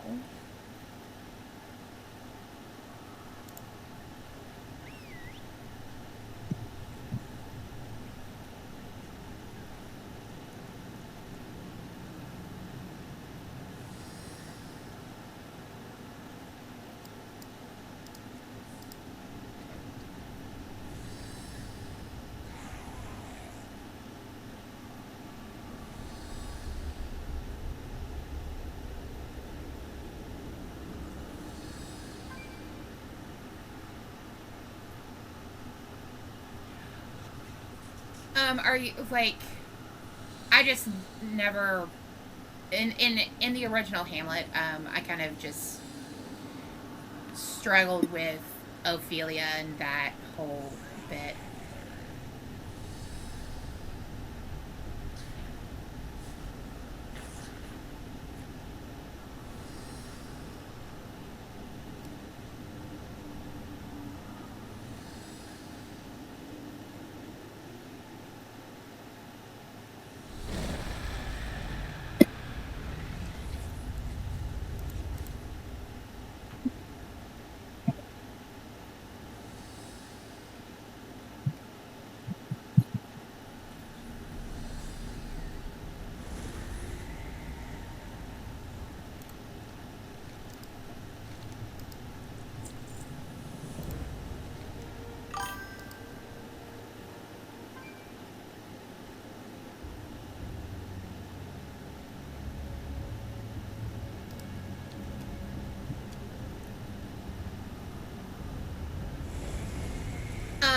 Midsummer Night's Dream is probably my favorite one. I've also actually been in that production, so.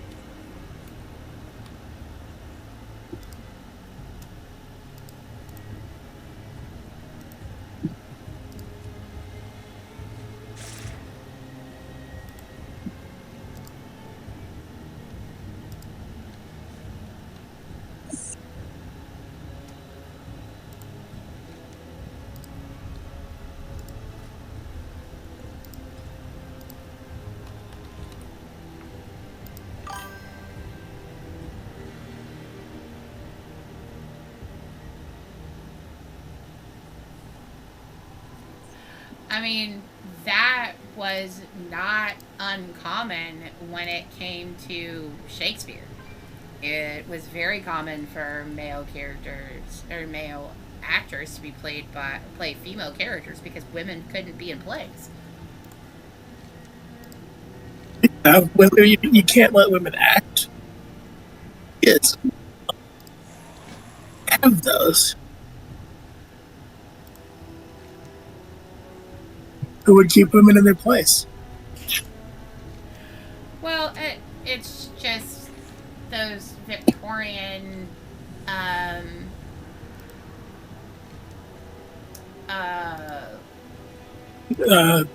Elizabethan. Yeah, Elizabethan morality and what is considered,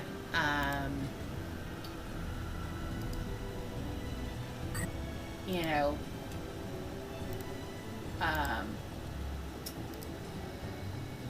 what is considered appropriate.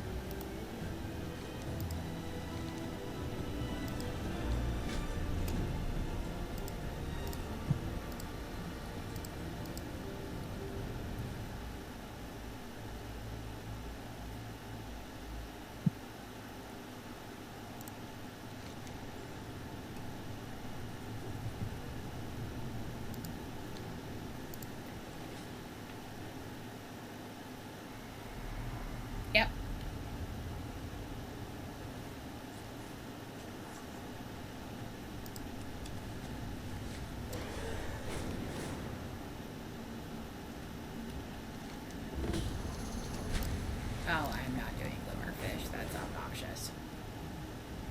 cannot be done solo.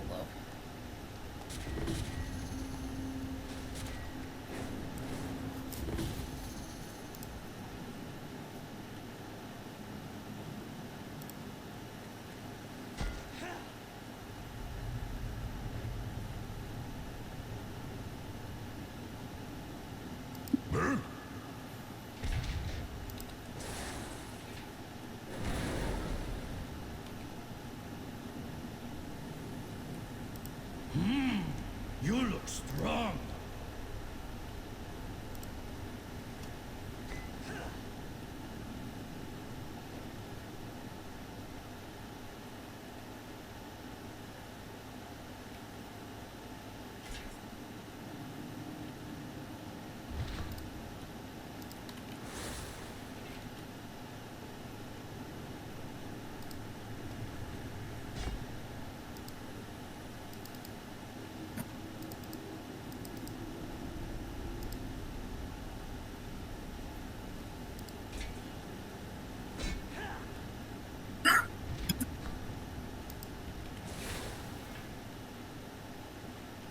Welcome!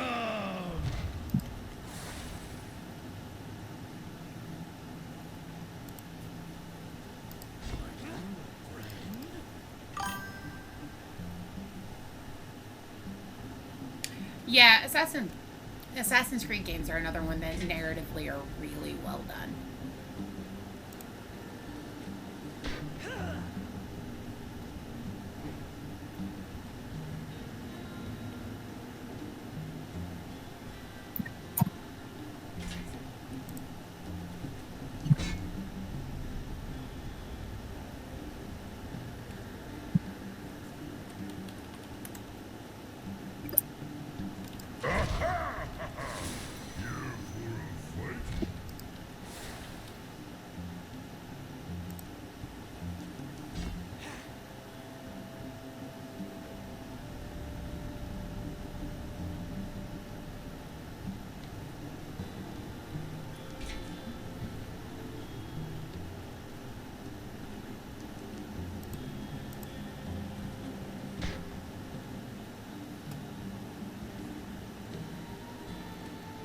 Welcome!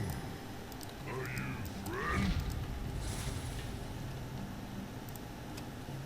Which Assassin's Creed character do you find that you like the best? I always find this can be very telling about somebody.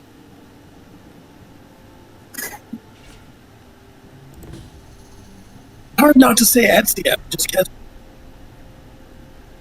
Yeah, no, I agree with you. I feel like Ezio's story was the best. I mean, you can tell because of the amount of games it took for them to get through his particular narrative. I think the only one I really didn't enjoy was Kenway. But again, I didn't like the character.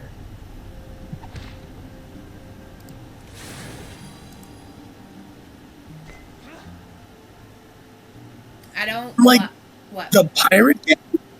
Yeah. I didn't like Kenway. Weird. So Altair, because we are in the PS5 ecosystem, his story was not as well didn't come across as well, but so for me, Yeah, the game was fortunate. What? They had the unfortunate problem of being the first game. Yeah. My problem with Kenway is that he wasn't an assassin. The best part of that movie for me, or that game for me, is probably the last 5 minutes of the game, him interacting with his daughter. Other than that, it was extremely difficult for me to get into.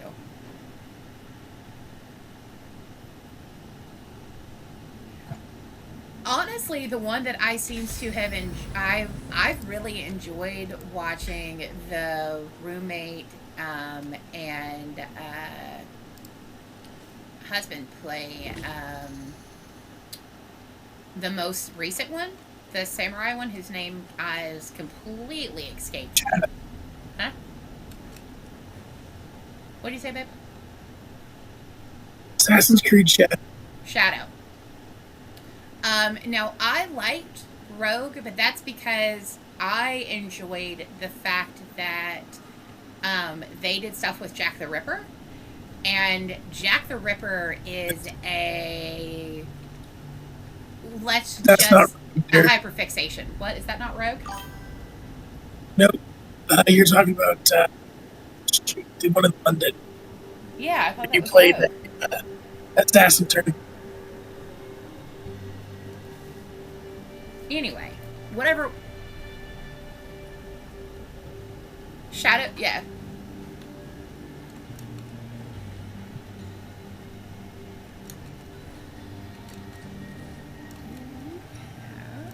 Rock bottom prices. Please come again.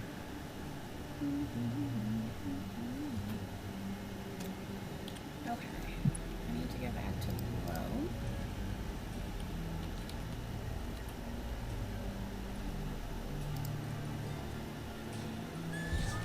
Rogue was Alaska. Syndicate, yeah.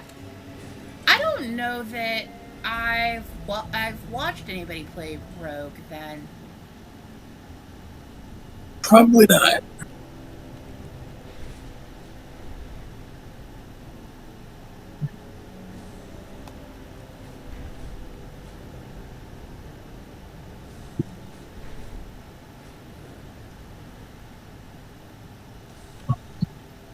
Yeah, Rogue was a you're playing an assassin who turned Templar. Okay. Didn't see you there, buddy. Down to 18.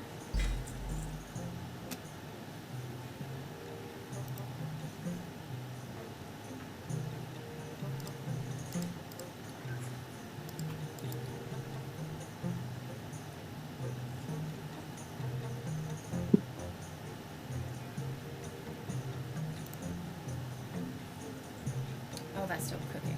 What did I think I was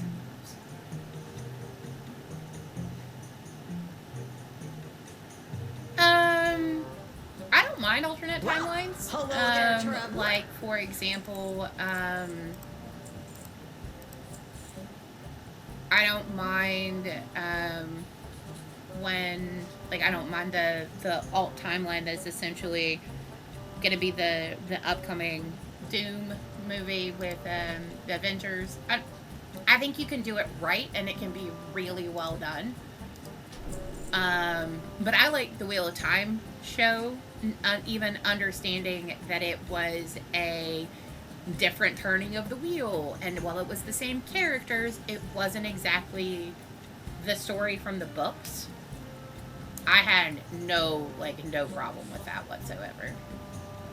Do I have both Holly and Rango? I do. Okay.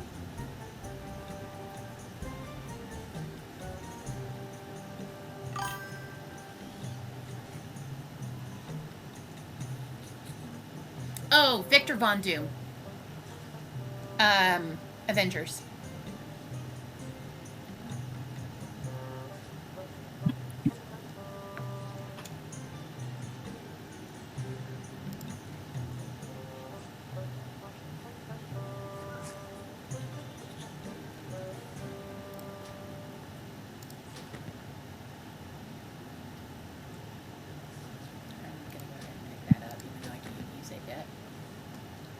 Bye now.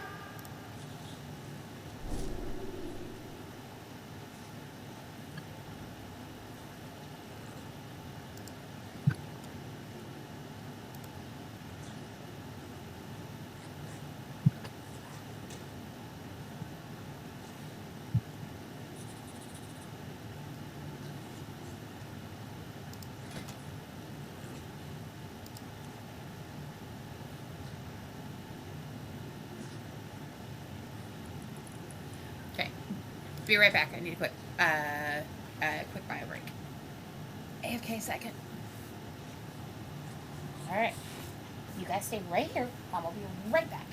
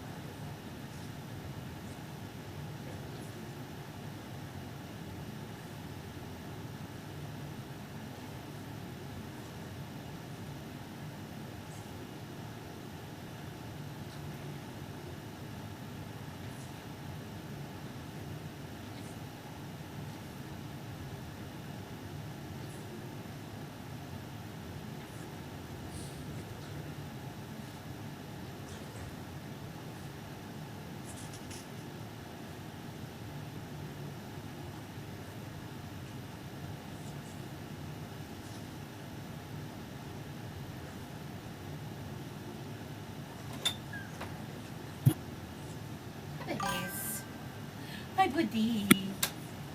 Yeah. Good boy. Sissy's toy. Yeah. Stitch is a good boy. Stitch is a good boy.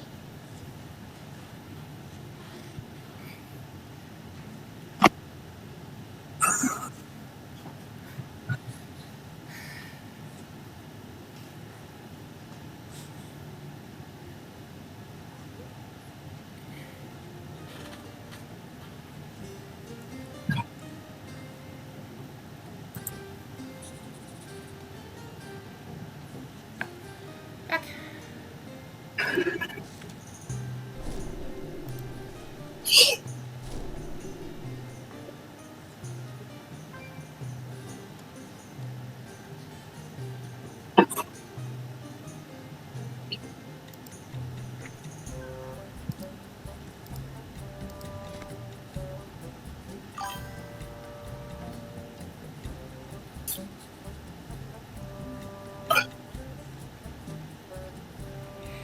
Yeah, it doesn't bother me when games do that, like Man in High Tower, those kinds of things. It never bothers me when like games or things do that. Oh, lost your way?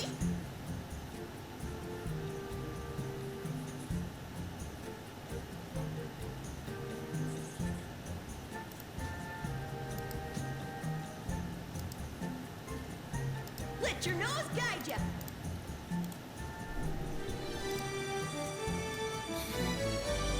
That is a very angry looking mount.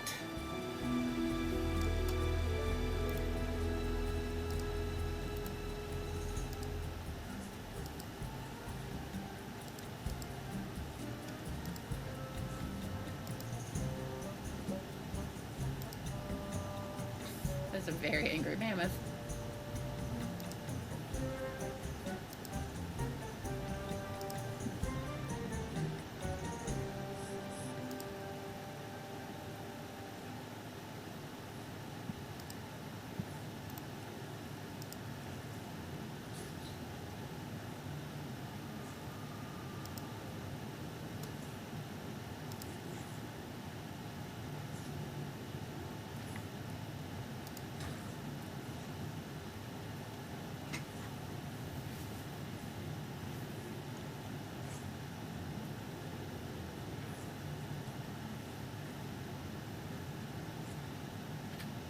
Okay.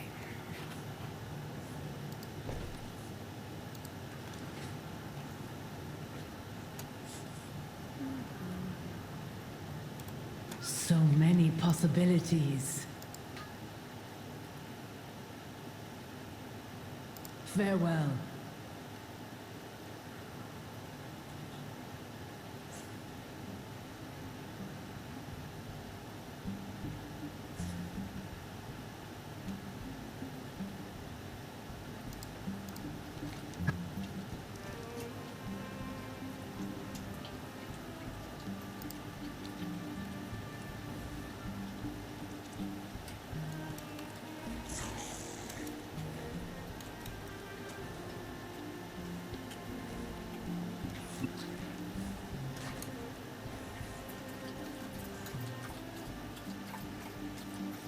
Thirsty, Bubby?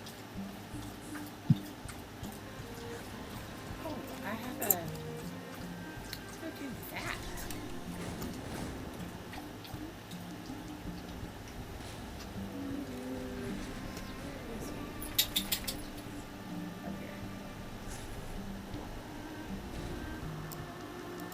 There's treasure everywhere.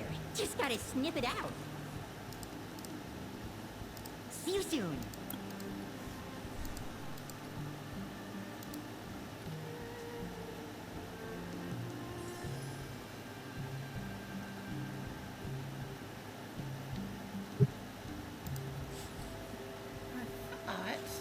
I had gotten a scroll. How can I help? Thanks for stopping by.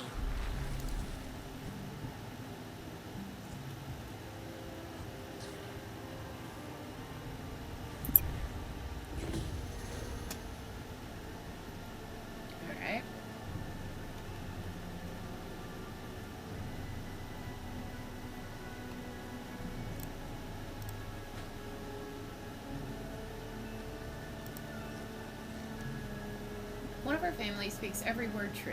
One must find that one, should you seek a way through. But the rest of us sometimes whisper a lie. Only darkness you'll find in half-truth you don't spy. Here the tablets broken off, but cannot be read.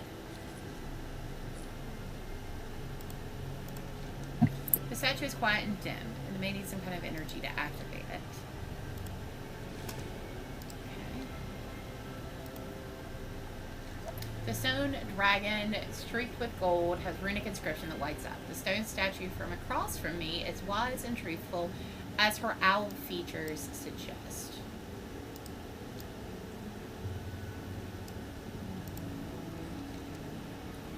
The heroic, rough statue is broken, no longer able to speak true or eloquently.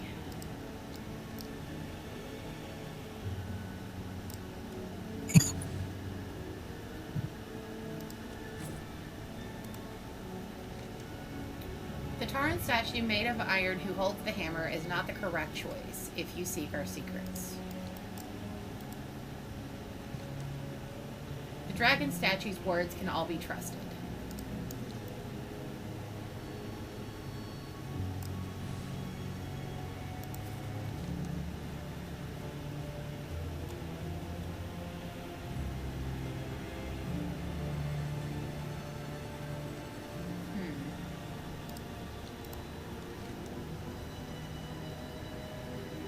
Stone statue across from me is wise and truthful as her owl features suggest.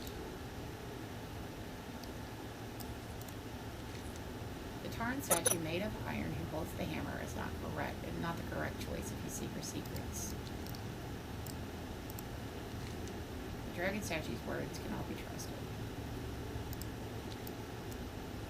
So if the dragons, sorry, I'm just puzzling this out. A large section of the tablet is missing, but the bottom is readable. We'll call forth a test of might, choose what speaks right.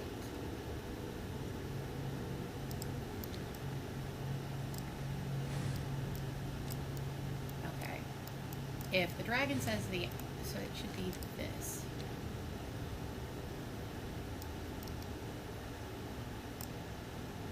What brings you here?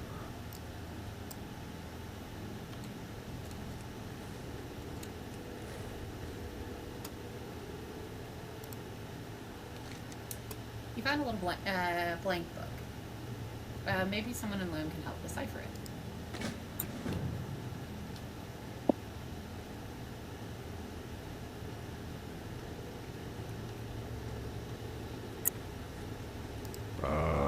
I've been expecting you.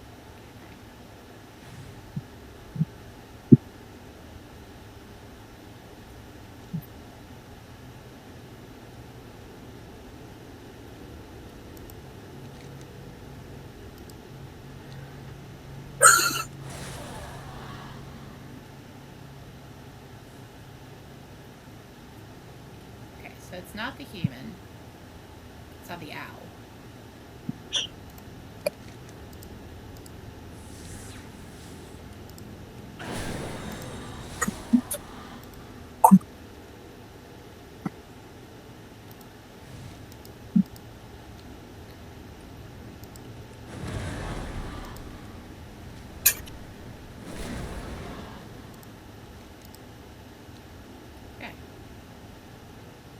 Peace, friend.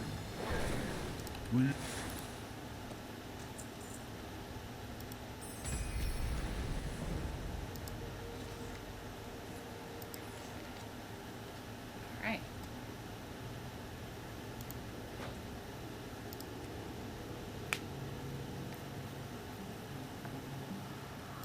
There's treasure everywhere. Just gotta snip it out. Don't forget your buddy.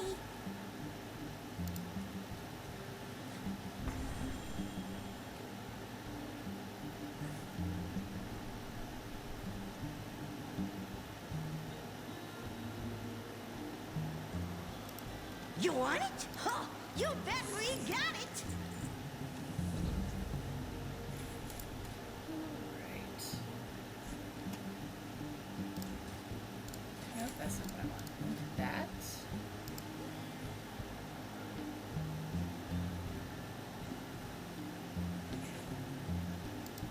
this is it.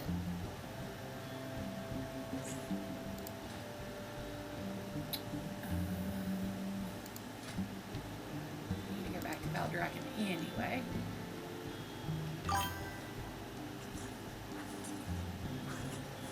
That's cool.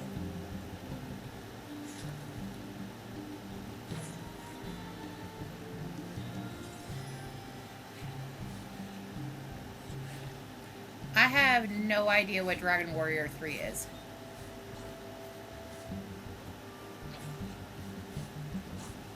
Was it like a mobile game?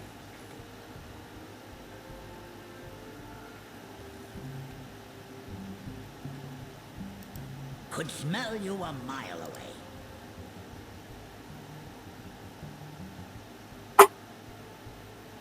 Bye now.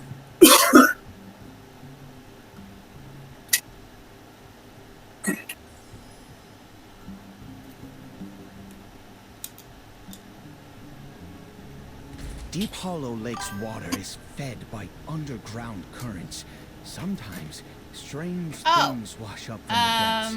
Help me do some gathering, and maybe we can learn more about what lurks below.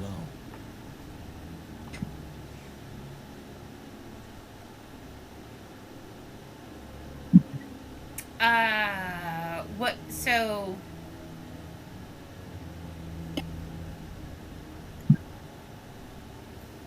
Are you wanting me to come? So are you wanting, like, what kind of class class and name I think I would be?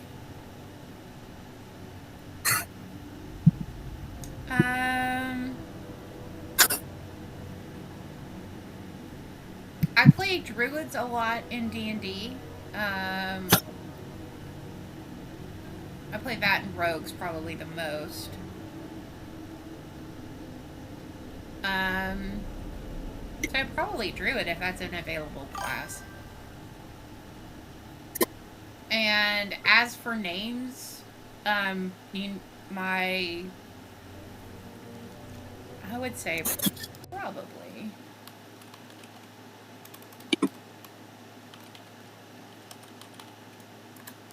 That's one of my go-to D&D character names. Was actually the name of both those names, Zenafia Kawanado, were the names of my first D&D character. So I would say either of those names would work. My first D&D character was a druid, so...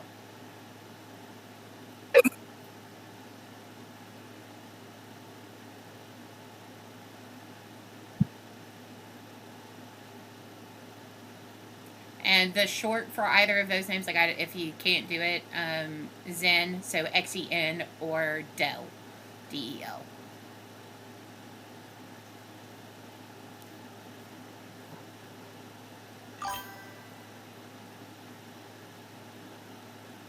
Okay, Fate's fine.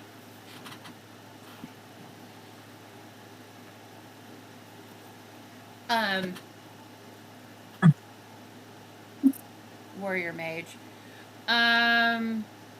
So I would say probably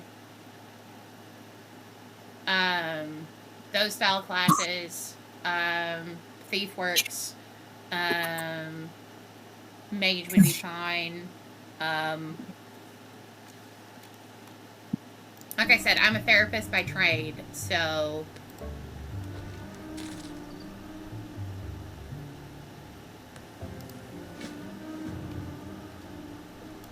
Hi.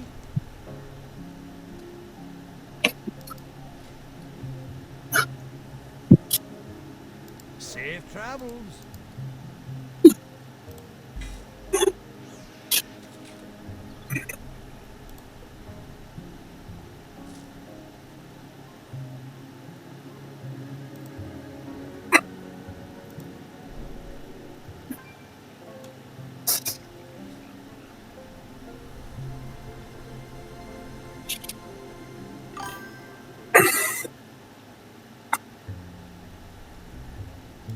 Go first, but I've got a story after.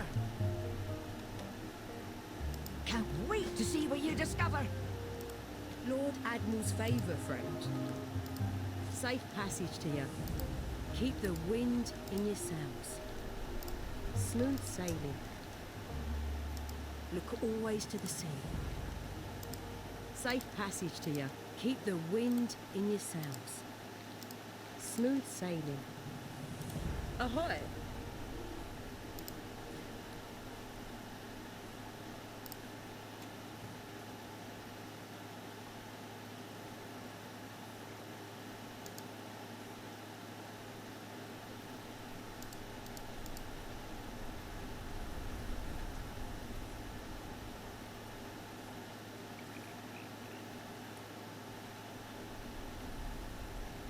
Look always to the sea.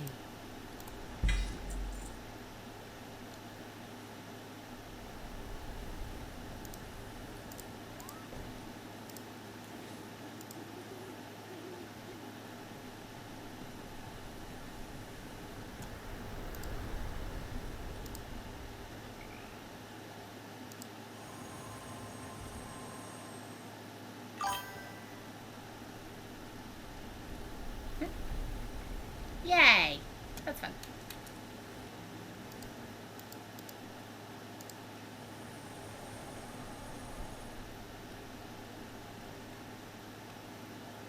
Only the finest goods.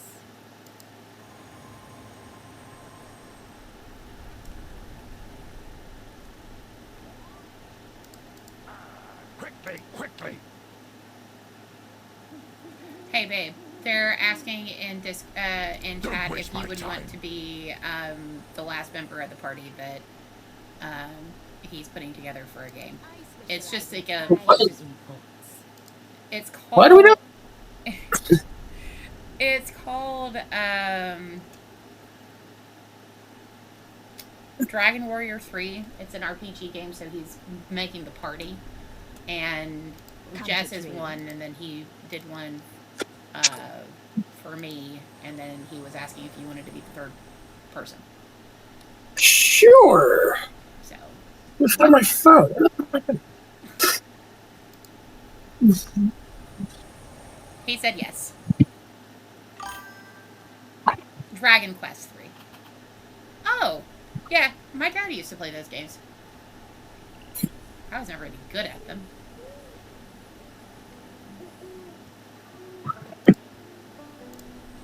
Dropped everything.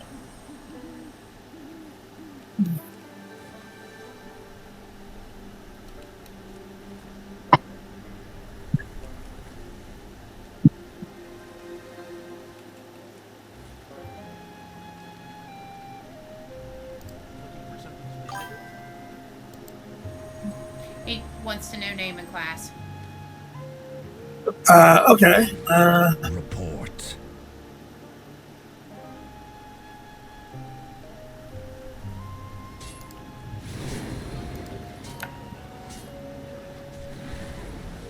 I think old-fashioned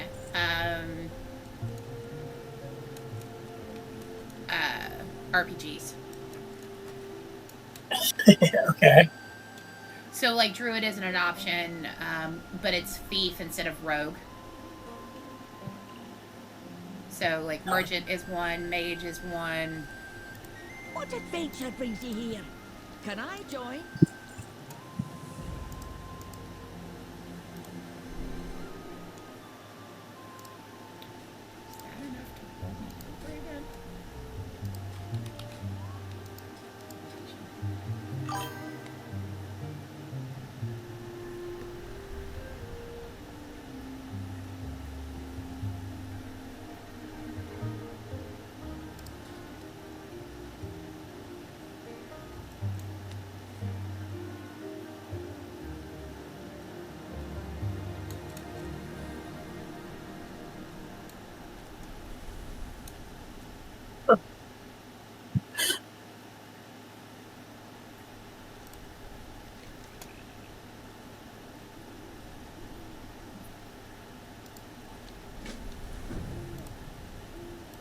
My artisans are the best on Azeroth. When you need more goods, let me know. Craft your goods with care. We'll have plenty for you next time. Fine crafts take practice. Here we go. I posted the chat. Yeah, he's talking to you, babe. Yeah, I see him. Okay.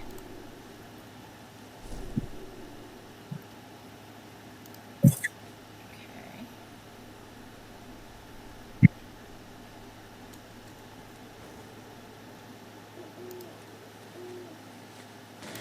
Yeah, I posted the chat.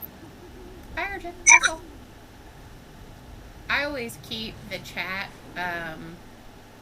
pulled up on my other monitor. So. My other monitor is a phone. I know. Well, that despawned. That's sad. I wanted that ore.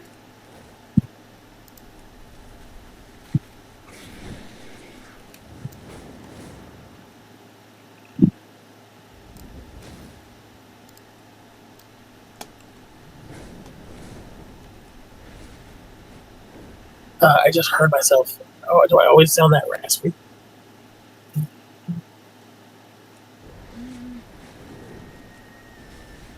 Some days.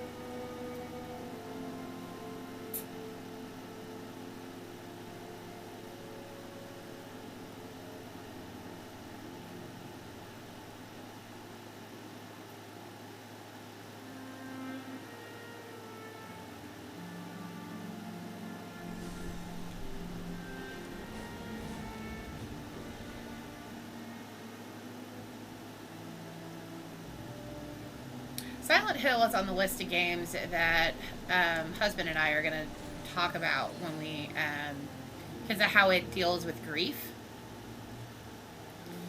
He and I do a podcast together about mental health stuff, and that's one that is kind of on the list to talk about. What Remains of Edith Finch is one, too, that's on that list.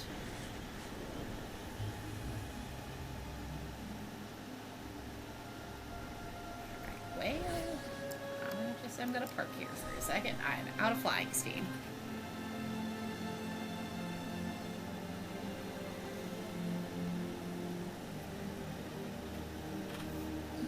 You rearranging, Bob?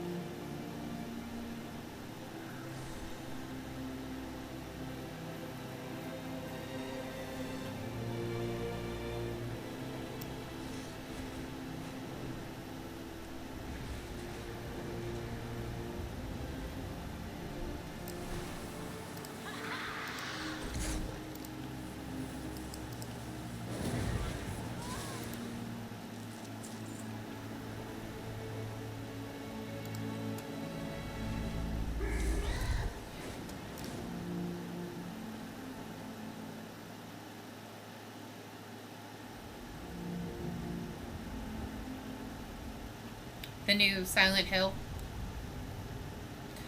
Like I said, I've never played the game, so would have to watch someone do a playthrough for it. But I'm familiar with the concept of the games. It's like I've never played a Resident Evil game, but I'm familiar with the story.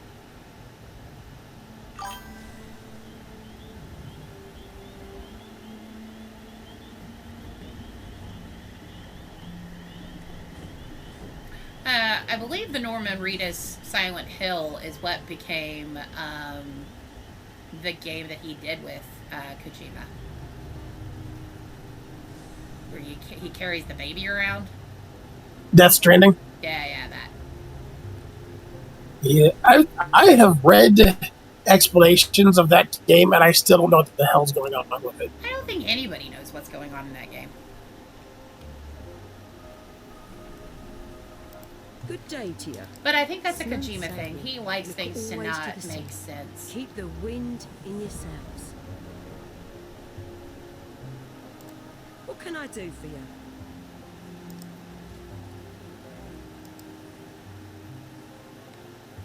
Kojima is not bound by the rules of storytelling that most people are. Safe.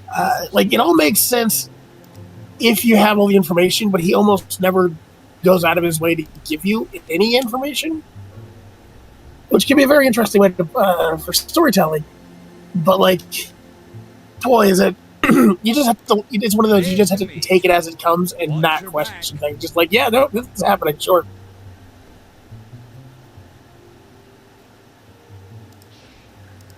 Off with you. What's on your mind? Yeah, like, I have absolutely no problem with that. I mean, I play Kingdom Hearts. There is a narrative there, but heaven forbid anybody trying to actually fucking explain it to you.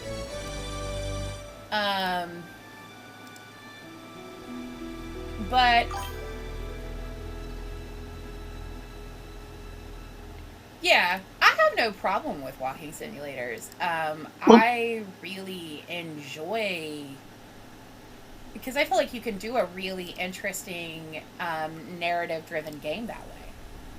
Well, Death Stranding is extremely inventive. Like, no one can deny it's crazily inventive. Like,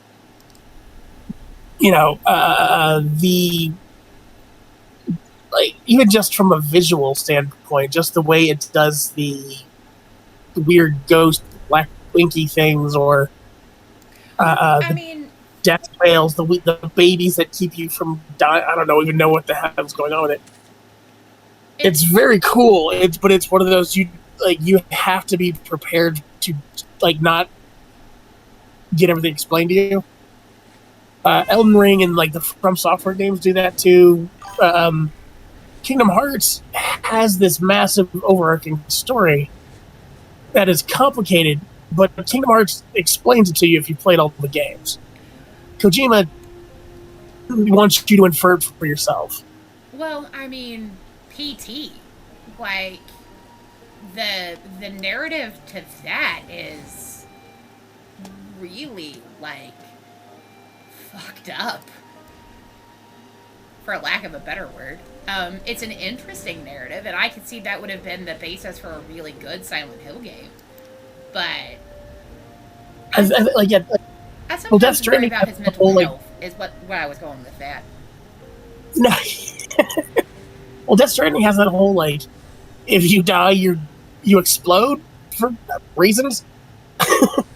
Or you could get sucked into the death realm. Death Stranding is not just a Kojima game, though. Death Stranding also has the added weirdness of it also being a Del Toro. Yeah. And there are two of the not straightforward storytellers known to man. Now, I love Del Toro. Like, Del Toro's take on things is so interesting, and it's like, I love Pacific Rim. Pacific Rim is one of my favorite Del Toro movies. I've seen Pan's Labyrinth. Don't ask me to explain to you what that's about, other than purgatory, I think. Well, Del Toro understands the fantastic. Yeah. Like, he understands what fantastic means.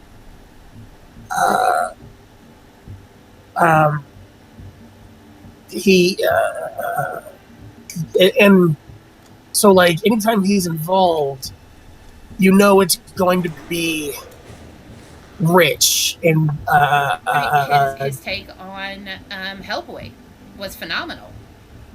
Well, yeah, because, like, he gets what Harry. Sorry, I was clarifying. Well, Mads Mikkelsen, if he's still talking about Death Stranding. Well, yeah, Norman Reedus. And Norman Reedus is in both PT and Death Stranding. Yeah. Which I think is why everybody assumes that Death Stranding is what PT was going to be. Now, I don't know if that's accurate, but I know that that's... No, PT was going to be a Resident Evil kid. It wasn't going to be Resident Evil, it was going to be Silent Hill. Oh, Silent Hill, that's right, yeah.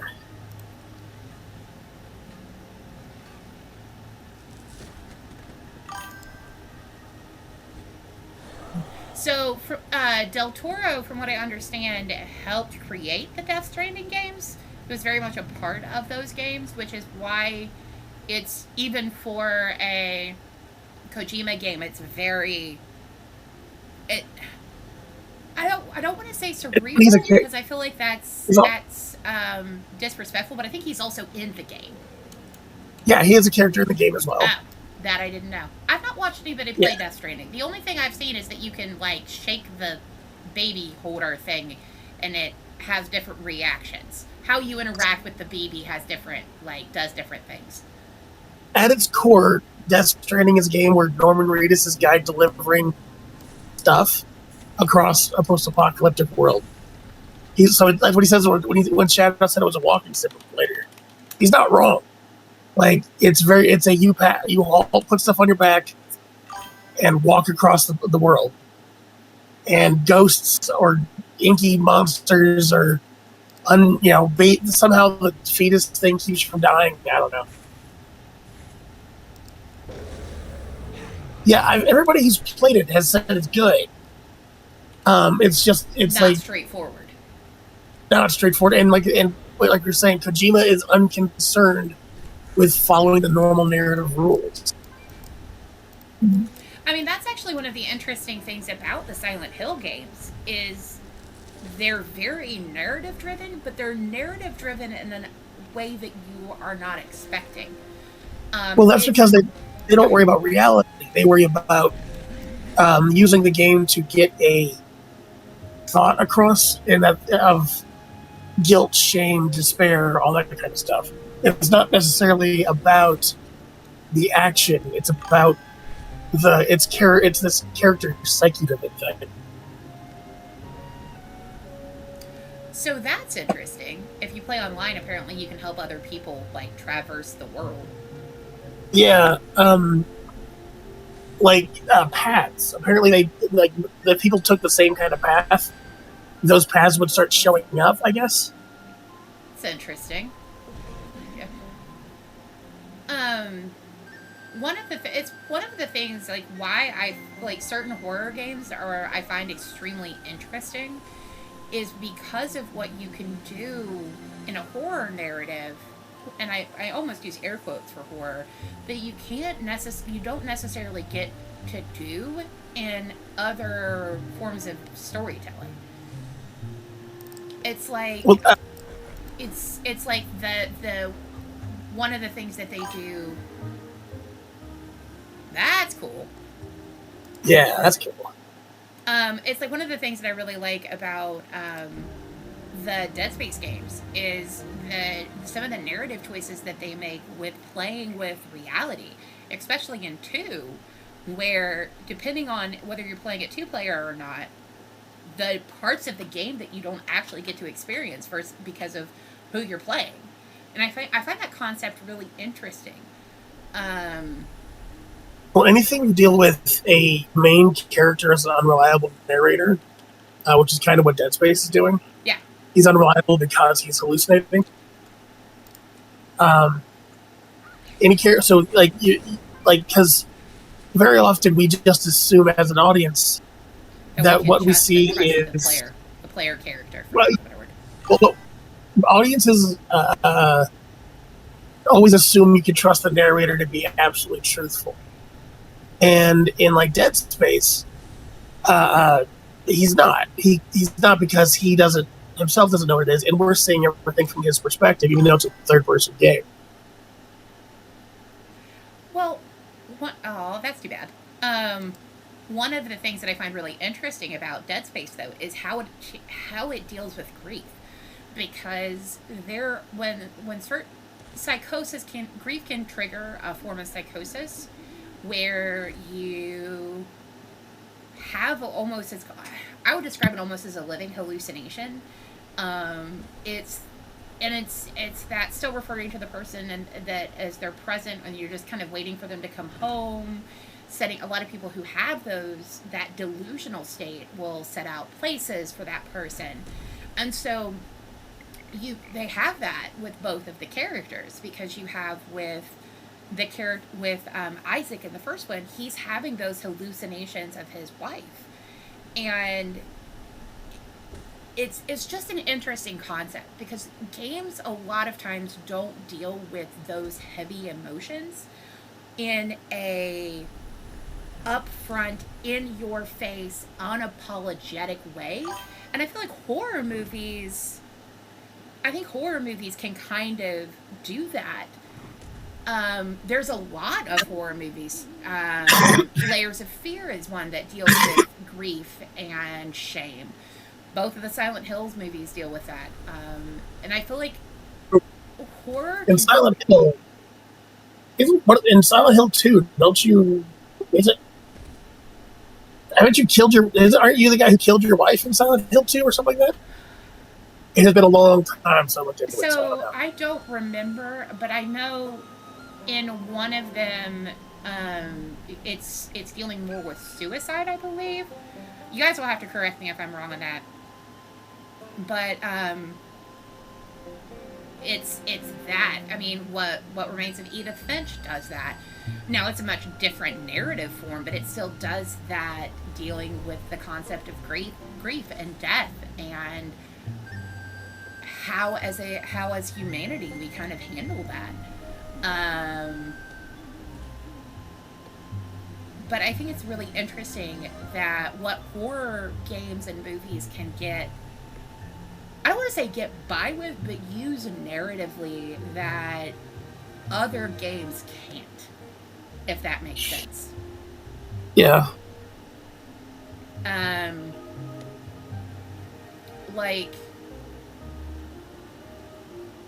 I'm trying to think.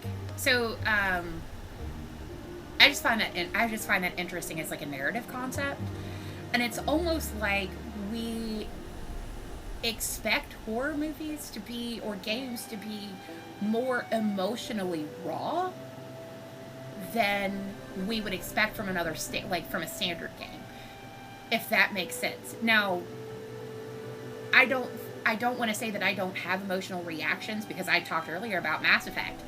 The Mass Effect games series is hands down one of my favorite stories, narratively, all of that, the characters, everything. But it is on the brighter side of humanity, that what can we withstand, what can we go through, what can we recover from. It's uplifting. It's the same reason why you and I have talked about why I don't feel like Rogue One is a true Star Wars movie. It is a war movie first, Star Wars second.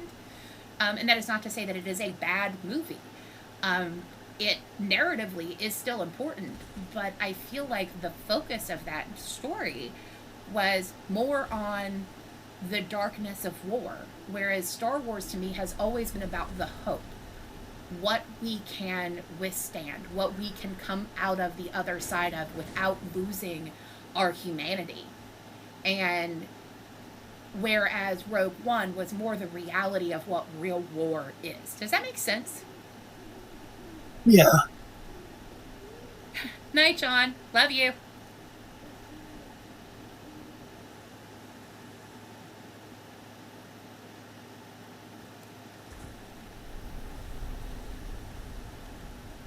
Well, I don't play horror games. I find them as a narrative vehicle extremely interesting. Lord Admiral's favour, friend. Keep the wind in your sails.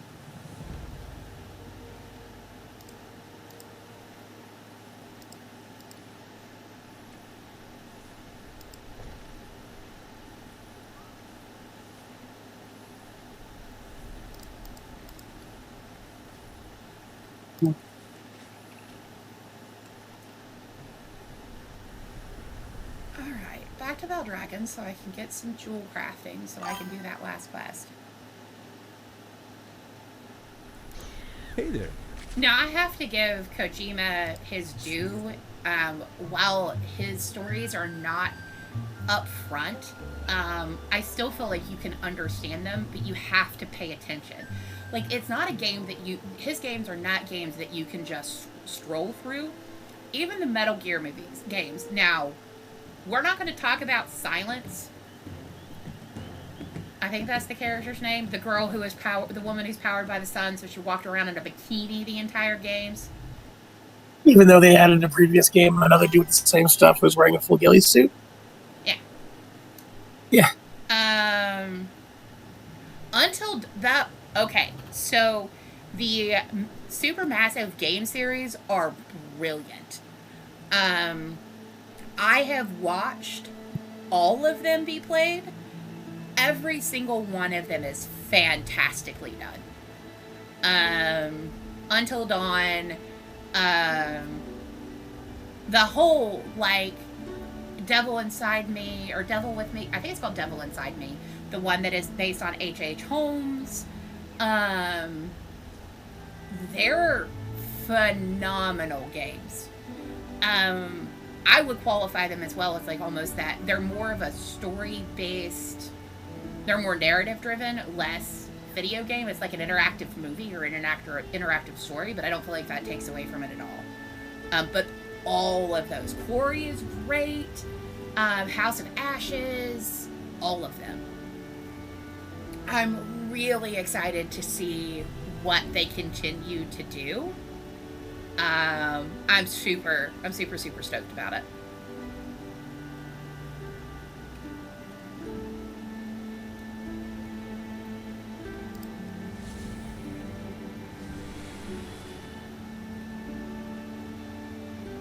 But I think one of the things that I find, like I was going to say, I find really interesting about Kojima's games is you have to be actively paying attention. You can't just... One of you two have gas, and it is stinking. I feel like it does a really good job of, like, you have to pay attention. You can't just play it, if that makes sense. Like, you have to be actively paying attention to the game, as opposed to just experiencing the game. Does that make sense?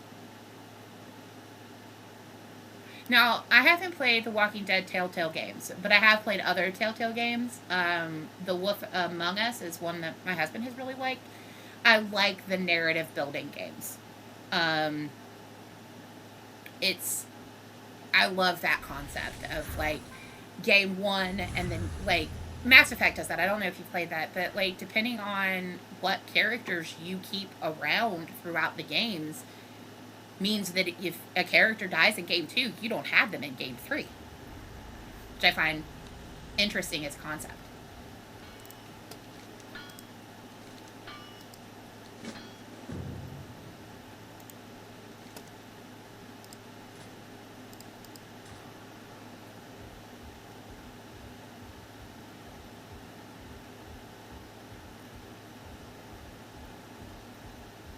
Well, he was talking about The Walking Dead. The best part of the Telltale games is once you finish them, going back and seeing what everybody else did. Yeah. It's like, how did you let so-and-so die, you bastards? You'll find nothing better in the Isles.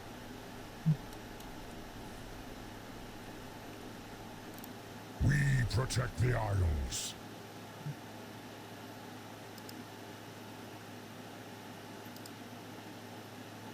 Guard against chaos. I always play, I had to get it replaced, but I had a Paragon symbol on my car for a while, because my shepherd was always Paragon. That's who I am as a person. But one of the things that I find really interesting about those games is just how it builds.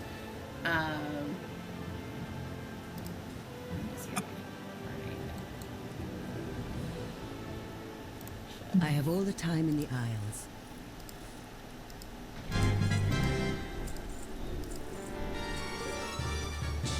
I will see you again.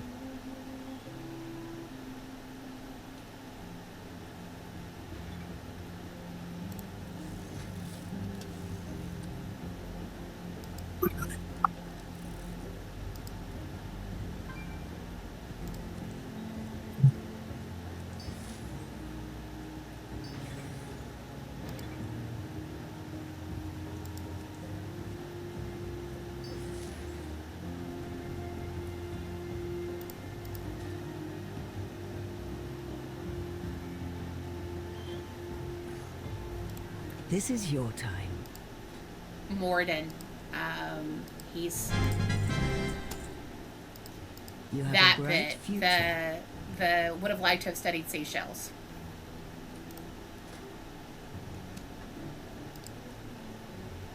One of the things I liked about Morden as a character arc, right, is his character arc was great. But the only way to save Morden is to be the biggest possible asshole. Yeah. Like Renegade it's action. kind of a statement. It's kind of a statement about redemption. That like the only way to save him is to literally doom everybody else, and like so his redemption and all that kind of stuff is inherently tied into the survival of the Krogan. Yeah.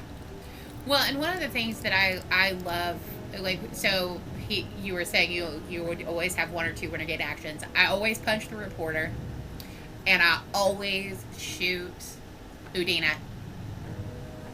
Those are two renegade actions. Like, I do Paragon everything else except for those two actions. Killing what's his face, the sword guy in the third one. When he tries to stab you, there's a yeah, yeah, because that's another renegade I always take. Yeah, because by that point he's murdered Thane, and Thane is one of, next to Moradin, probably my favorite character. Well, those are probably the three renegade acts I always do. Pretty much everything else is predominantly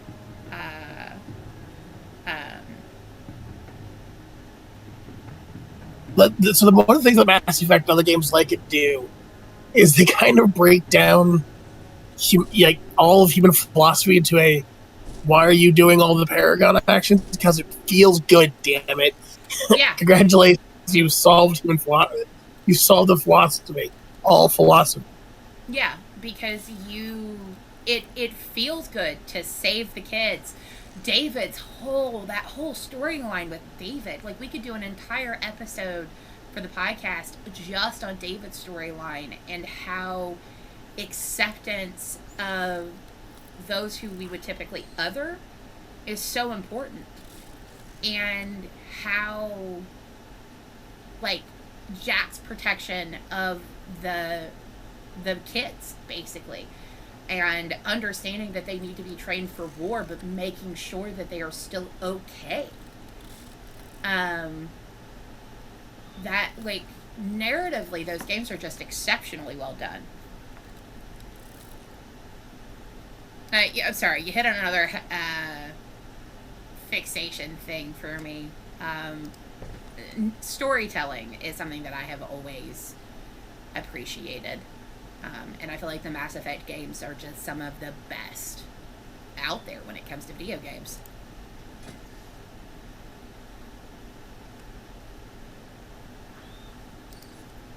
So that has a cool deal.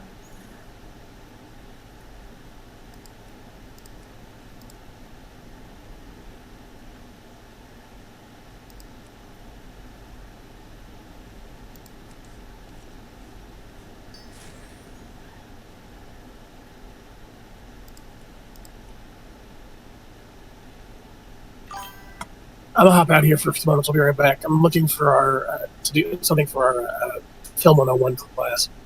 Okay.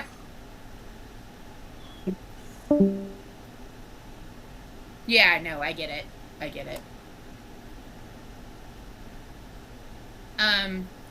Justin's thesis project was on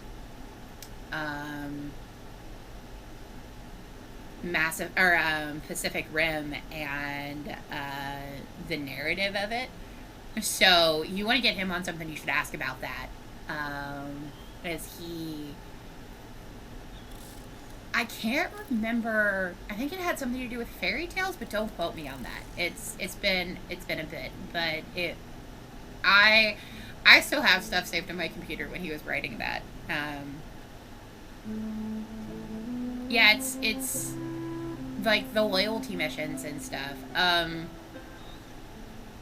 I predominantly, like, when it comes to, like, it's so funny, like, I dislike the character of Ashley. Ashley's who I leave on Vimir, because I watched my roommate play through it, and he kept Ashley, and the way Ashley treats Shepard in 3, after Ashley wanted nothing to do with Shepard in Mass Effect 2, because of Cerberus, and just treated the character like crap. I'm like, no, you don't get to then give me bullshit for moving on because you were a jackass, you know?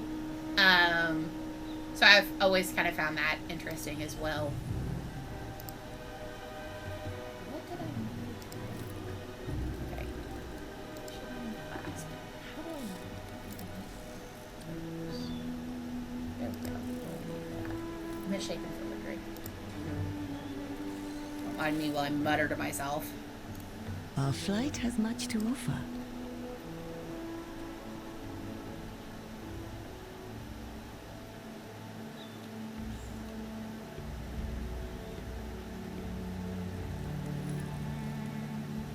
Oh, finally I can do that Miguel Bray quest.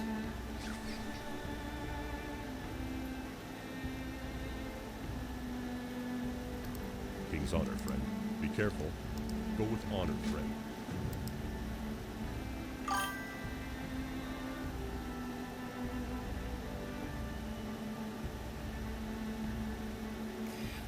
So, yeah, one of my, like, I also struggle with the racism that is inherent in Ashley's character. And so I couldn't. I kept Kaden. I left her on Vermeer.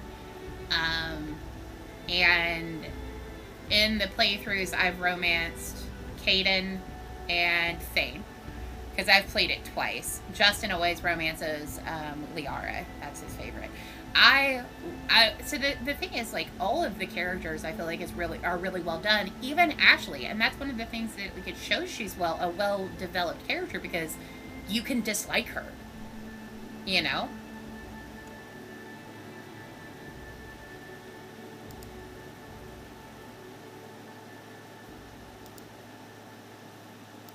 For the Alliance, light bless you. Be careful. Go with honor, friend. Light bless you. For the Alliance.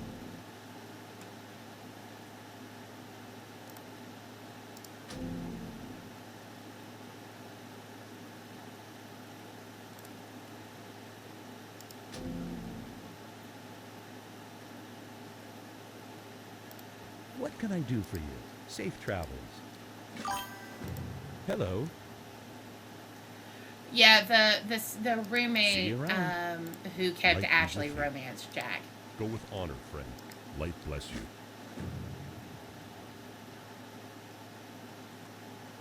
Excuse me.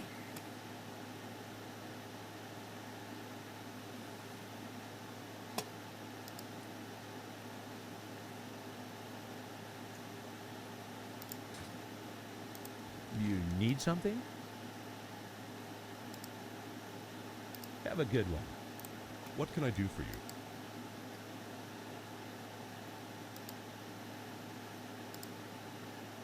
Be careful.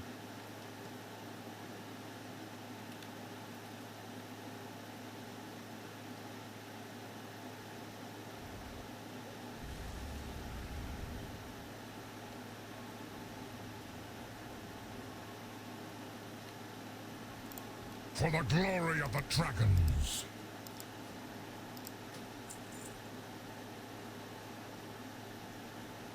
Honor all dragons.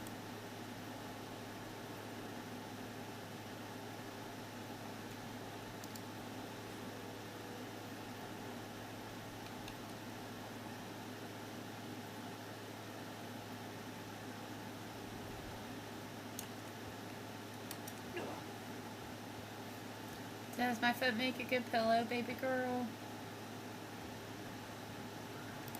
I'm listening.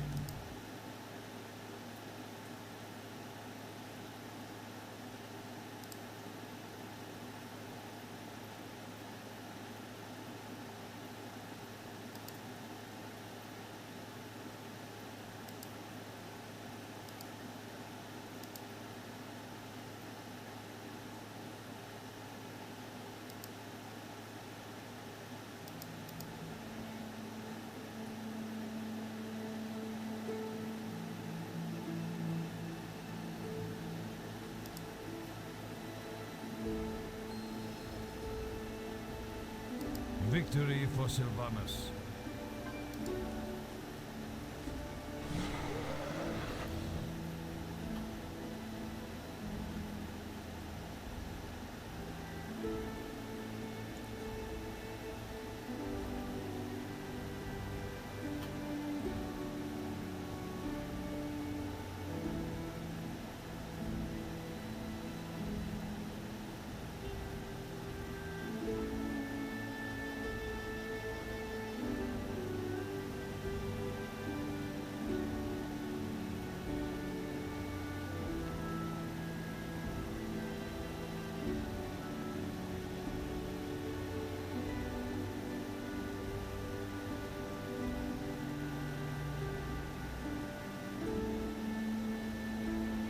Sorry, I was responding to a message that I got a while back.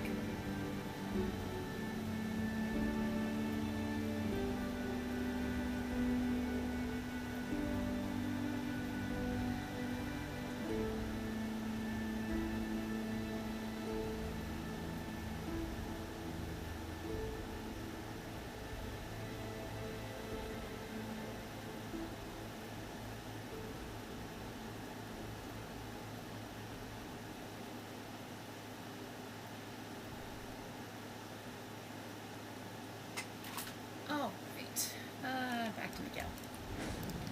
I've been trying to finish out this X pack and been waiting for this quest, and it doesn't tell you that you need to have so much in professions in order to do it, so well I'm met. waiting for that.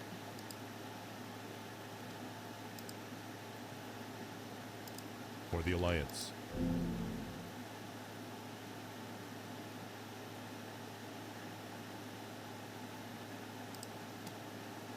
Be careful. Alright.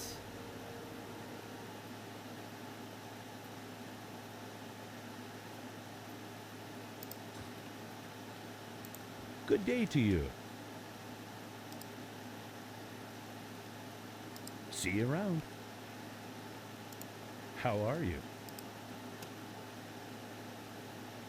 Have a good one.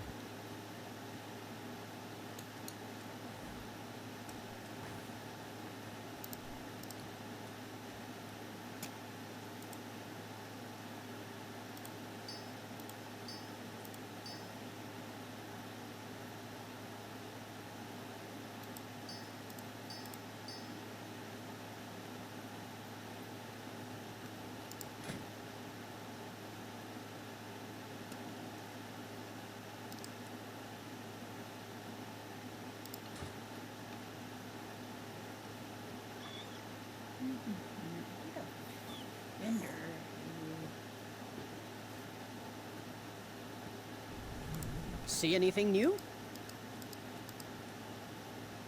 Check in again soon.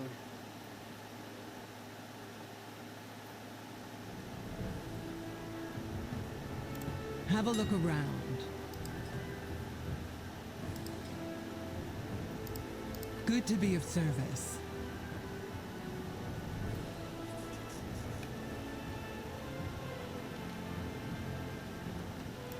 The aspects have returned.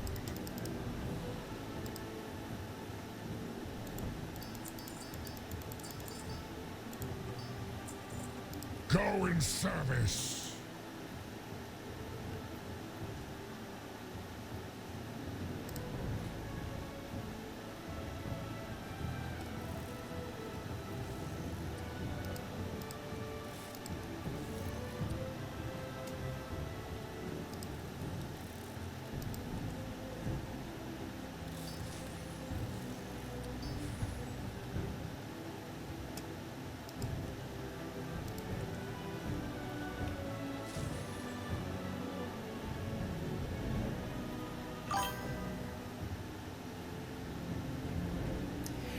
So I'm not really familiar with Alan Wake, but I love Control.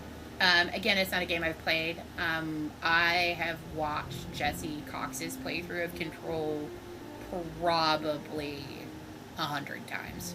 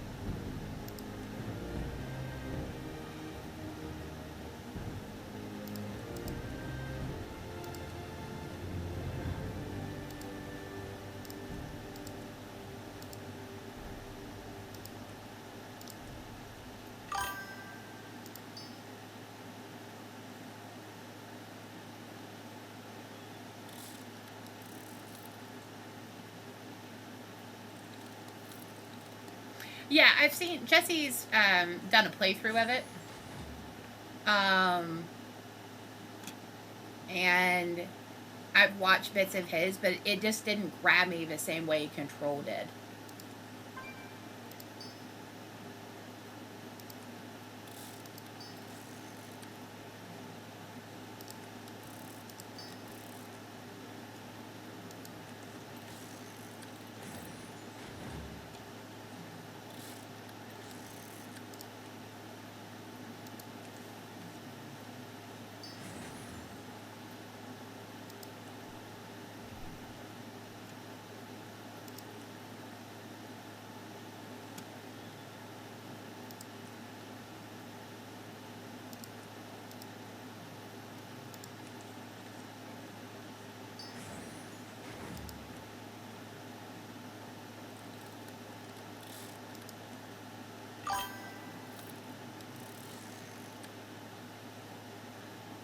I have not.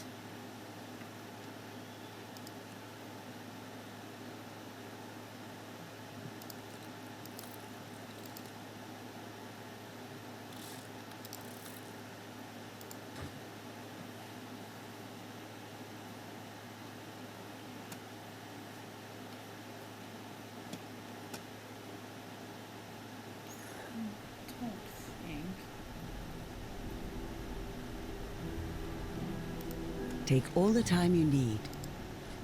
Yeah, 30. This is when you leave.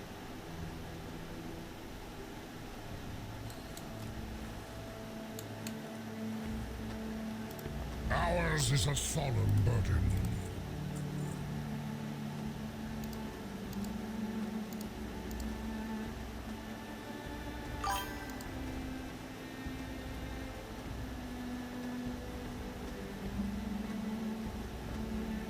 Oh, yeah.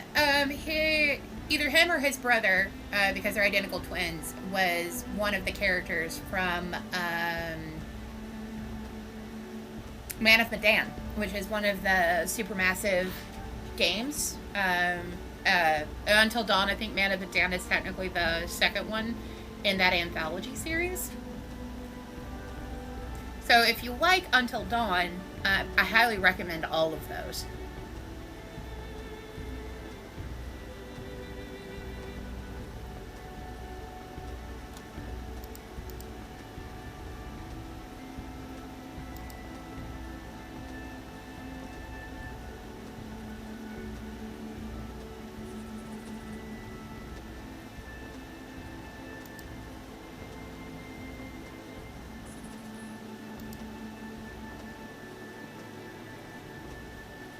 Serve well.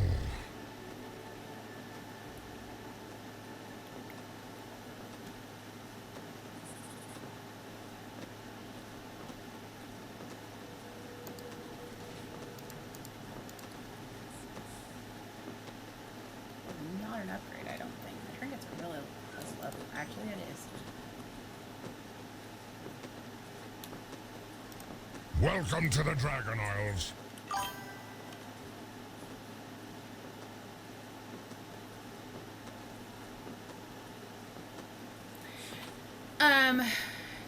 There are two YouTubers that I watch that have done it. Jesse Cox does a lot of those, but another one is John Wolf. He did one. Jacksepticeye also did a playthrough of some of those, but he's not very good at those games. No offense to him as a YouTuber or anything. It didn't catch me the same way that John Wolf's did. Glory to all dragons. Person beside me who's making a whole bunch of crafts. That's annoying.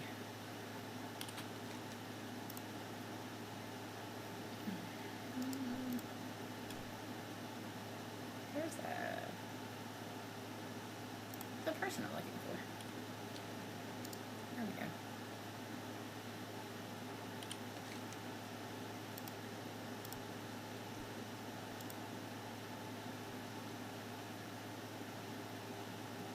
Okay.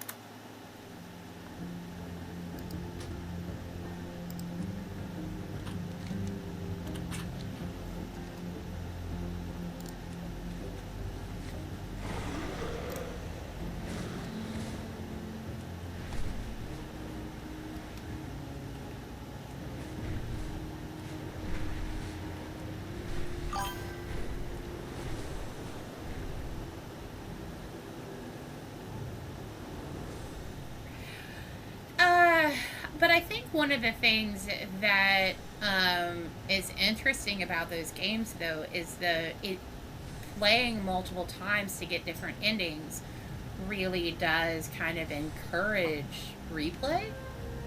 And I find, like, that's kind of one of the things I find interesting about them. Also, again, that narrative-driven aspect of the game. As Man of Medan is based on, I believe, loosely based on a true story, where essentially a bunch of people were exposed to a gas which caused them to have hallucinations.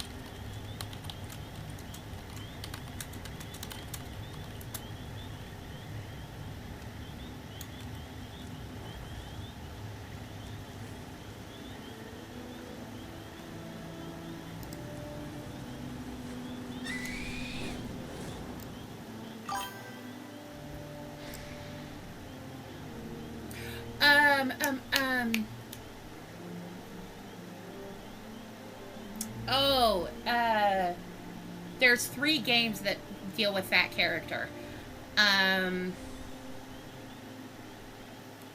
Character's name is Max Caulfield.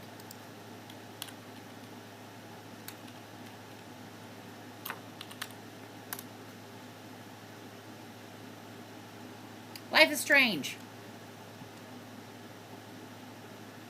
Yeah, so there's Life is Strange 2, and Double Exposure are the 3.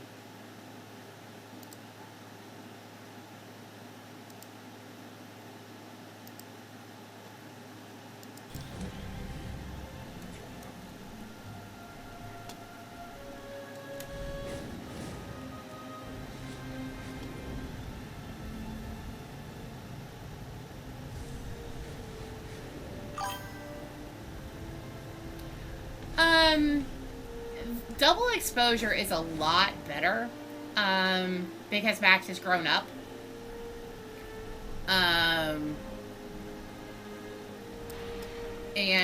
But Life is Strange 1, just, like, she's a teenager. She's not going to be a character most people can gravitate towards because of that. But Double Exposure was a lot more interesting, in my opinion.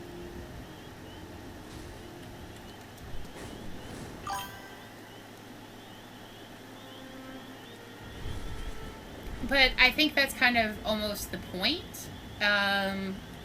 The idea is that fucking around with time to prevent something from happening that should have can really affect things.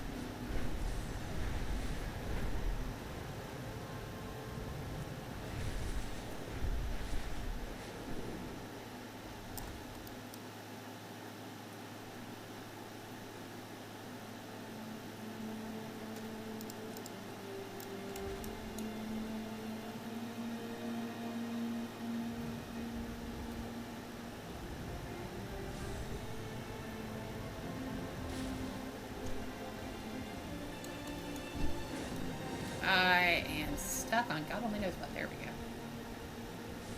Okay, where's the entrance to the cave?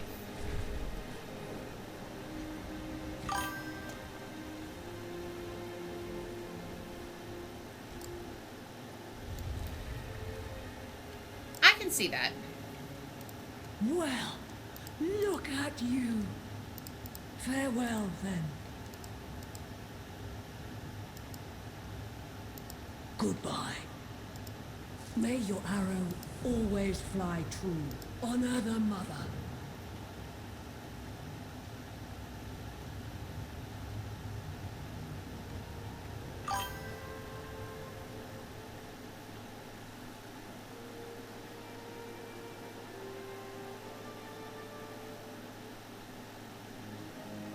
Well, and yeah, that's actually very much the whole,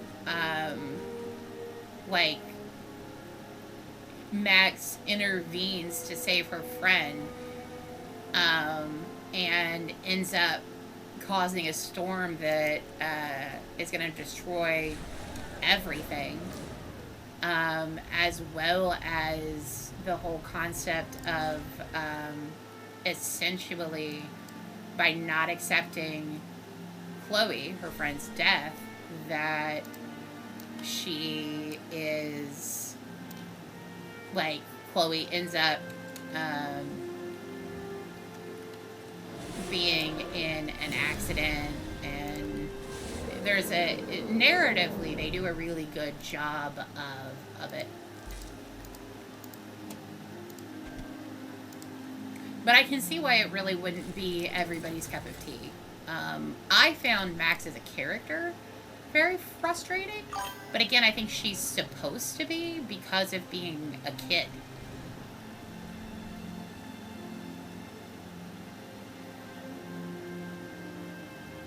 Yeah. But, I mean, it's very much accept, like, the Serenity Prayer, you know, accept the things I cannot change. You know? Fixed points in time. But it's also that kind of that concept of, you know, how power can cause corruption. Not necessarily in this case, but that it can have a negative impact on us. That was dramatic, Mount. Yep.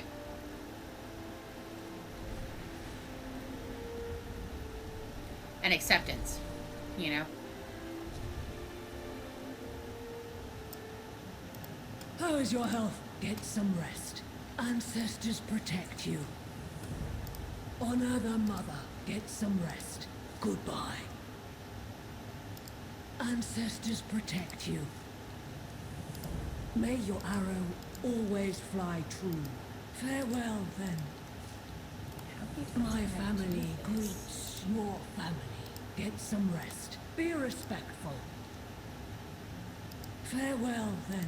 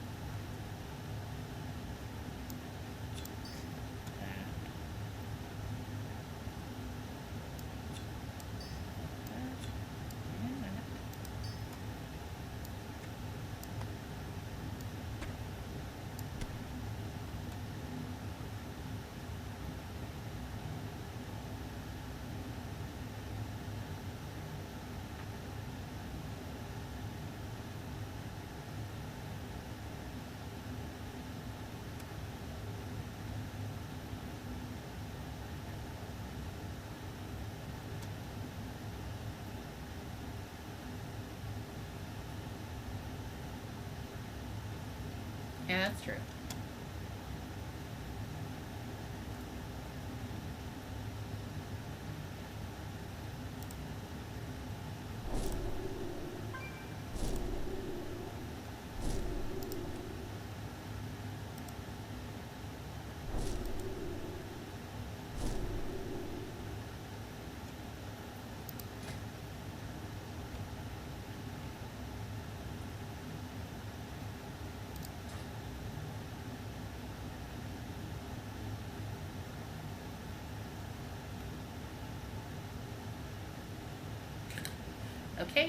Occasional sand. Occasionally, this is. When it is, it's sand. I love the flavor text on things. What am I looking for?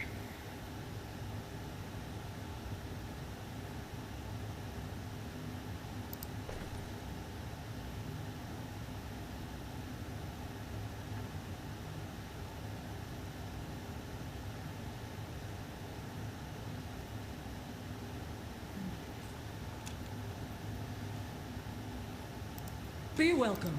Ancestors protect you.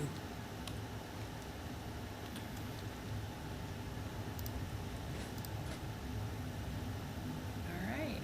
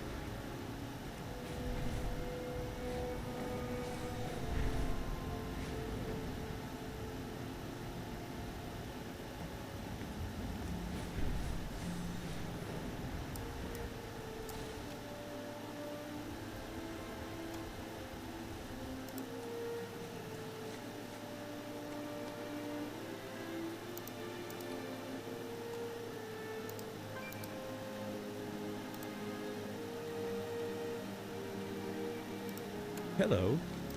See you later. Safe travels. Have a good one.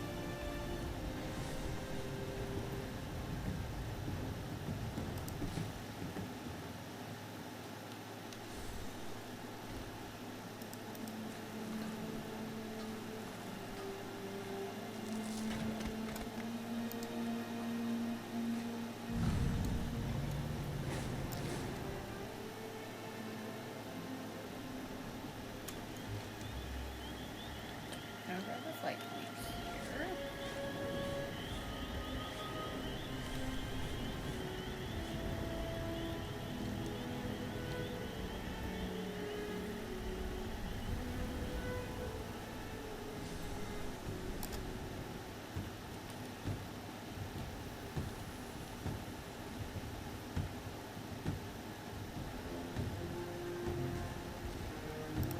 I thought you might come.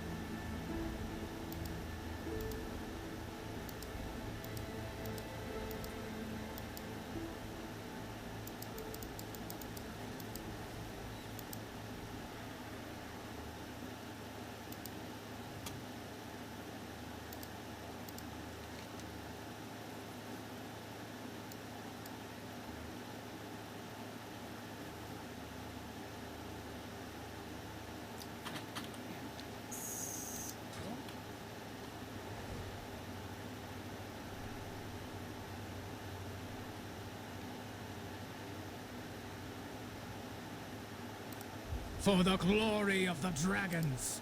Go do that.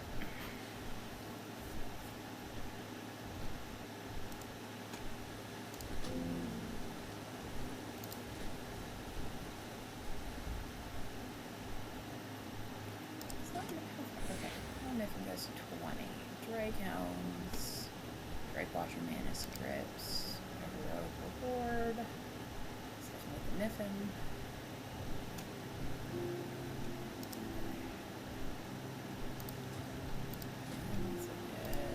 This one, Drake Watcher Manuscripts, Feature Regalia, Green.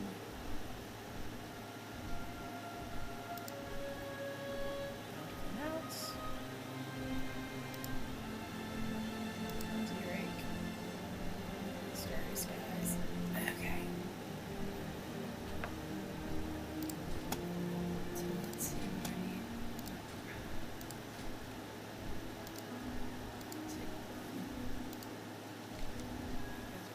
There.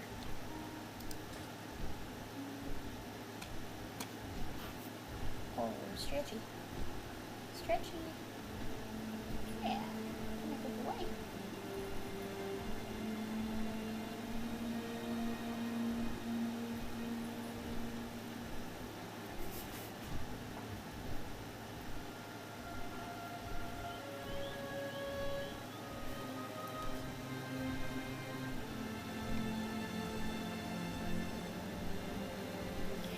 Just to let you know, Shadow, I stream 3 days a week, Sundays, Tuesdays, and Thursdays. I start about 8 o'clock Eastern time. So, you're more than welcome to hop in chat anytime I'm online. I just realized I hadn't said what nights I stream, so...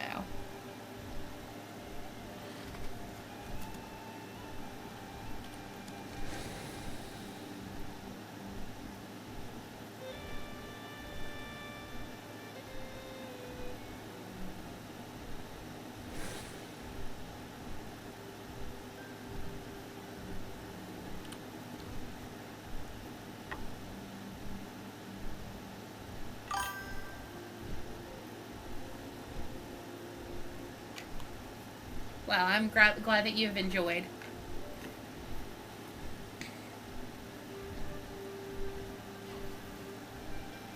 I'm probably going to be moving on to the next expansion. I've been just trying to tie this up, and I've had a few quests that were sitting out. So hopefully I'll be able to move on to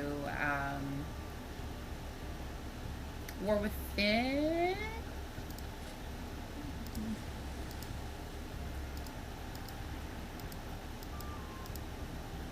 War Within, yeah.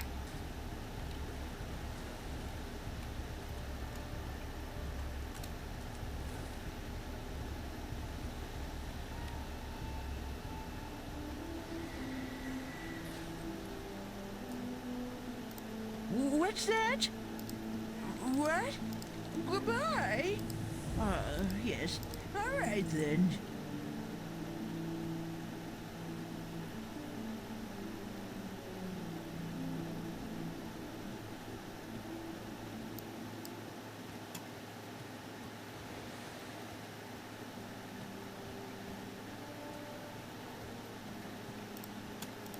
Oh, your wares may be better than mine.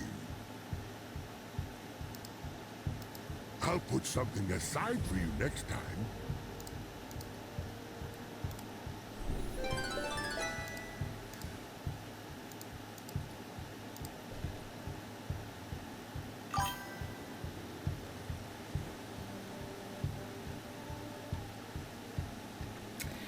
Yeah, I stopped in Shadowlands.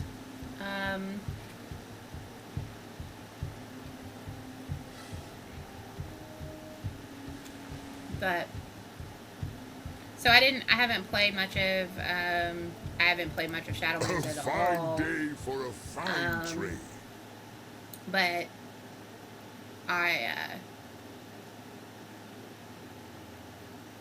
came back to it. Let's trade again soon. Oh no, a while ago. And I've just really enjoyed it, and since I'm not working right now, I figured do something with my time and stream some, so.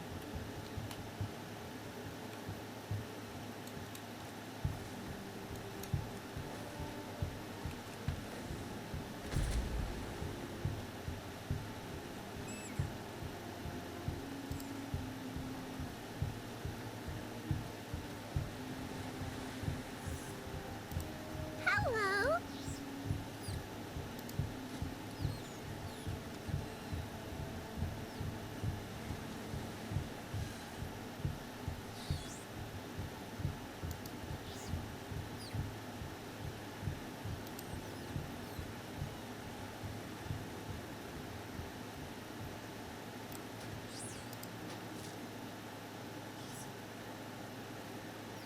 Okay, bye.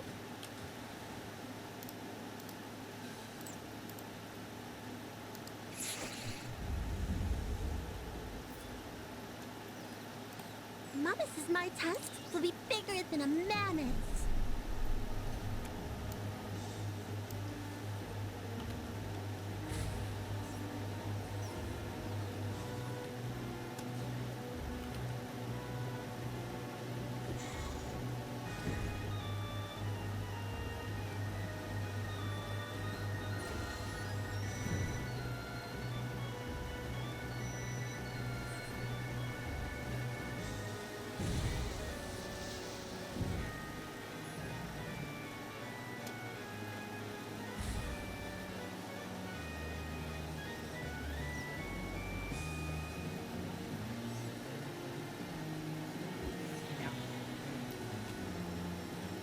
Hate these fights.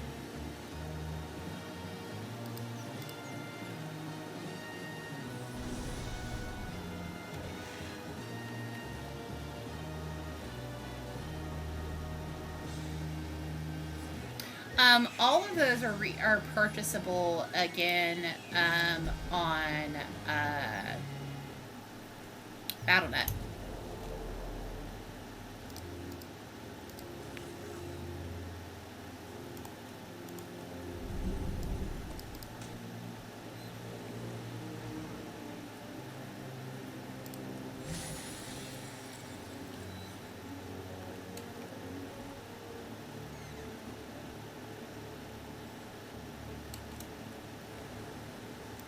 I have many things that might interest you. Your goods are greatly appreciated. A fair trade and a fond farewell to you.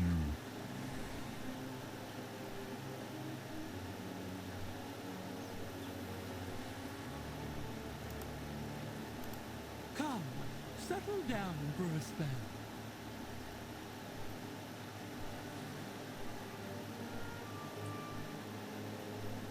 Out.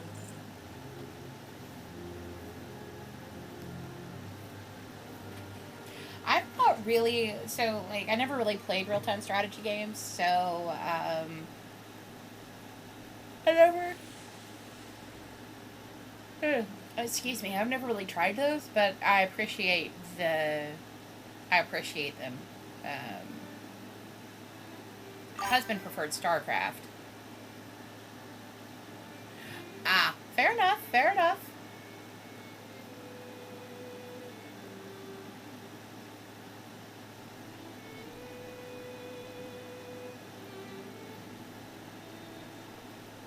Although, I really feel like those are games that you can play on a laptop if you have one. As I don't think they've necessarily been remastered. I do all of my gaming on a laptop. So, I'm using a dual monitor right now, but I've always gamed on a laptop. Except when I was a kid and we had a PC at home.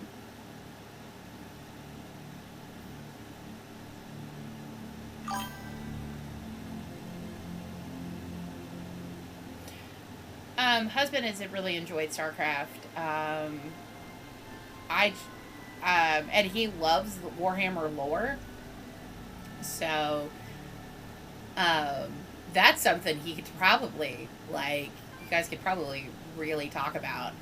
Again, it's one of those grimdarks, and I'm like, okay, that's awesome. Why are everybody assholes? I do find the fact that the orcs are essentially moss hysterical. Oh yeah, if you have an ROG, you can definitely play, because I have a Zephyr, I think is what my laptop is. I started with ROGs when they were just when it was the Blackbird. When they came out with a laptop that was specifically modeled after the Blackbird. This is, I think, my third ROG laptop. Now, don't buy an ROG phone. They're shit.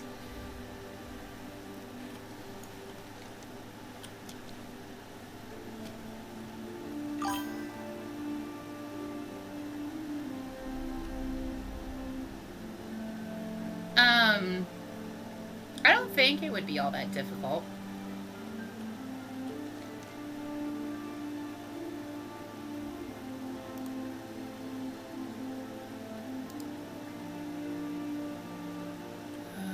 I do not know why there is a flight point here if nothing fucking loads.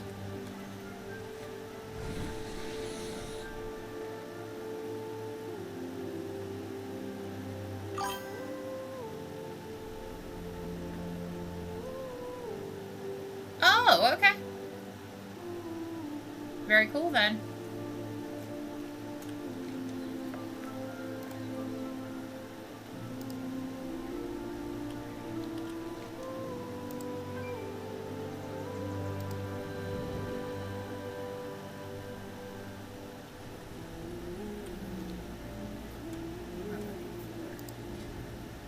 Great crates.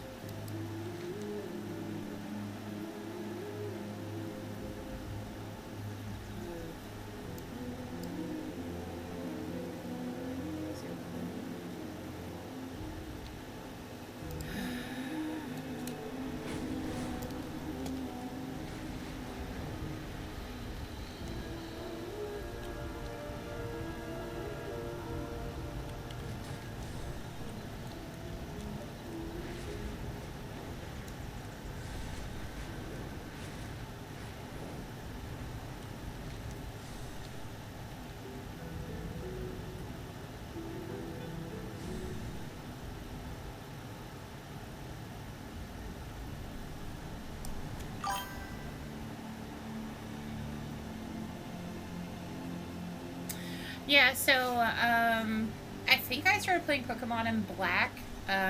It was never something that I really got into as an adolescent. I started playing Magic in high school because that's what my friends played. It is a bright day with exceptionally favorable winds. A perfect day for a race.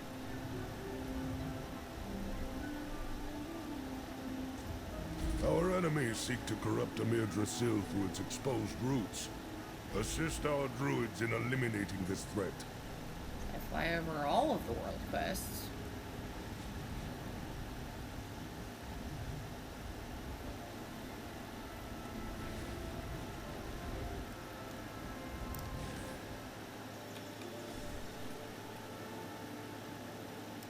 We shall work together. Farewell.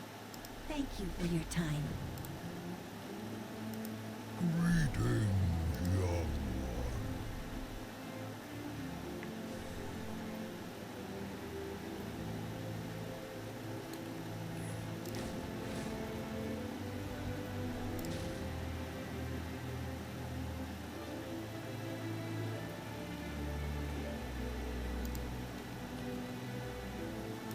Elune Adore, farewell. Good luck, friend.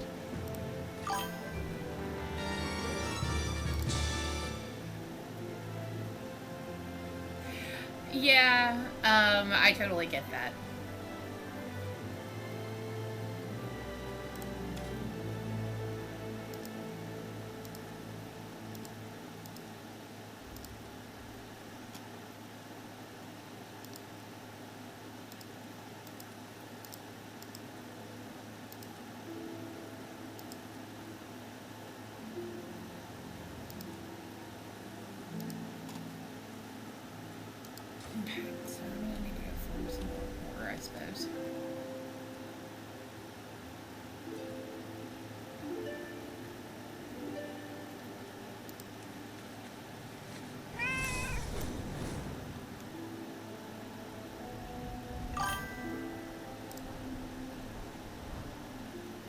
Yeah, that is.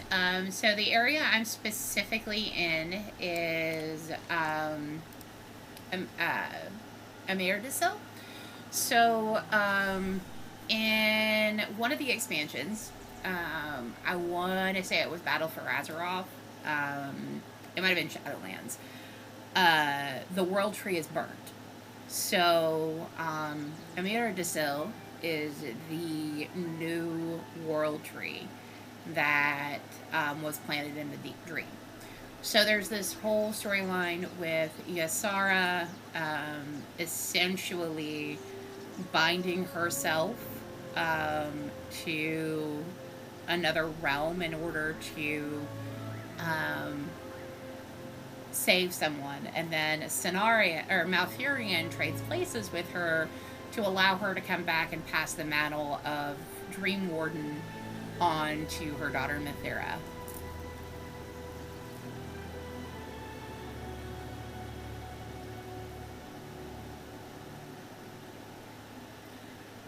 This whole expansion deals with the primals, titans, and the dragons.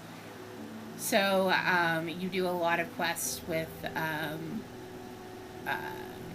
Khadgar, or with Alexstrasza. You help the Black Flight pick their new aspect, which ends up being a character we meet in Sands of Bisyan. I believe it's Battle for Azeroth. He's a High Mountain Tauren. You meet Civilian, which is one of Nelfarion's other hatchlings. There's a lot of really good stuff with Rathian and Civilian, and dealing with them both being members of the Black Flight. The Waking Shore, which is predominantly their zone. So you kind of are reconnecting them to like their fonts of power. It's a really, really well done story. Hands down, it's probably been one of my favorite expansions since Panda. I really enjoyed Bop. I enjoyed the Horde and Alliance being like, listen, your infighting shit's gotta stop. Like, y'all get your shit together. But it's off of the Emerald Dream. So.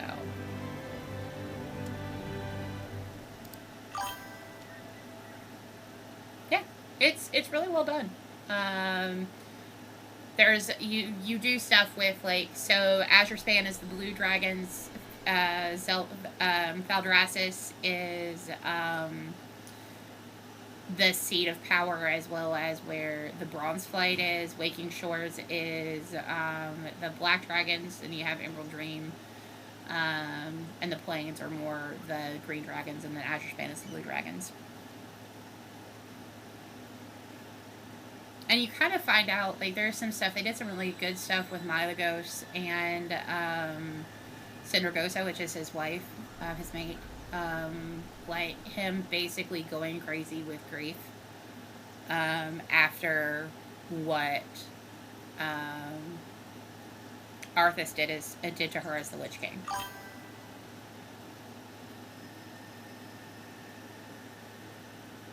Yeah.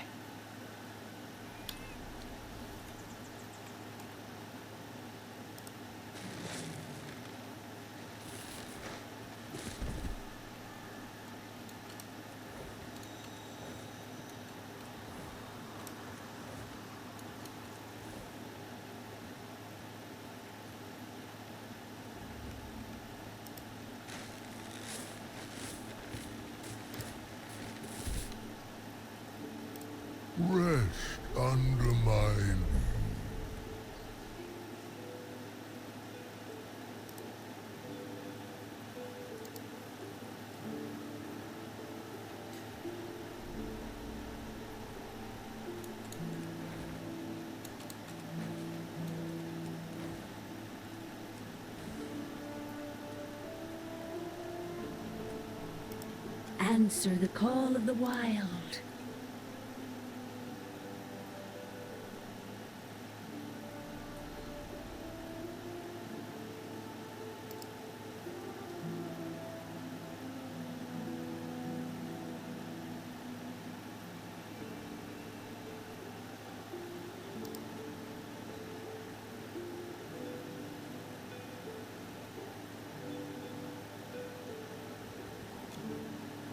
Find your own trail.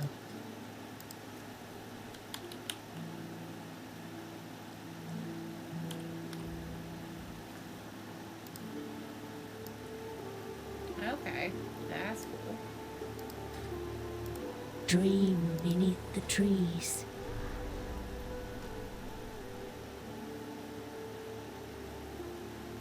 Wander where you will.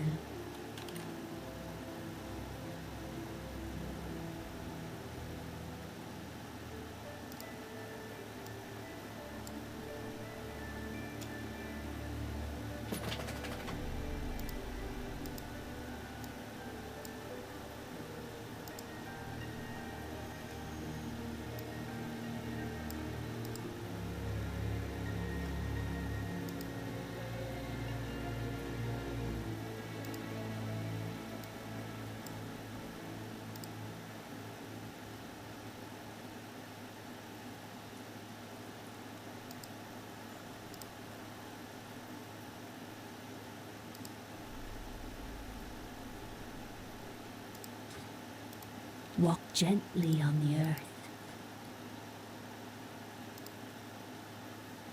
Sound tracer, I believe that's a Rest salamander. until you awaken.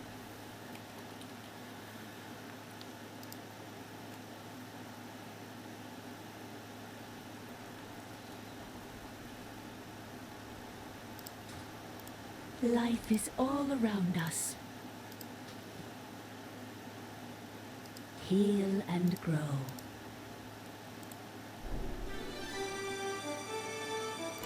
Answer the call of the wild.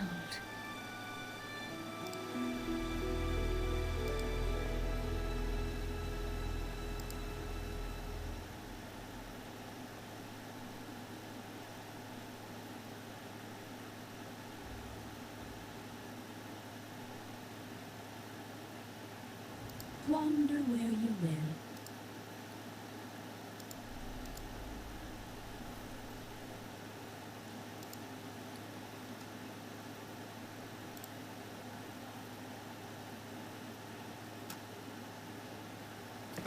Hi, baby girl.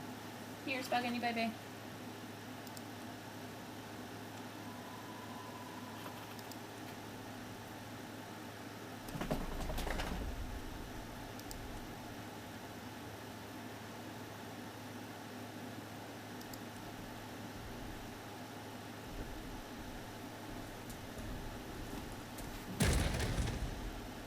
Honey, do you want Dad? Do you want Dad? Hold on.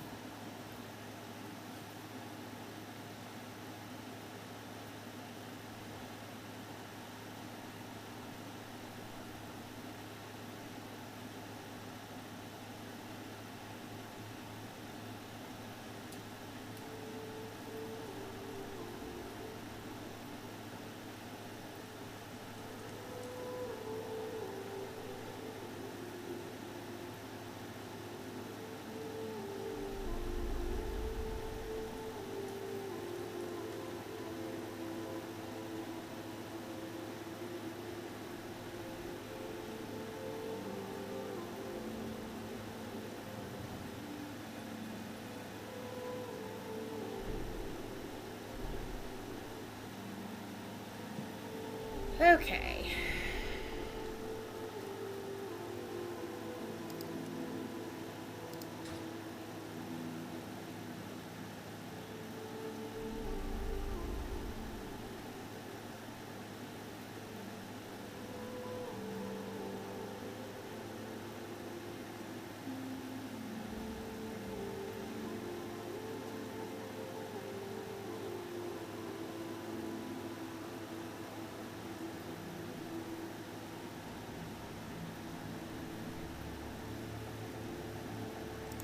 Walk gently on the earth.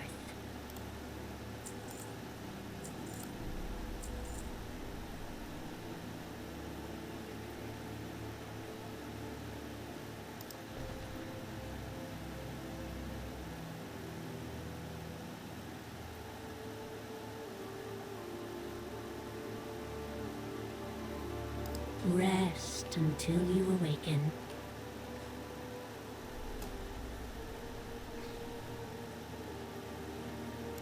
Hello.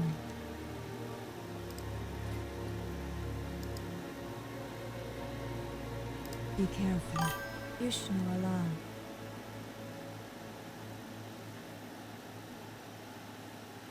Sure. I probably will be calling it soon. I typically only stream until midnight Eastern time. And I'm just kind of, just physically running out of steam. So,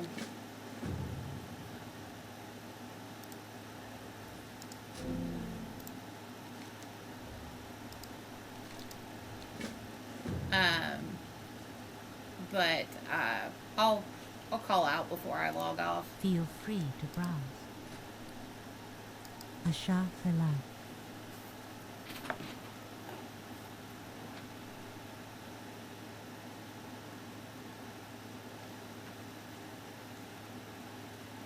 What demo are you playing?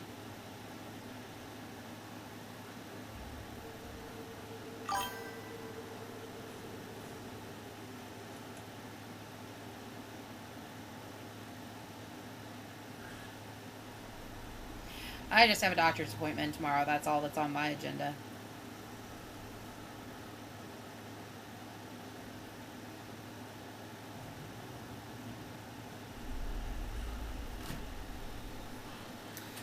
No, mostly I need a new desk chair. It's been seen better days. And so it can cause my sciatica to flare up. What I need is a footstool.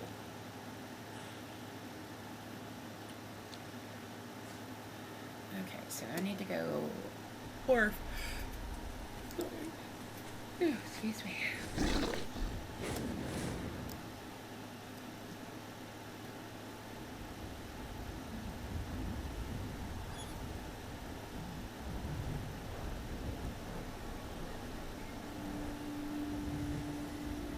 The wildlife here has been driven into a dangerous frenzy, threatening the smallest of our kind. You must save them.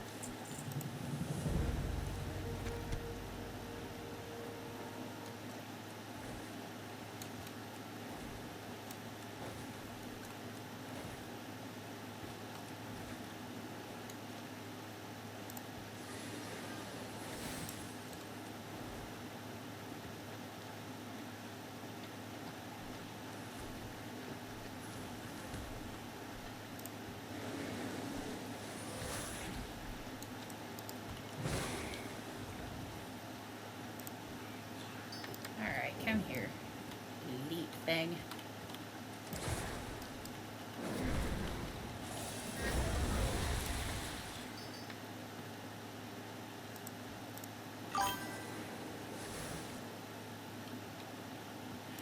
So, funny story. Jess would remember when this happened. We have a large water dish downstairs for our dogs. And we came down. We've been fighting mice off and on. We came down, and there was some mice in it. And we just assumed that some had gotten in there and then couldn't get out. No, Clove is a sociopath. The Bubbles made me think about it. She took a toy and then held it underwater until the bubble stopped. So we're pretty sure she, my little sociopath, is who killed the mice by doing that exact same thing.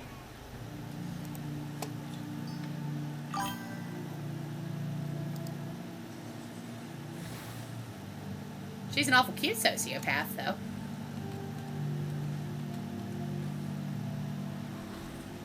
That's why I call her Mischief.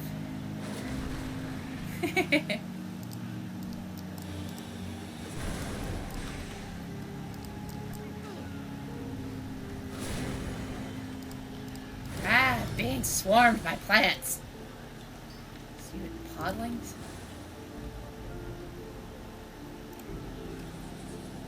I knew you would not fail us. Your actions have saved many. So, the funny thing is, she's a boxer pit mix, neither of which are really, like, true hunting dogs. Her brother, on the other hand, is a mountain cur, which is a, like, just... he's a sight hound.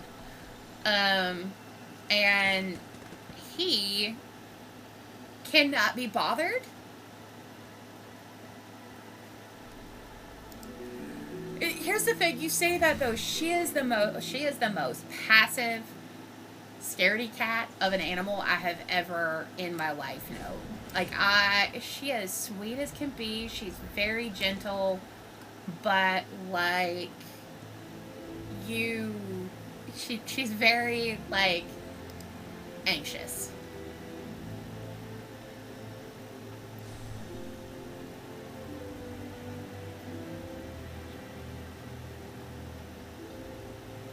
Yeah. Well, it's like, I bopped her on the butt trying to get her to go in front of me, and she tucked her hips under her like I had beat her. She doesn't let us know when she doesn't feel good. We're fairly sure the people who had her before we did beat her for being sick. So it's like she'll just go in a corner and throw up. Like, Stitch will whine. And she'll try and let us know now that she realizes she's not going to get in trouble for it. But she's still, like, stealth about it. Now, she is not like the first dog I had. The first dog I had, when he didn't feel good, he was like, he wanted to be held like he was a person. But she's so sweet. She's very dog friendly.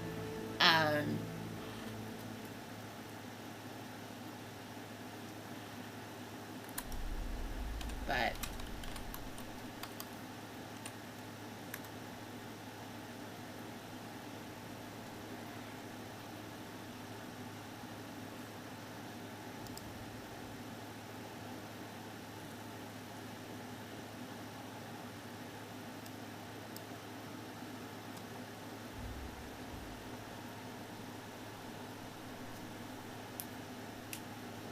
she is one of those who, like, when you go to give her a treat, she will take it ever so gently from your fingers. Stitch, you have to remind you have fingers.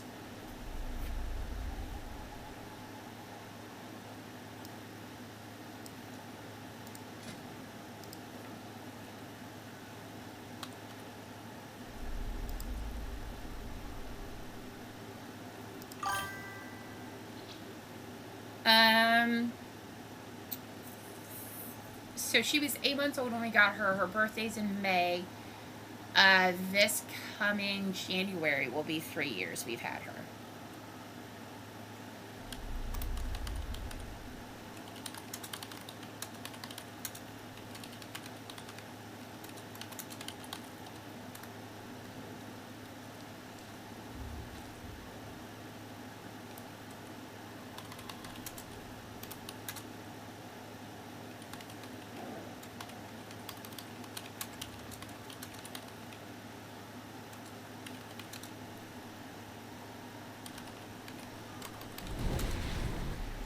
But she just, I kind of almost would describe her as a dog with PTSD. She definitely has anxiety. So we'll use things like, Stitch has a prescription for gabapentin from when he had his surgery. And so sometimes we'll have to use those things to call, yeah. We're fairly sure, so she's a rescue. We got her from a rescue organization that's local here to Huntington.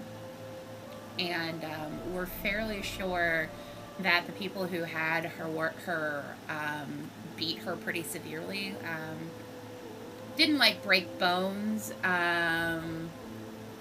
or anything like that, but she, like, when we would give her like a bully stick, when Justin would be going to give it to her, she would just flatten out. And she's dog social, but it takes her a while to warm up to people. And she's still at the place where, to help Amir Drasil, you old yeah, Stitch is her safe place. She loves Jess, but she is very much my husband's dog. Like, she loves me, but I'm definitely the secondary human to her.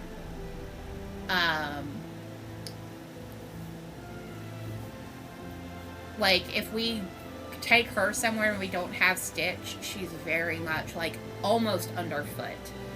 I can't, like, loud voices and loud people are very stressful for her. She's not to the point where I think we would need to put her on an anti-anxiety med, but she's just not as she's just not as confident as Stitch is. We got Stitch at about 1.5 years old, and he was a lot more confident than she is now, but he's also older. So she will take treats from you. She is very food motivated, but it takes her a bit to kind of warm up and feel comfortable.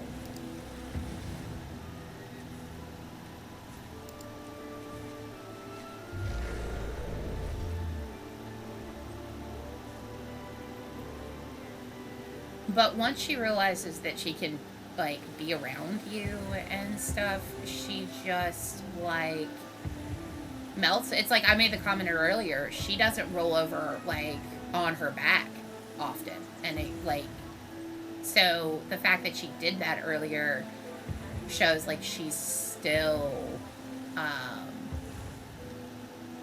like, being comfortable here. It's funny, like,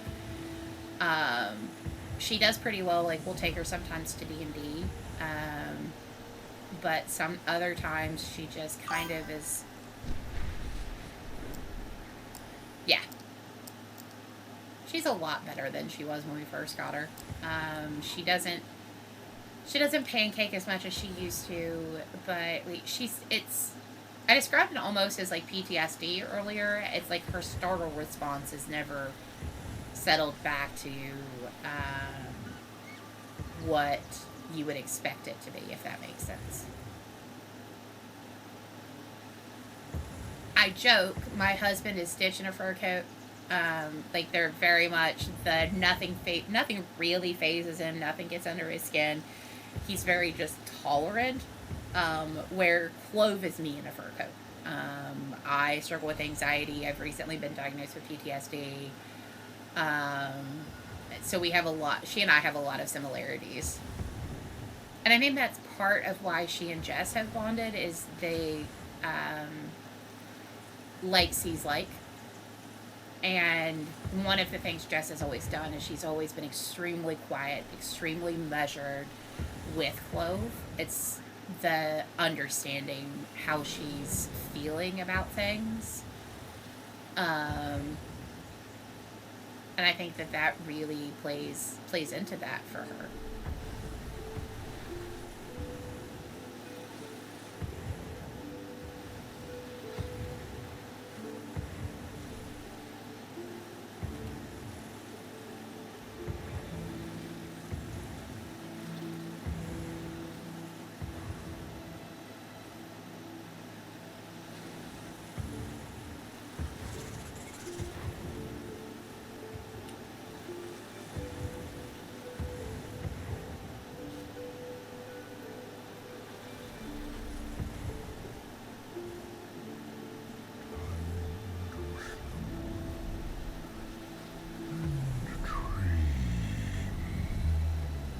I joke about her being my little apple bottom girl. She's finally gotten to the place where she realizes, as we were talking about, she struggles with food insecurity. She's finally realized that she's not going to miss a meal. But if you leave food unmonitored, she won't leave it alone. Which...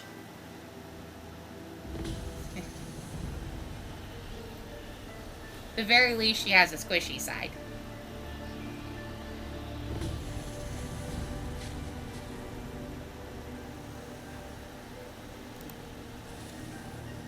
The magic within the dream fruit.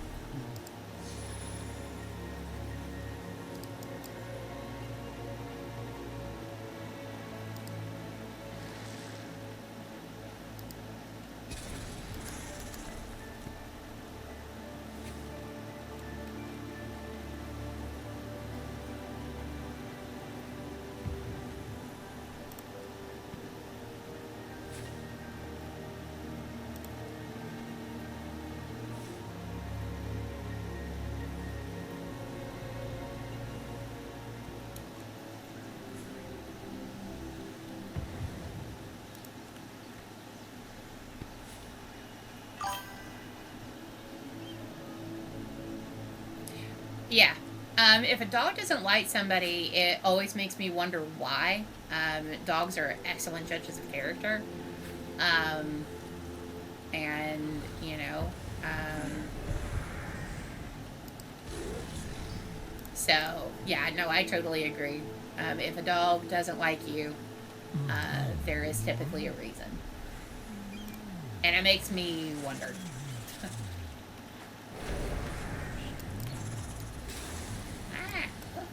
Okay, I have no idea what that spell effect was.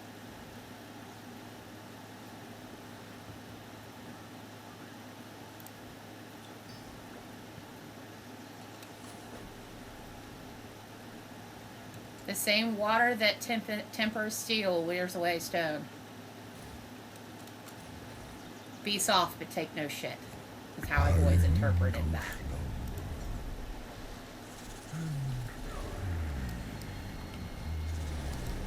Also, I'm not sure where that quote came from. If I had to guess, probably Avatar.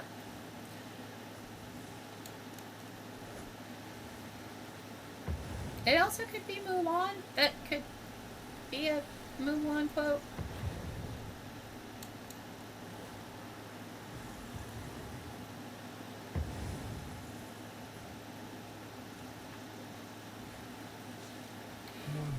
If you've ever seen The Last Unicorn, I joke about being the butterfly. I am full of poems and song lyrics and quotes.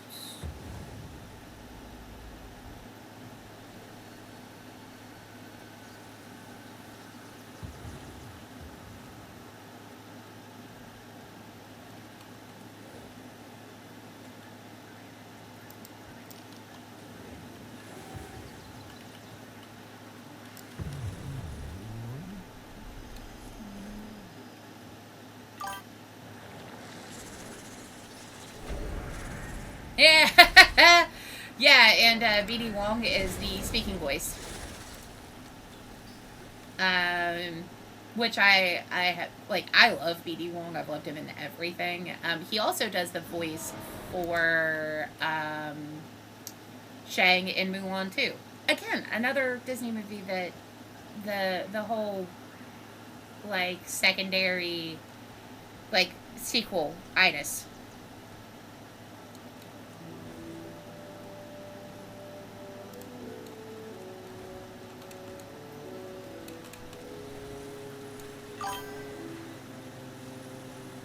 I mean, it was good, but I felt like it kind of undercutted the whole, again, the story of Mulan. I haven't seen that live action, though I've heard that one's not bad when it comes to live actions. My sister-in-law is Japanese on her mom's side, and so Mulan has always been one of those.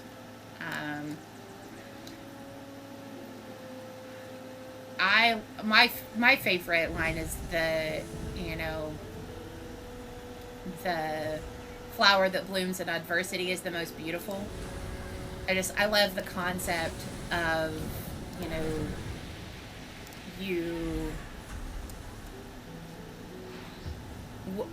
the things that you experience don't make you any less strong or beautiful.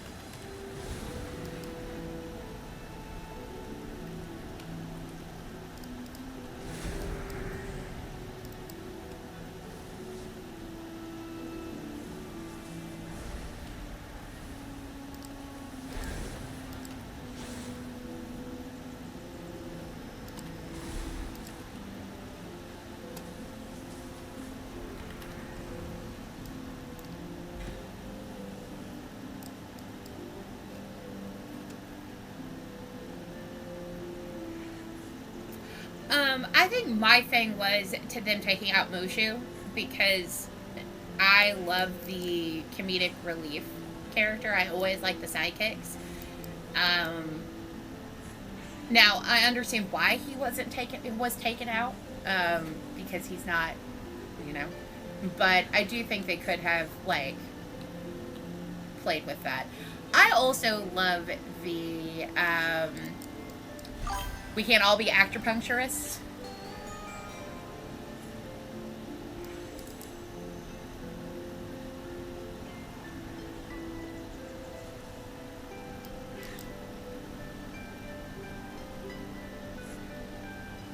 No, I do agree with you. A lot of the twos suck. Hey, don't evade that spell. Lion King 2 wasn't bad. Of the twos, I think it's probably the strongest, but Lion King 1.5 is better.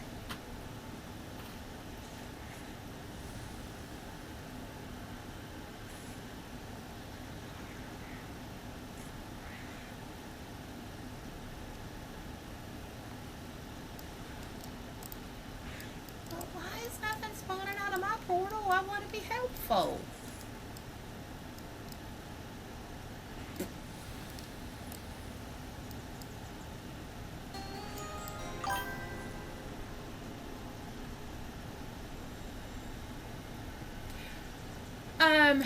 Yeah, it's like, I don't, it's understanding that though, it's like Pocahontas. I understand that Pocahontas was not accurate at all. Was it still a good movie? Absolutely. But I have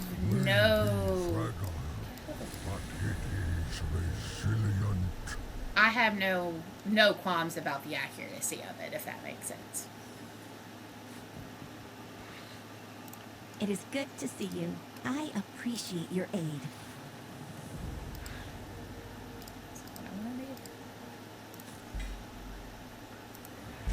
I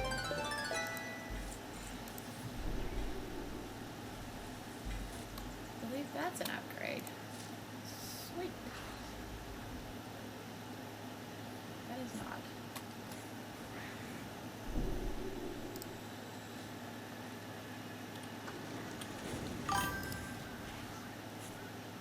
Yeah, no, the music is, like, Grandmother Willow is my favorite character.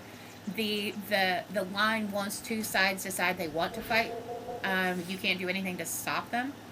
The dog is Percy, the raccoon is Miko, and Flit is the bird.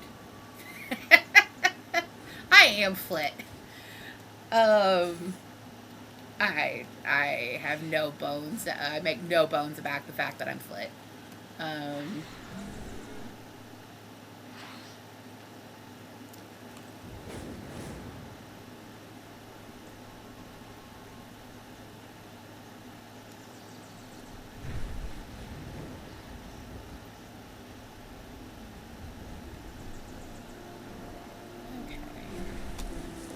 There's got to be some ore. There we go.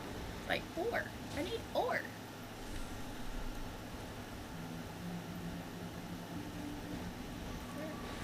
Okay.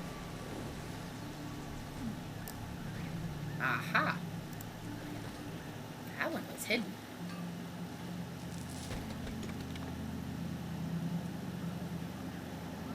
What is my rep with Dream Wardens now? Still only 12. Jesus, people.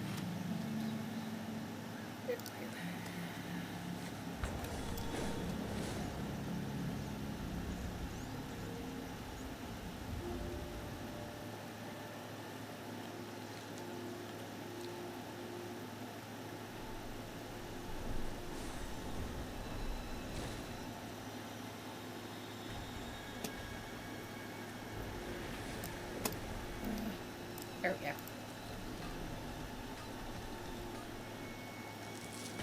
exactly sure why I have Moonkin hatchlings follow me, but I'm not going to complain.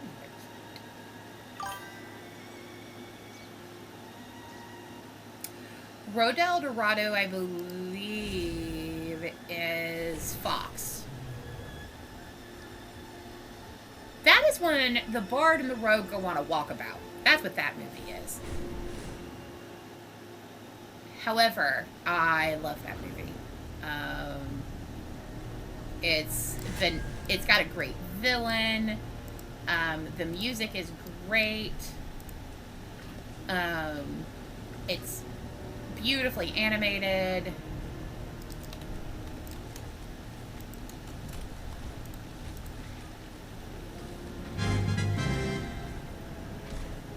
That was one of the strangest things I've done today, and that's saying a lot.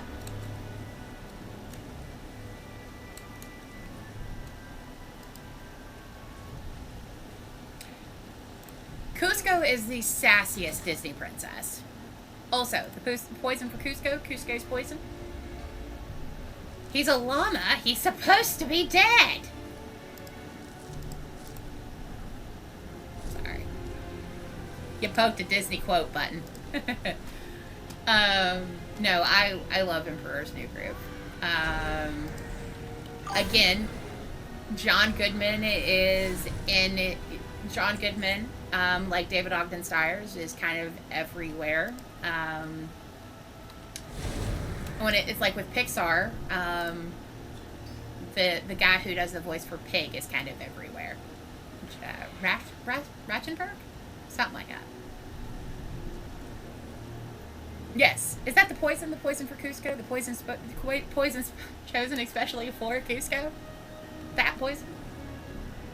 Have you watched the TV show An Emperor's New Groove? Because Kronk features very, very prominently in it, and it is great.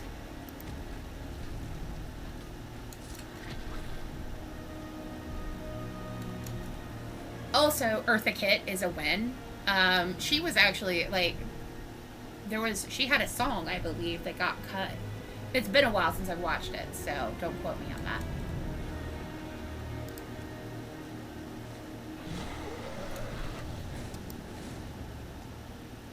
Eartha Kitt will always be the best Catwoman. And those are fighting. Like, I love her.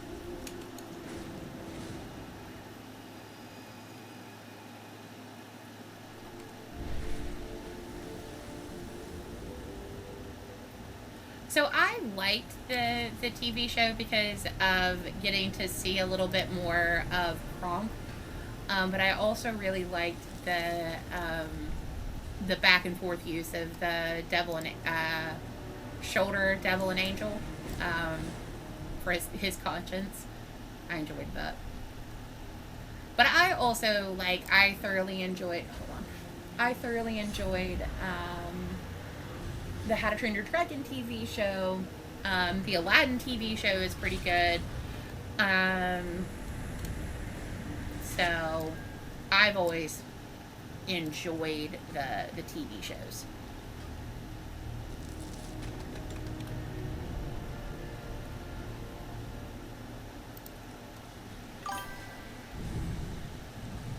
Yes, for sure. The guy who does from Family Guy, he does the cop. Joe, I think is the name of the character.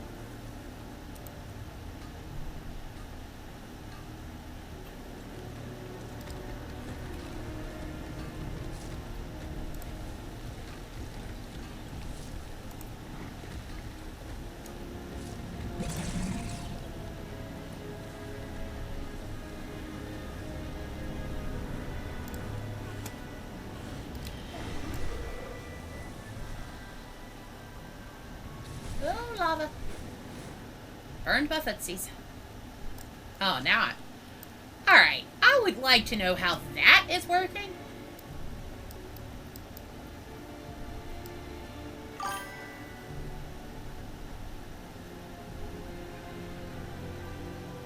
Yeah, he does really well. The other one, I think could have done it.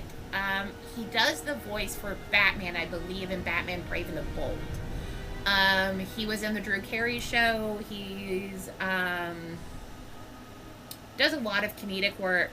The dark-haired guy from the Drew Carey show.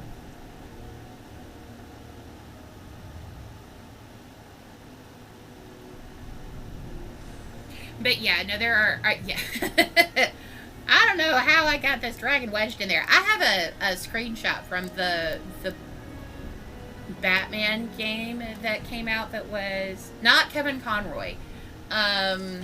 May he rest in peace.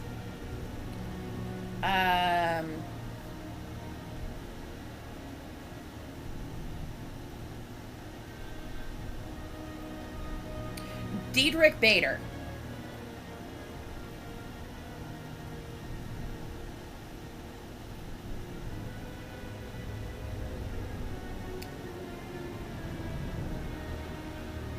Yeah, he did the voice for Batman.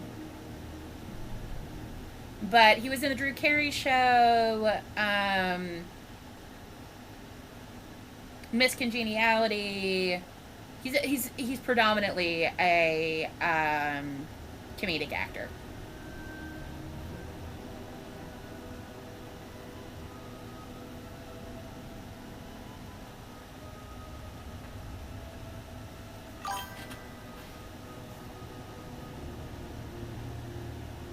If you Google him, you'll recognize him. Apparently, he was also in Star Trek TNG.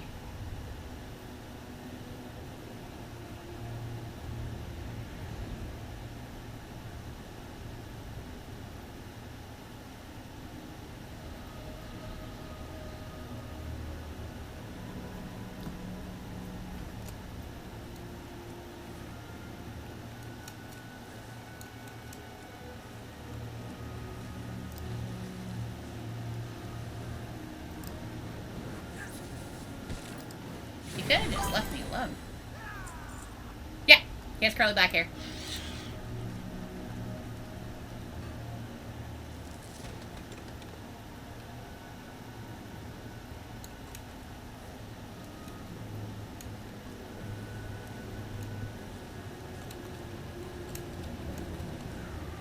How about a show that didn't age very well?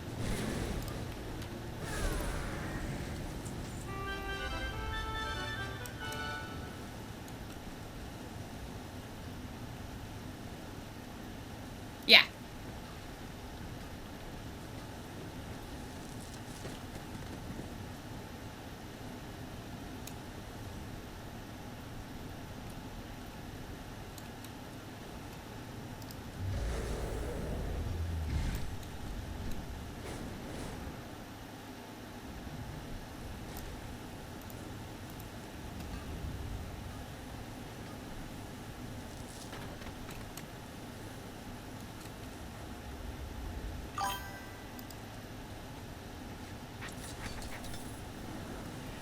Yeah, and I think part of it is because of how Woods playing him kind of like that used car salesman,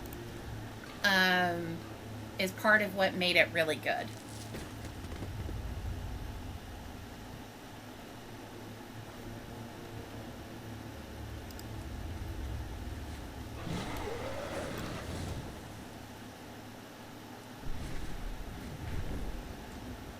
The Druids of the Flame seek to bolster their ranks in the Dream. Strike them down and seal their portals. This new foe is too powerful to face alone. Gather what forces you can find and remove this threat. Are you talking about that?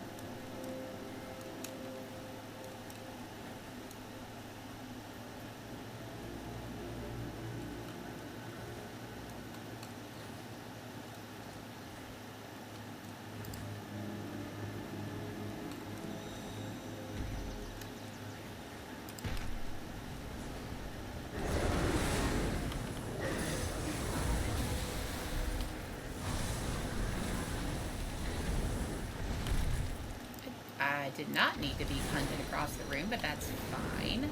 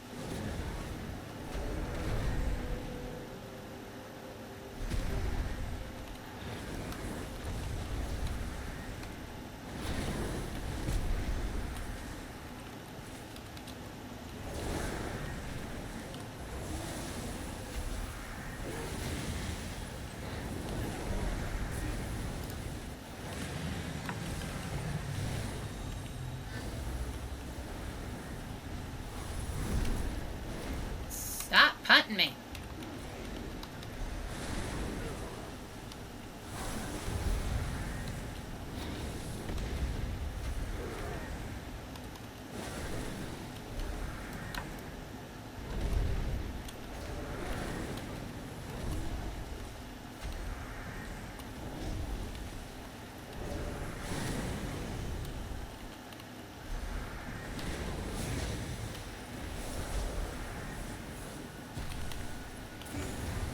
Come on.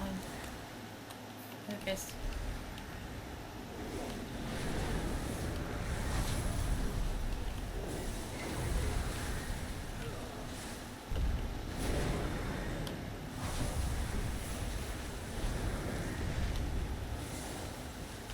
Your efforts have brought us together in triumph.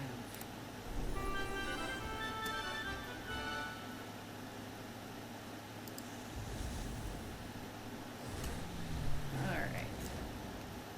Let's get back over here and finish this daily quest I was working on.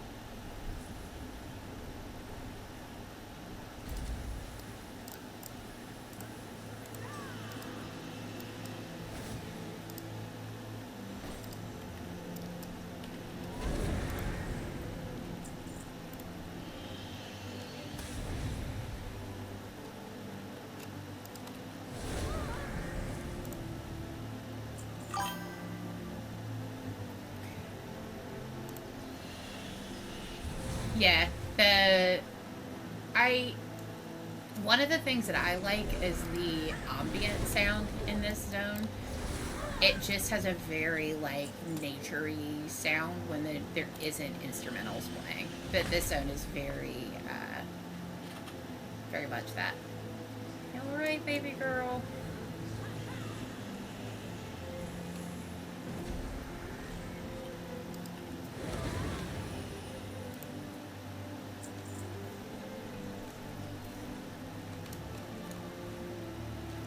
No idea why I'm a deer now.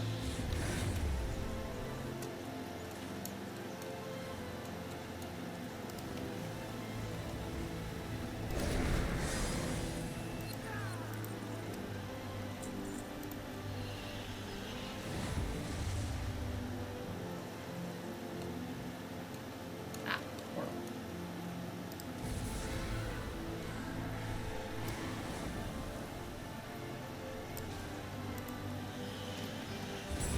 If the enemies of the dream make new portals, they will again be met by the edge of our blades. Well done.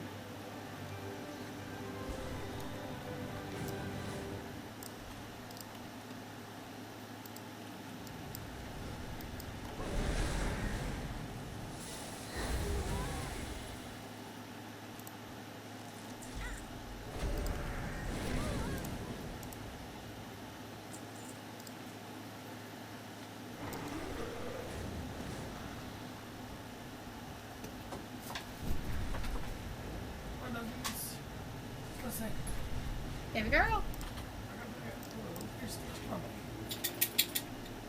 Go on, buddy. Love you too. Go on, bud. That's a good boy.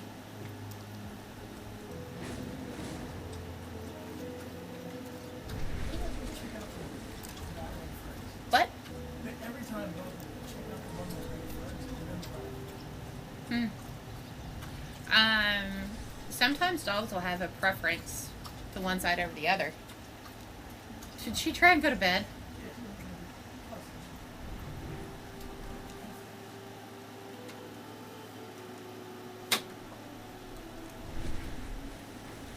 Just need like one more daily quest, I think, and I should have that 1500 done.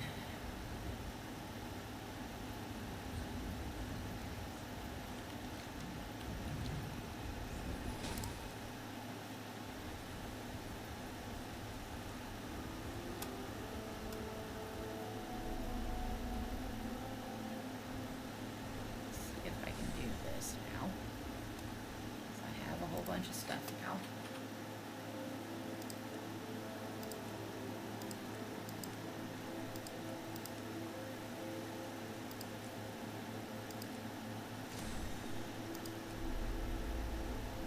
Okay.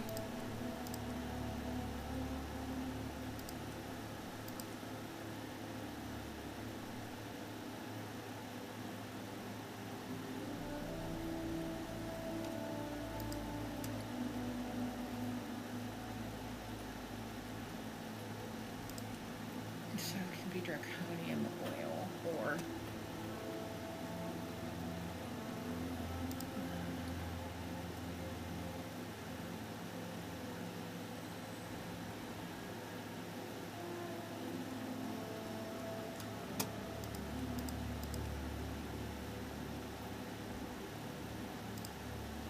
I have one of those.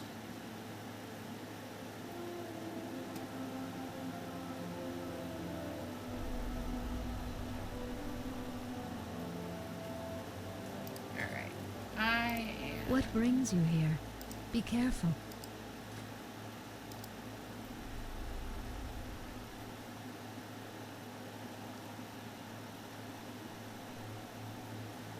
Yeah. Ishnu Dal Dien. May the stars guide you.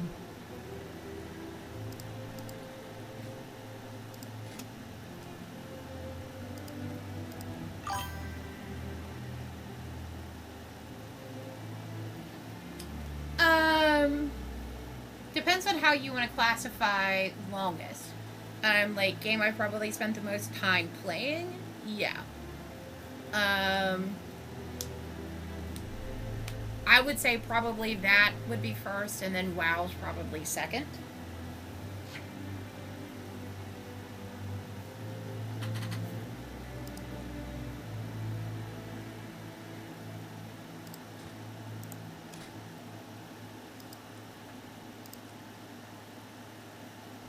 Okay, so I have that in my bank. Okay, so... But I don't have the flawless scales. Yeah, I would say probably that, and then a close second would probably be Mass Effect.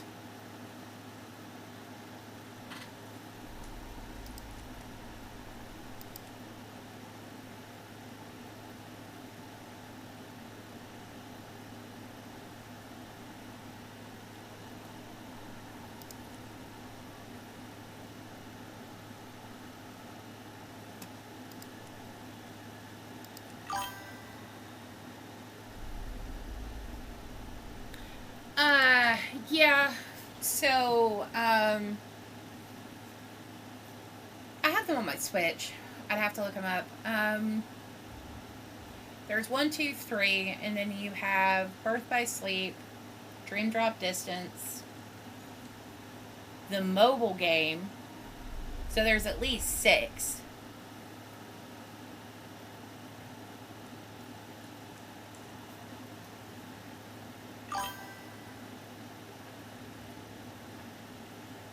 Wow, that's a lot. Actually, no. I would say Mortal Kombat's probably got the most games. Because I think Mortal Kombat's 12.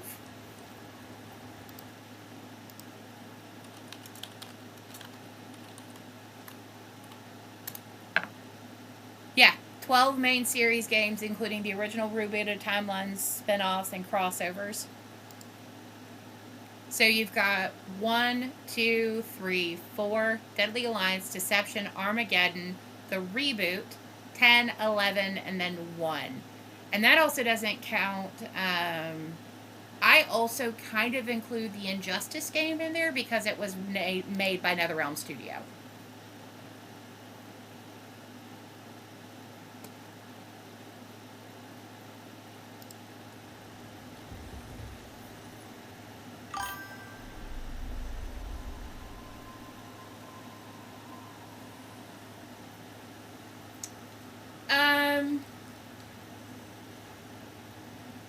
Yeah, it's still the same. So, Mortal Kombat's a little convoluted too. And then you have the Sub-Zero game, which wasn't included. So if you include that, spin-off 13.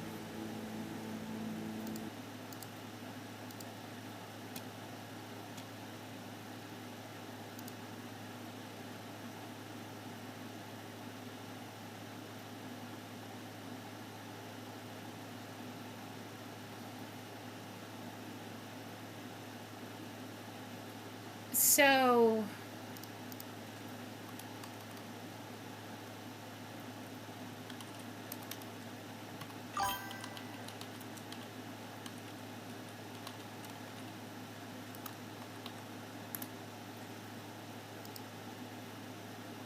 yeah. So,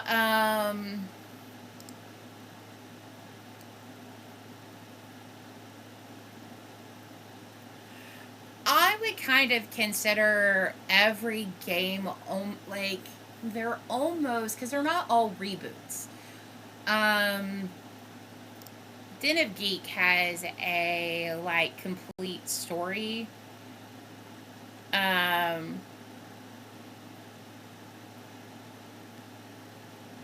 Yeah, so the side games it lists are Mortal Kombat vs. DC Universe, Injustice, God Among Us, then there's a Shaolin Monk one, and then the Sub-Zero game. So there's actually 11, 12, 15. There's like 15 games, includes all those.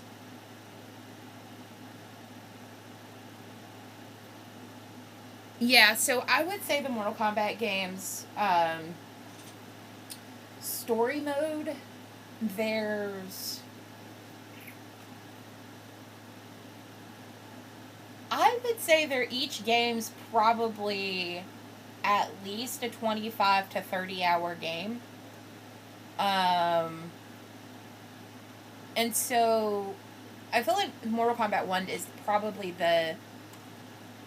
one of the better versions of it, but so you have the combat story, but then each individual character has their own storyline.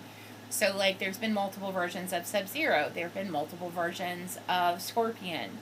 Katana, Melina, and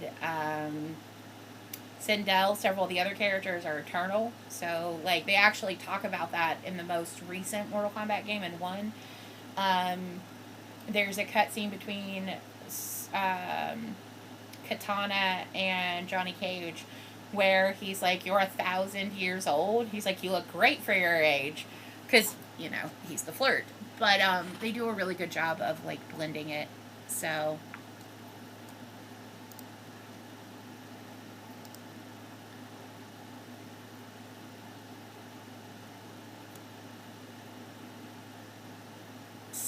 yeah, I would say Den of Geek does a pretty good job of overarching narrative.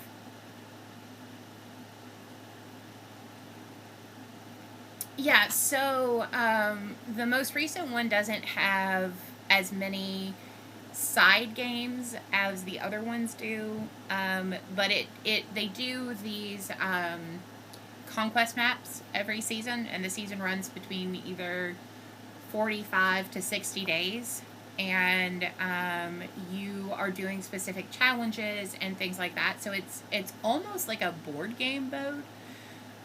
Each fight will have, like, you have to do a specific combo before the other character. That's called quick draw. It's got a lot of really different kind of mechanics. So I have to say 1 is pretty good. And I like the story of 1. They did a really good job of kind of building off of the game right before, so off of Mortal Kombat 11, and you know what happened in that game and where it's going and things like that. So building off of the game right before, so off of Mortal Kombat 11. Accidentally had not clicked on the WoW screen and unmuted myself, and I was like, I do not want to listen to my own stream, thanks. Okay, let's go see if I can find one more daily to do.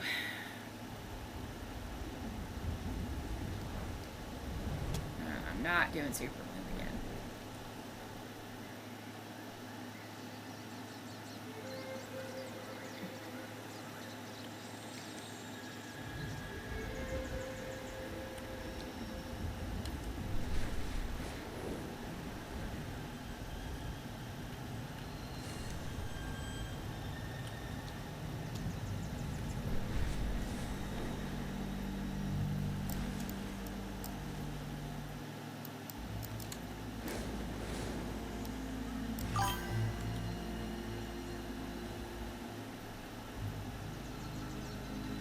Yeah.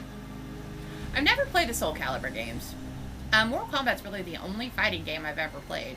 I have tried Smash Brothers, but I am horrendously bad at it. I'm a button masher. So, when you can't do that with Smash Brothers, and so, yeah, I am notoriously bad at it.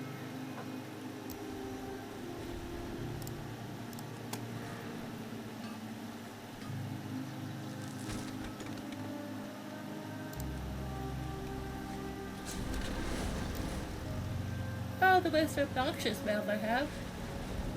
Excuse me.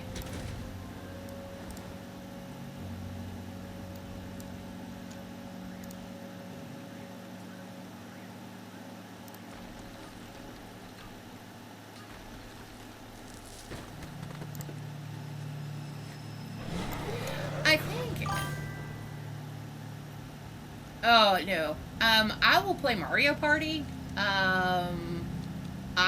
I will not play Smash Brothers. I'm not good at it, and so it just builds frustration and makes me want to, like, throw things. I don't have a very good frustration tolerance sometimes, so. No, I will watch people play it. It's one of those things, like, I just know I'm bad at it, so. The Jaradin fires flare once again. We must stop them before they become ablaze. Okay, what am I doing?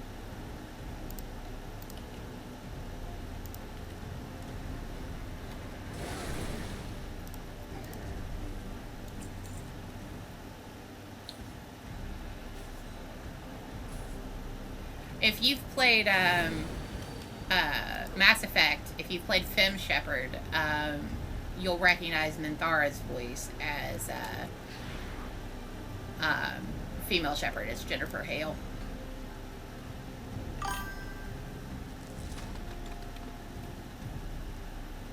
Yeah, I'm surprised they haven't done that. I know that they have done some where there are multiples. I enjoy Mario Party though. I'm still not very good at it, but Mario Party I enjoy.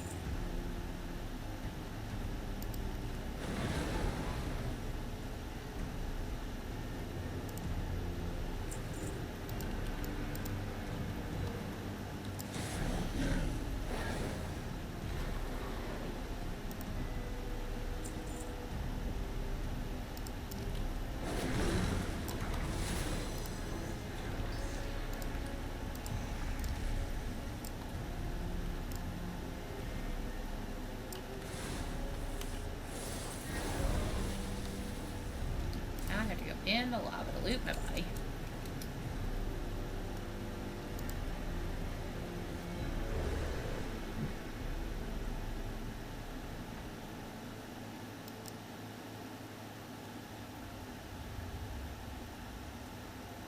I think the most recent game I've bought for my Switch was, yeah, I think that's probably what I like about Mario Party is there's a significant level of luck versus just being able to, be good at it. Now, there are some things like being able to do some of the button mashy things better or faster.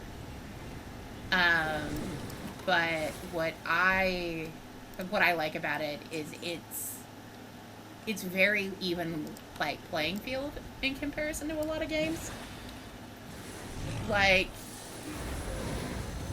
And I think that takes some of the frustration element out of it for me. I don't get mad at the game, if that makes sense.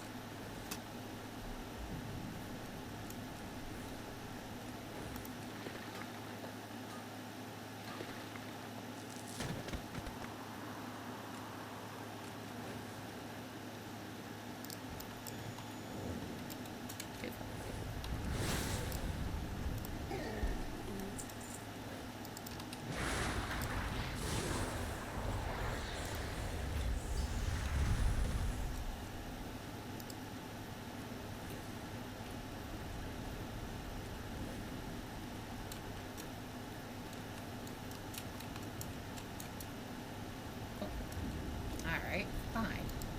Now to do it.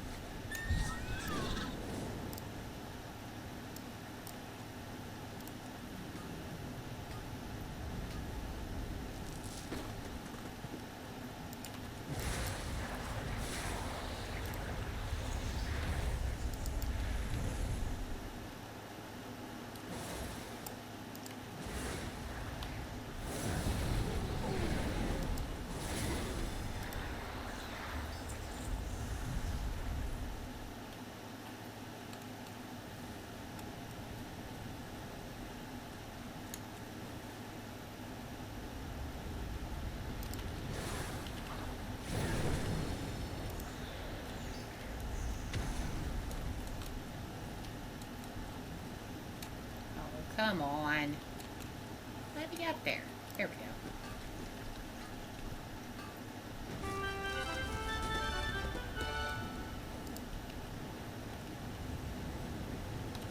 The destruction and fire have abated. Oh, for Pete's sake. I need to do one more, apparently. Until their full retreat. Am I on the map? Okay. Right there.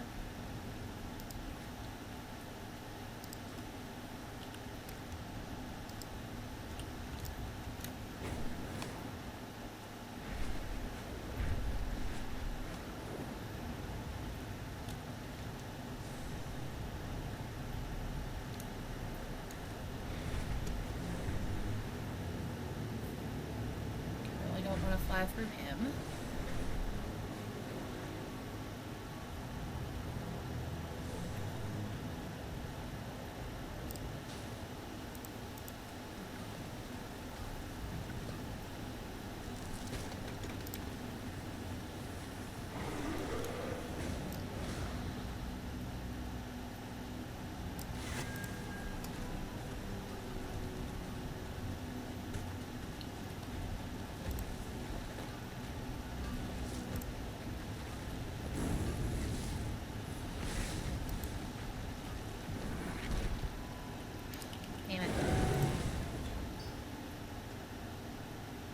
I do not like that some of them animate and I have to chase them down. That's obnoxious.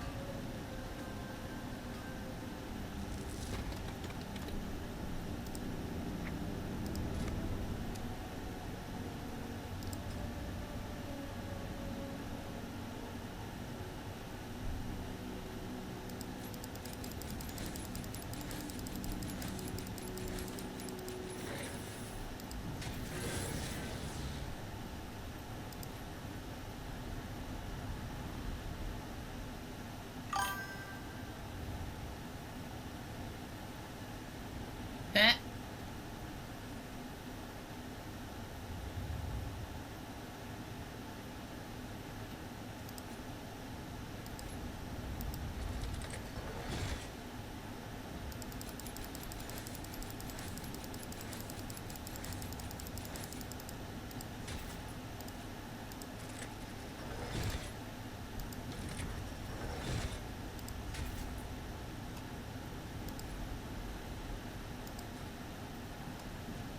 Okay.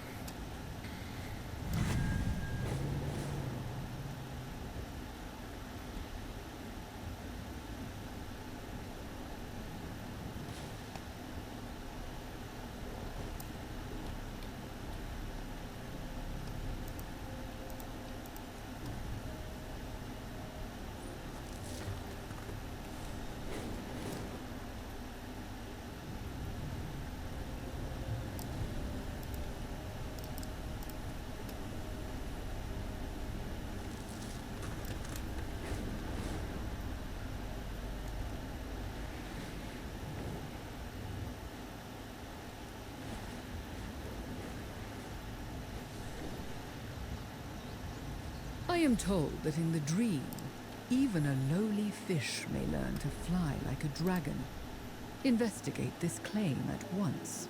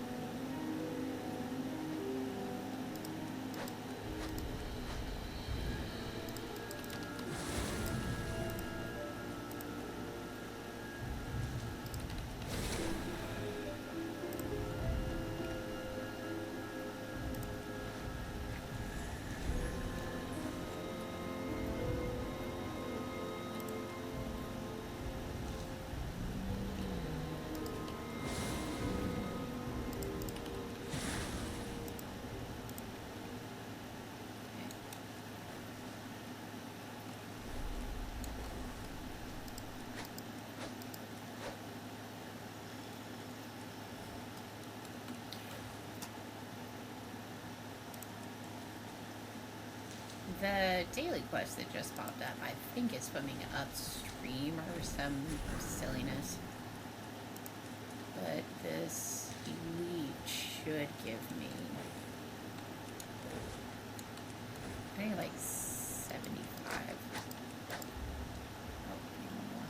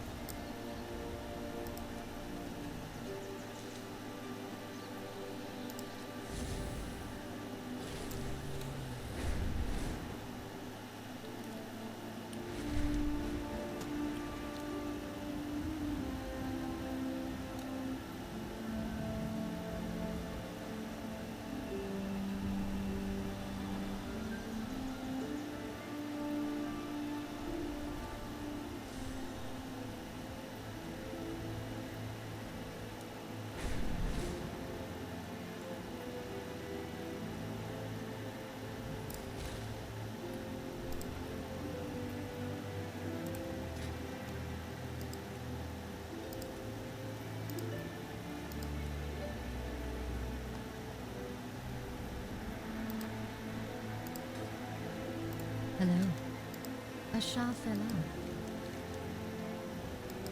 Be careful. Farewell. May the stars guide you.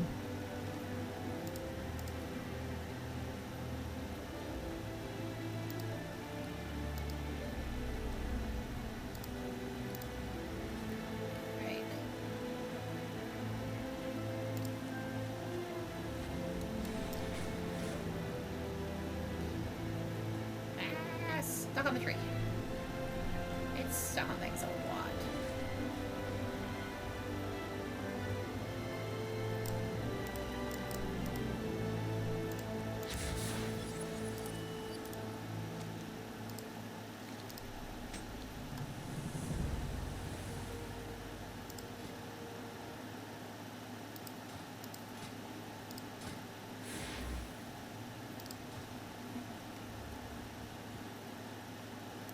Ishnu Allah.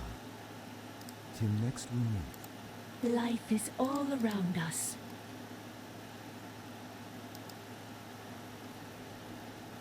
Find your own trail.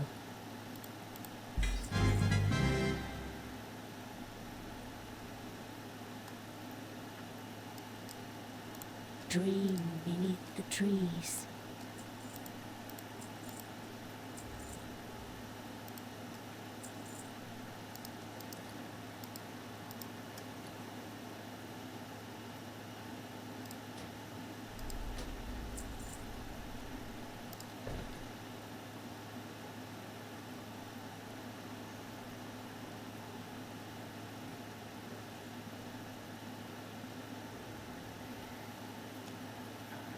I think I am going to call it for the night. I am pretty tired, so,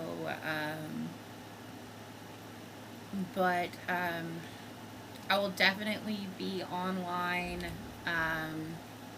Tuesday. If I play tomorrow, I have a Facebook page that's the same as, it's Gaming with Galunadel, so it's the same thing as my Twitch. I always try and post on there. If I'm going to be streaming, but I'll definitely let Jess know the next time I'm streaming. But like I said, I will definitely be streaming on Tuesday. I may play some tomorrow. It just kind of depends on how I'm feeling after my doctor's appointment. But you too, when you go that way, Shadow, it's been great chatting with you. You can add me on Facebook. Jess has my contact information if you want to add me. No pressure at all whatsoever. But you are free to do that. Oh, you are more than welcome. Like I said, I've loved the conversation today. It's been great. It's nice to have people that I can chat with. About gaming and TV shows and things like that. So, you are always welcome. But on that, I'm going to bring the stream down, and I will catch you on the flip side. Sleep well, guys, when you finally go that way.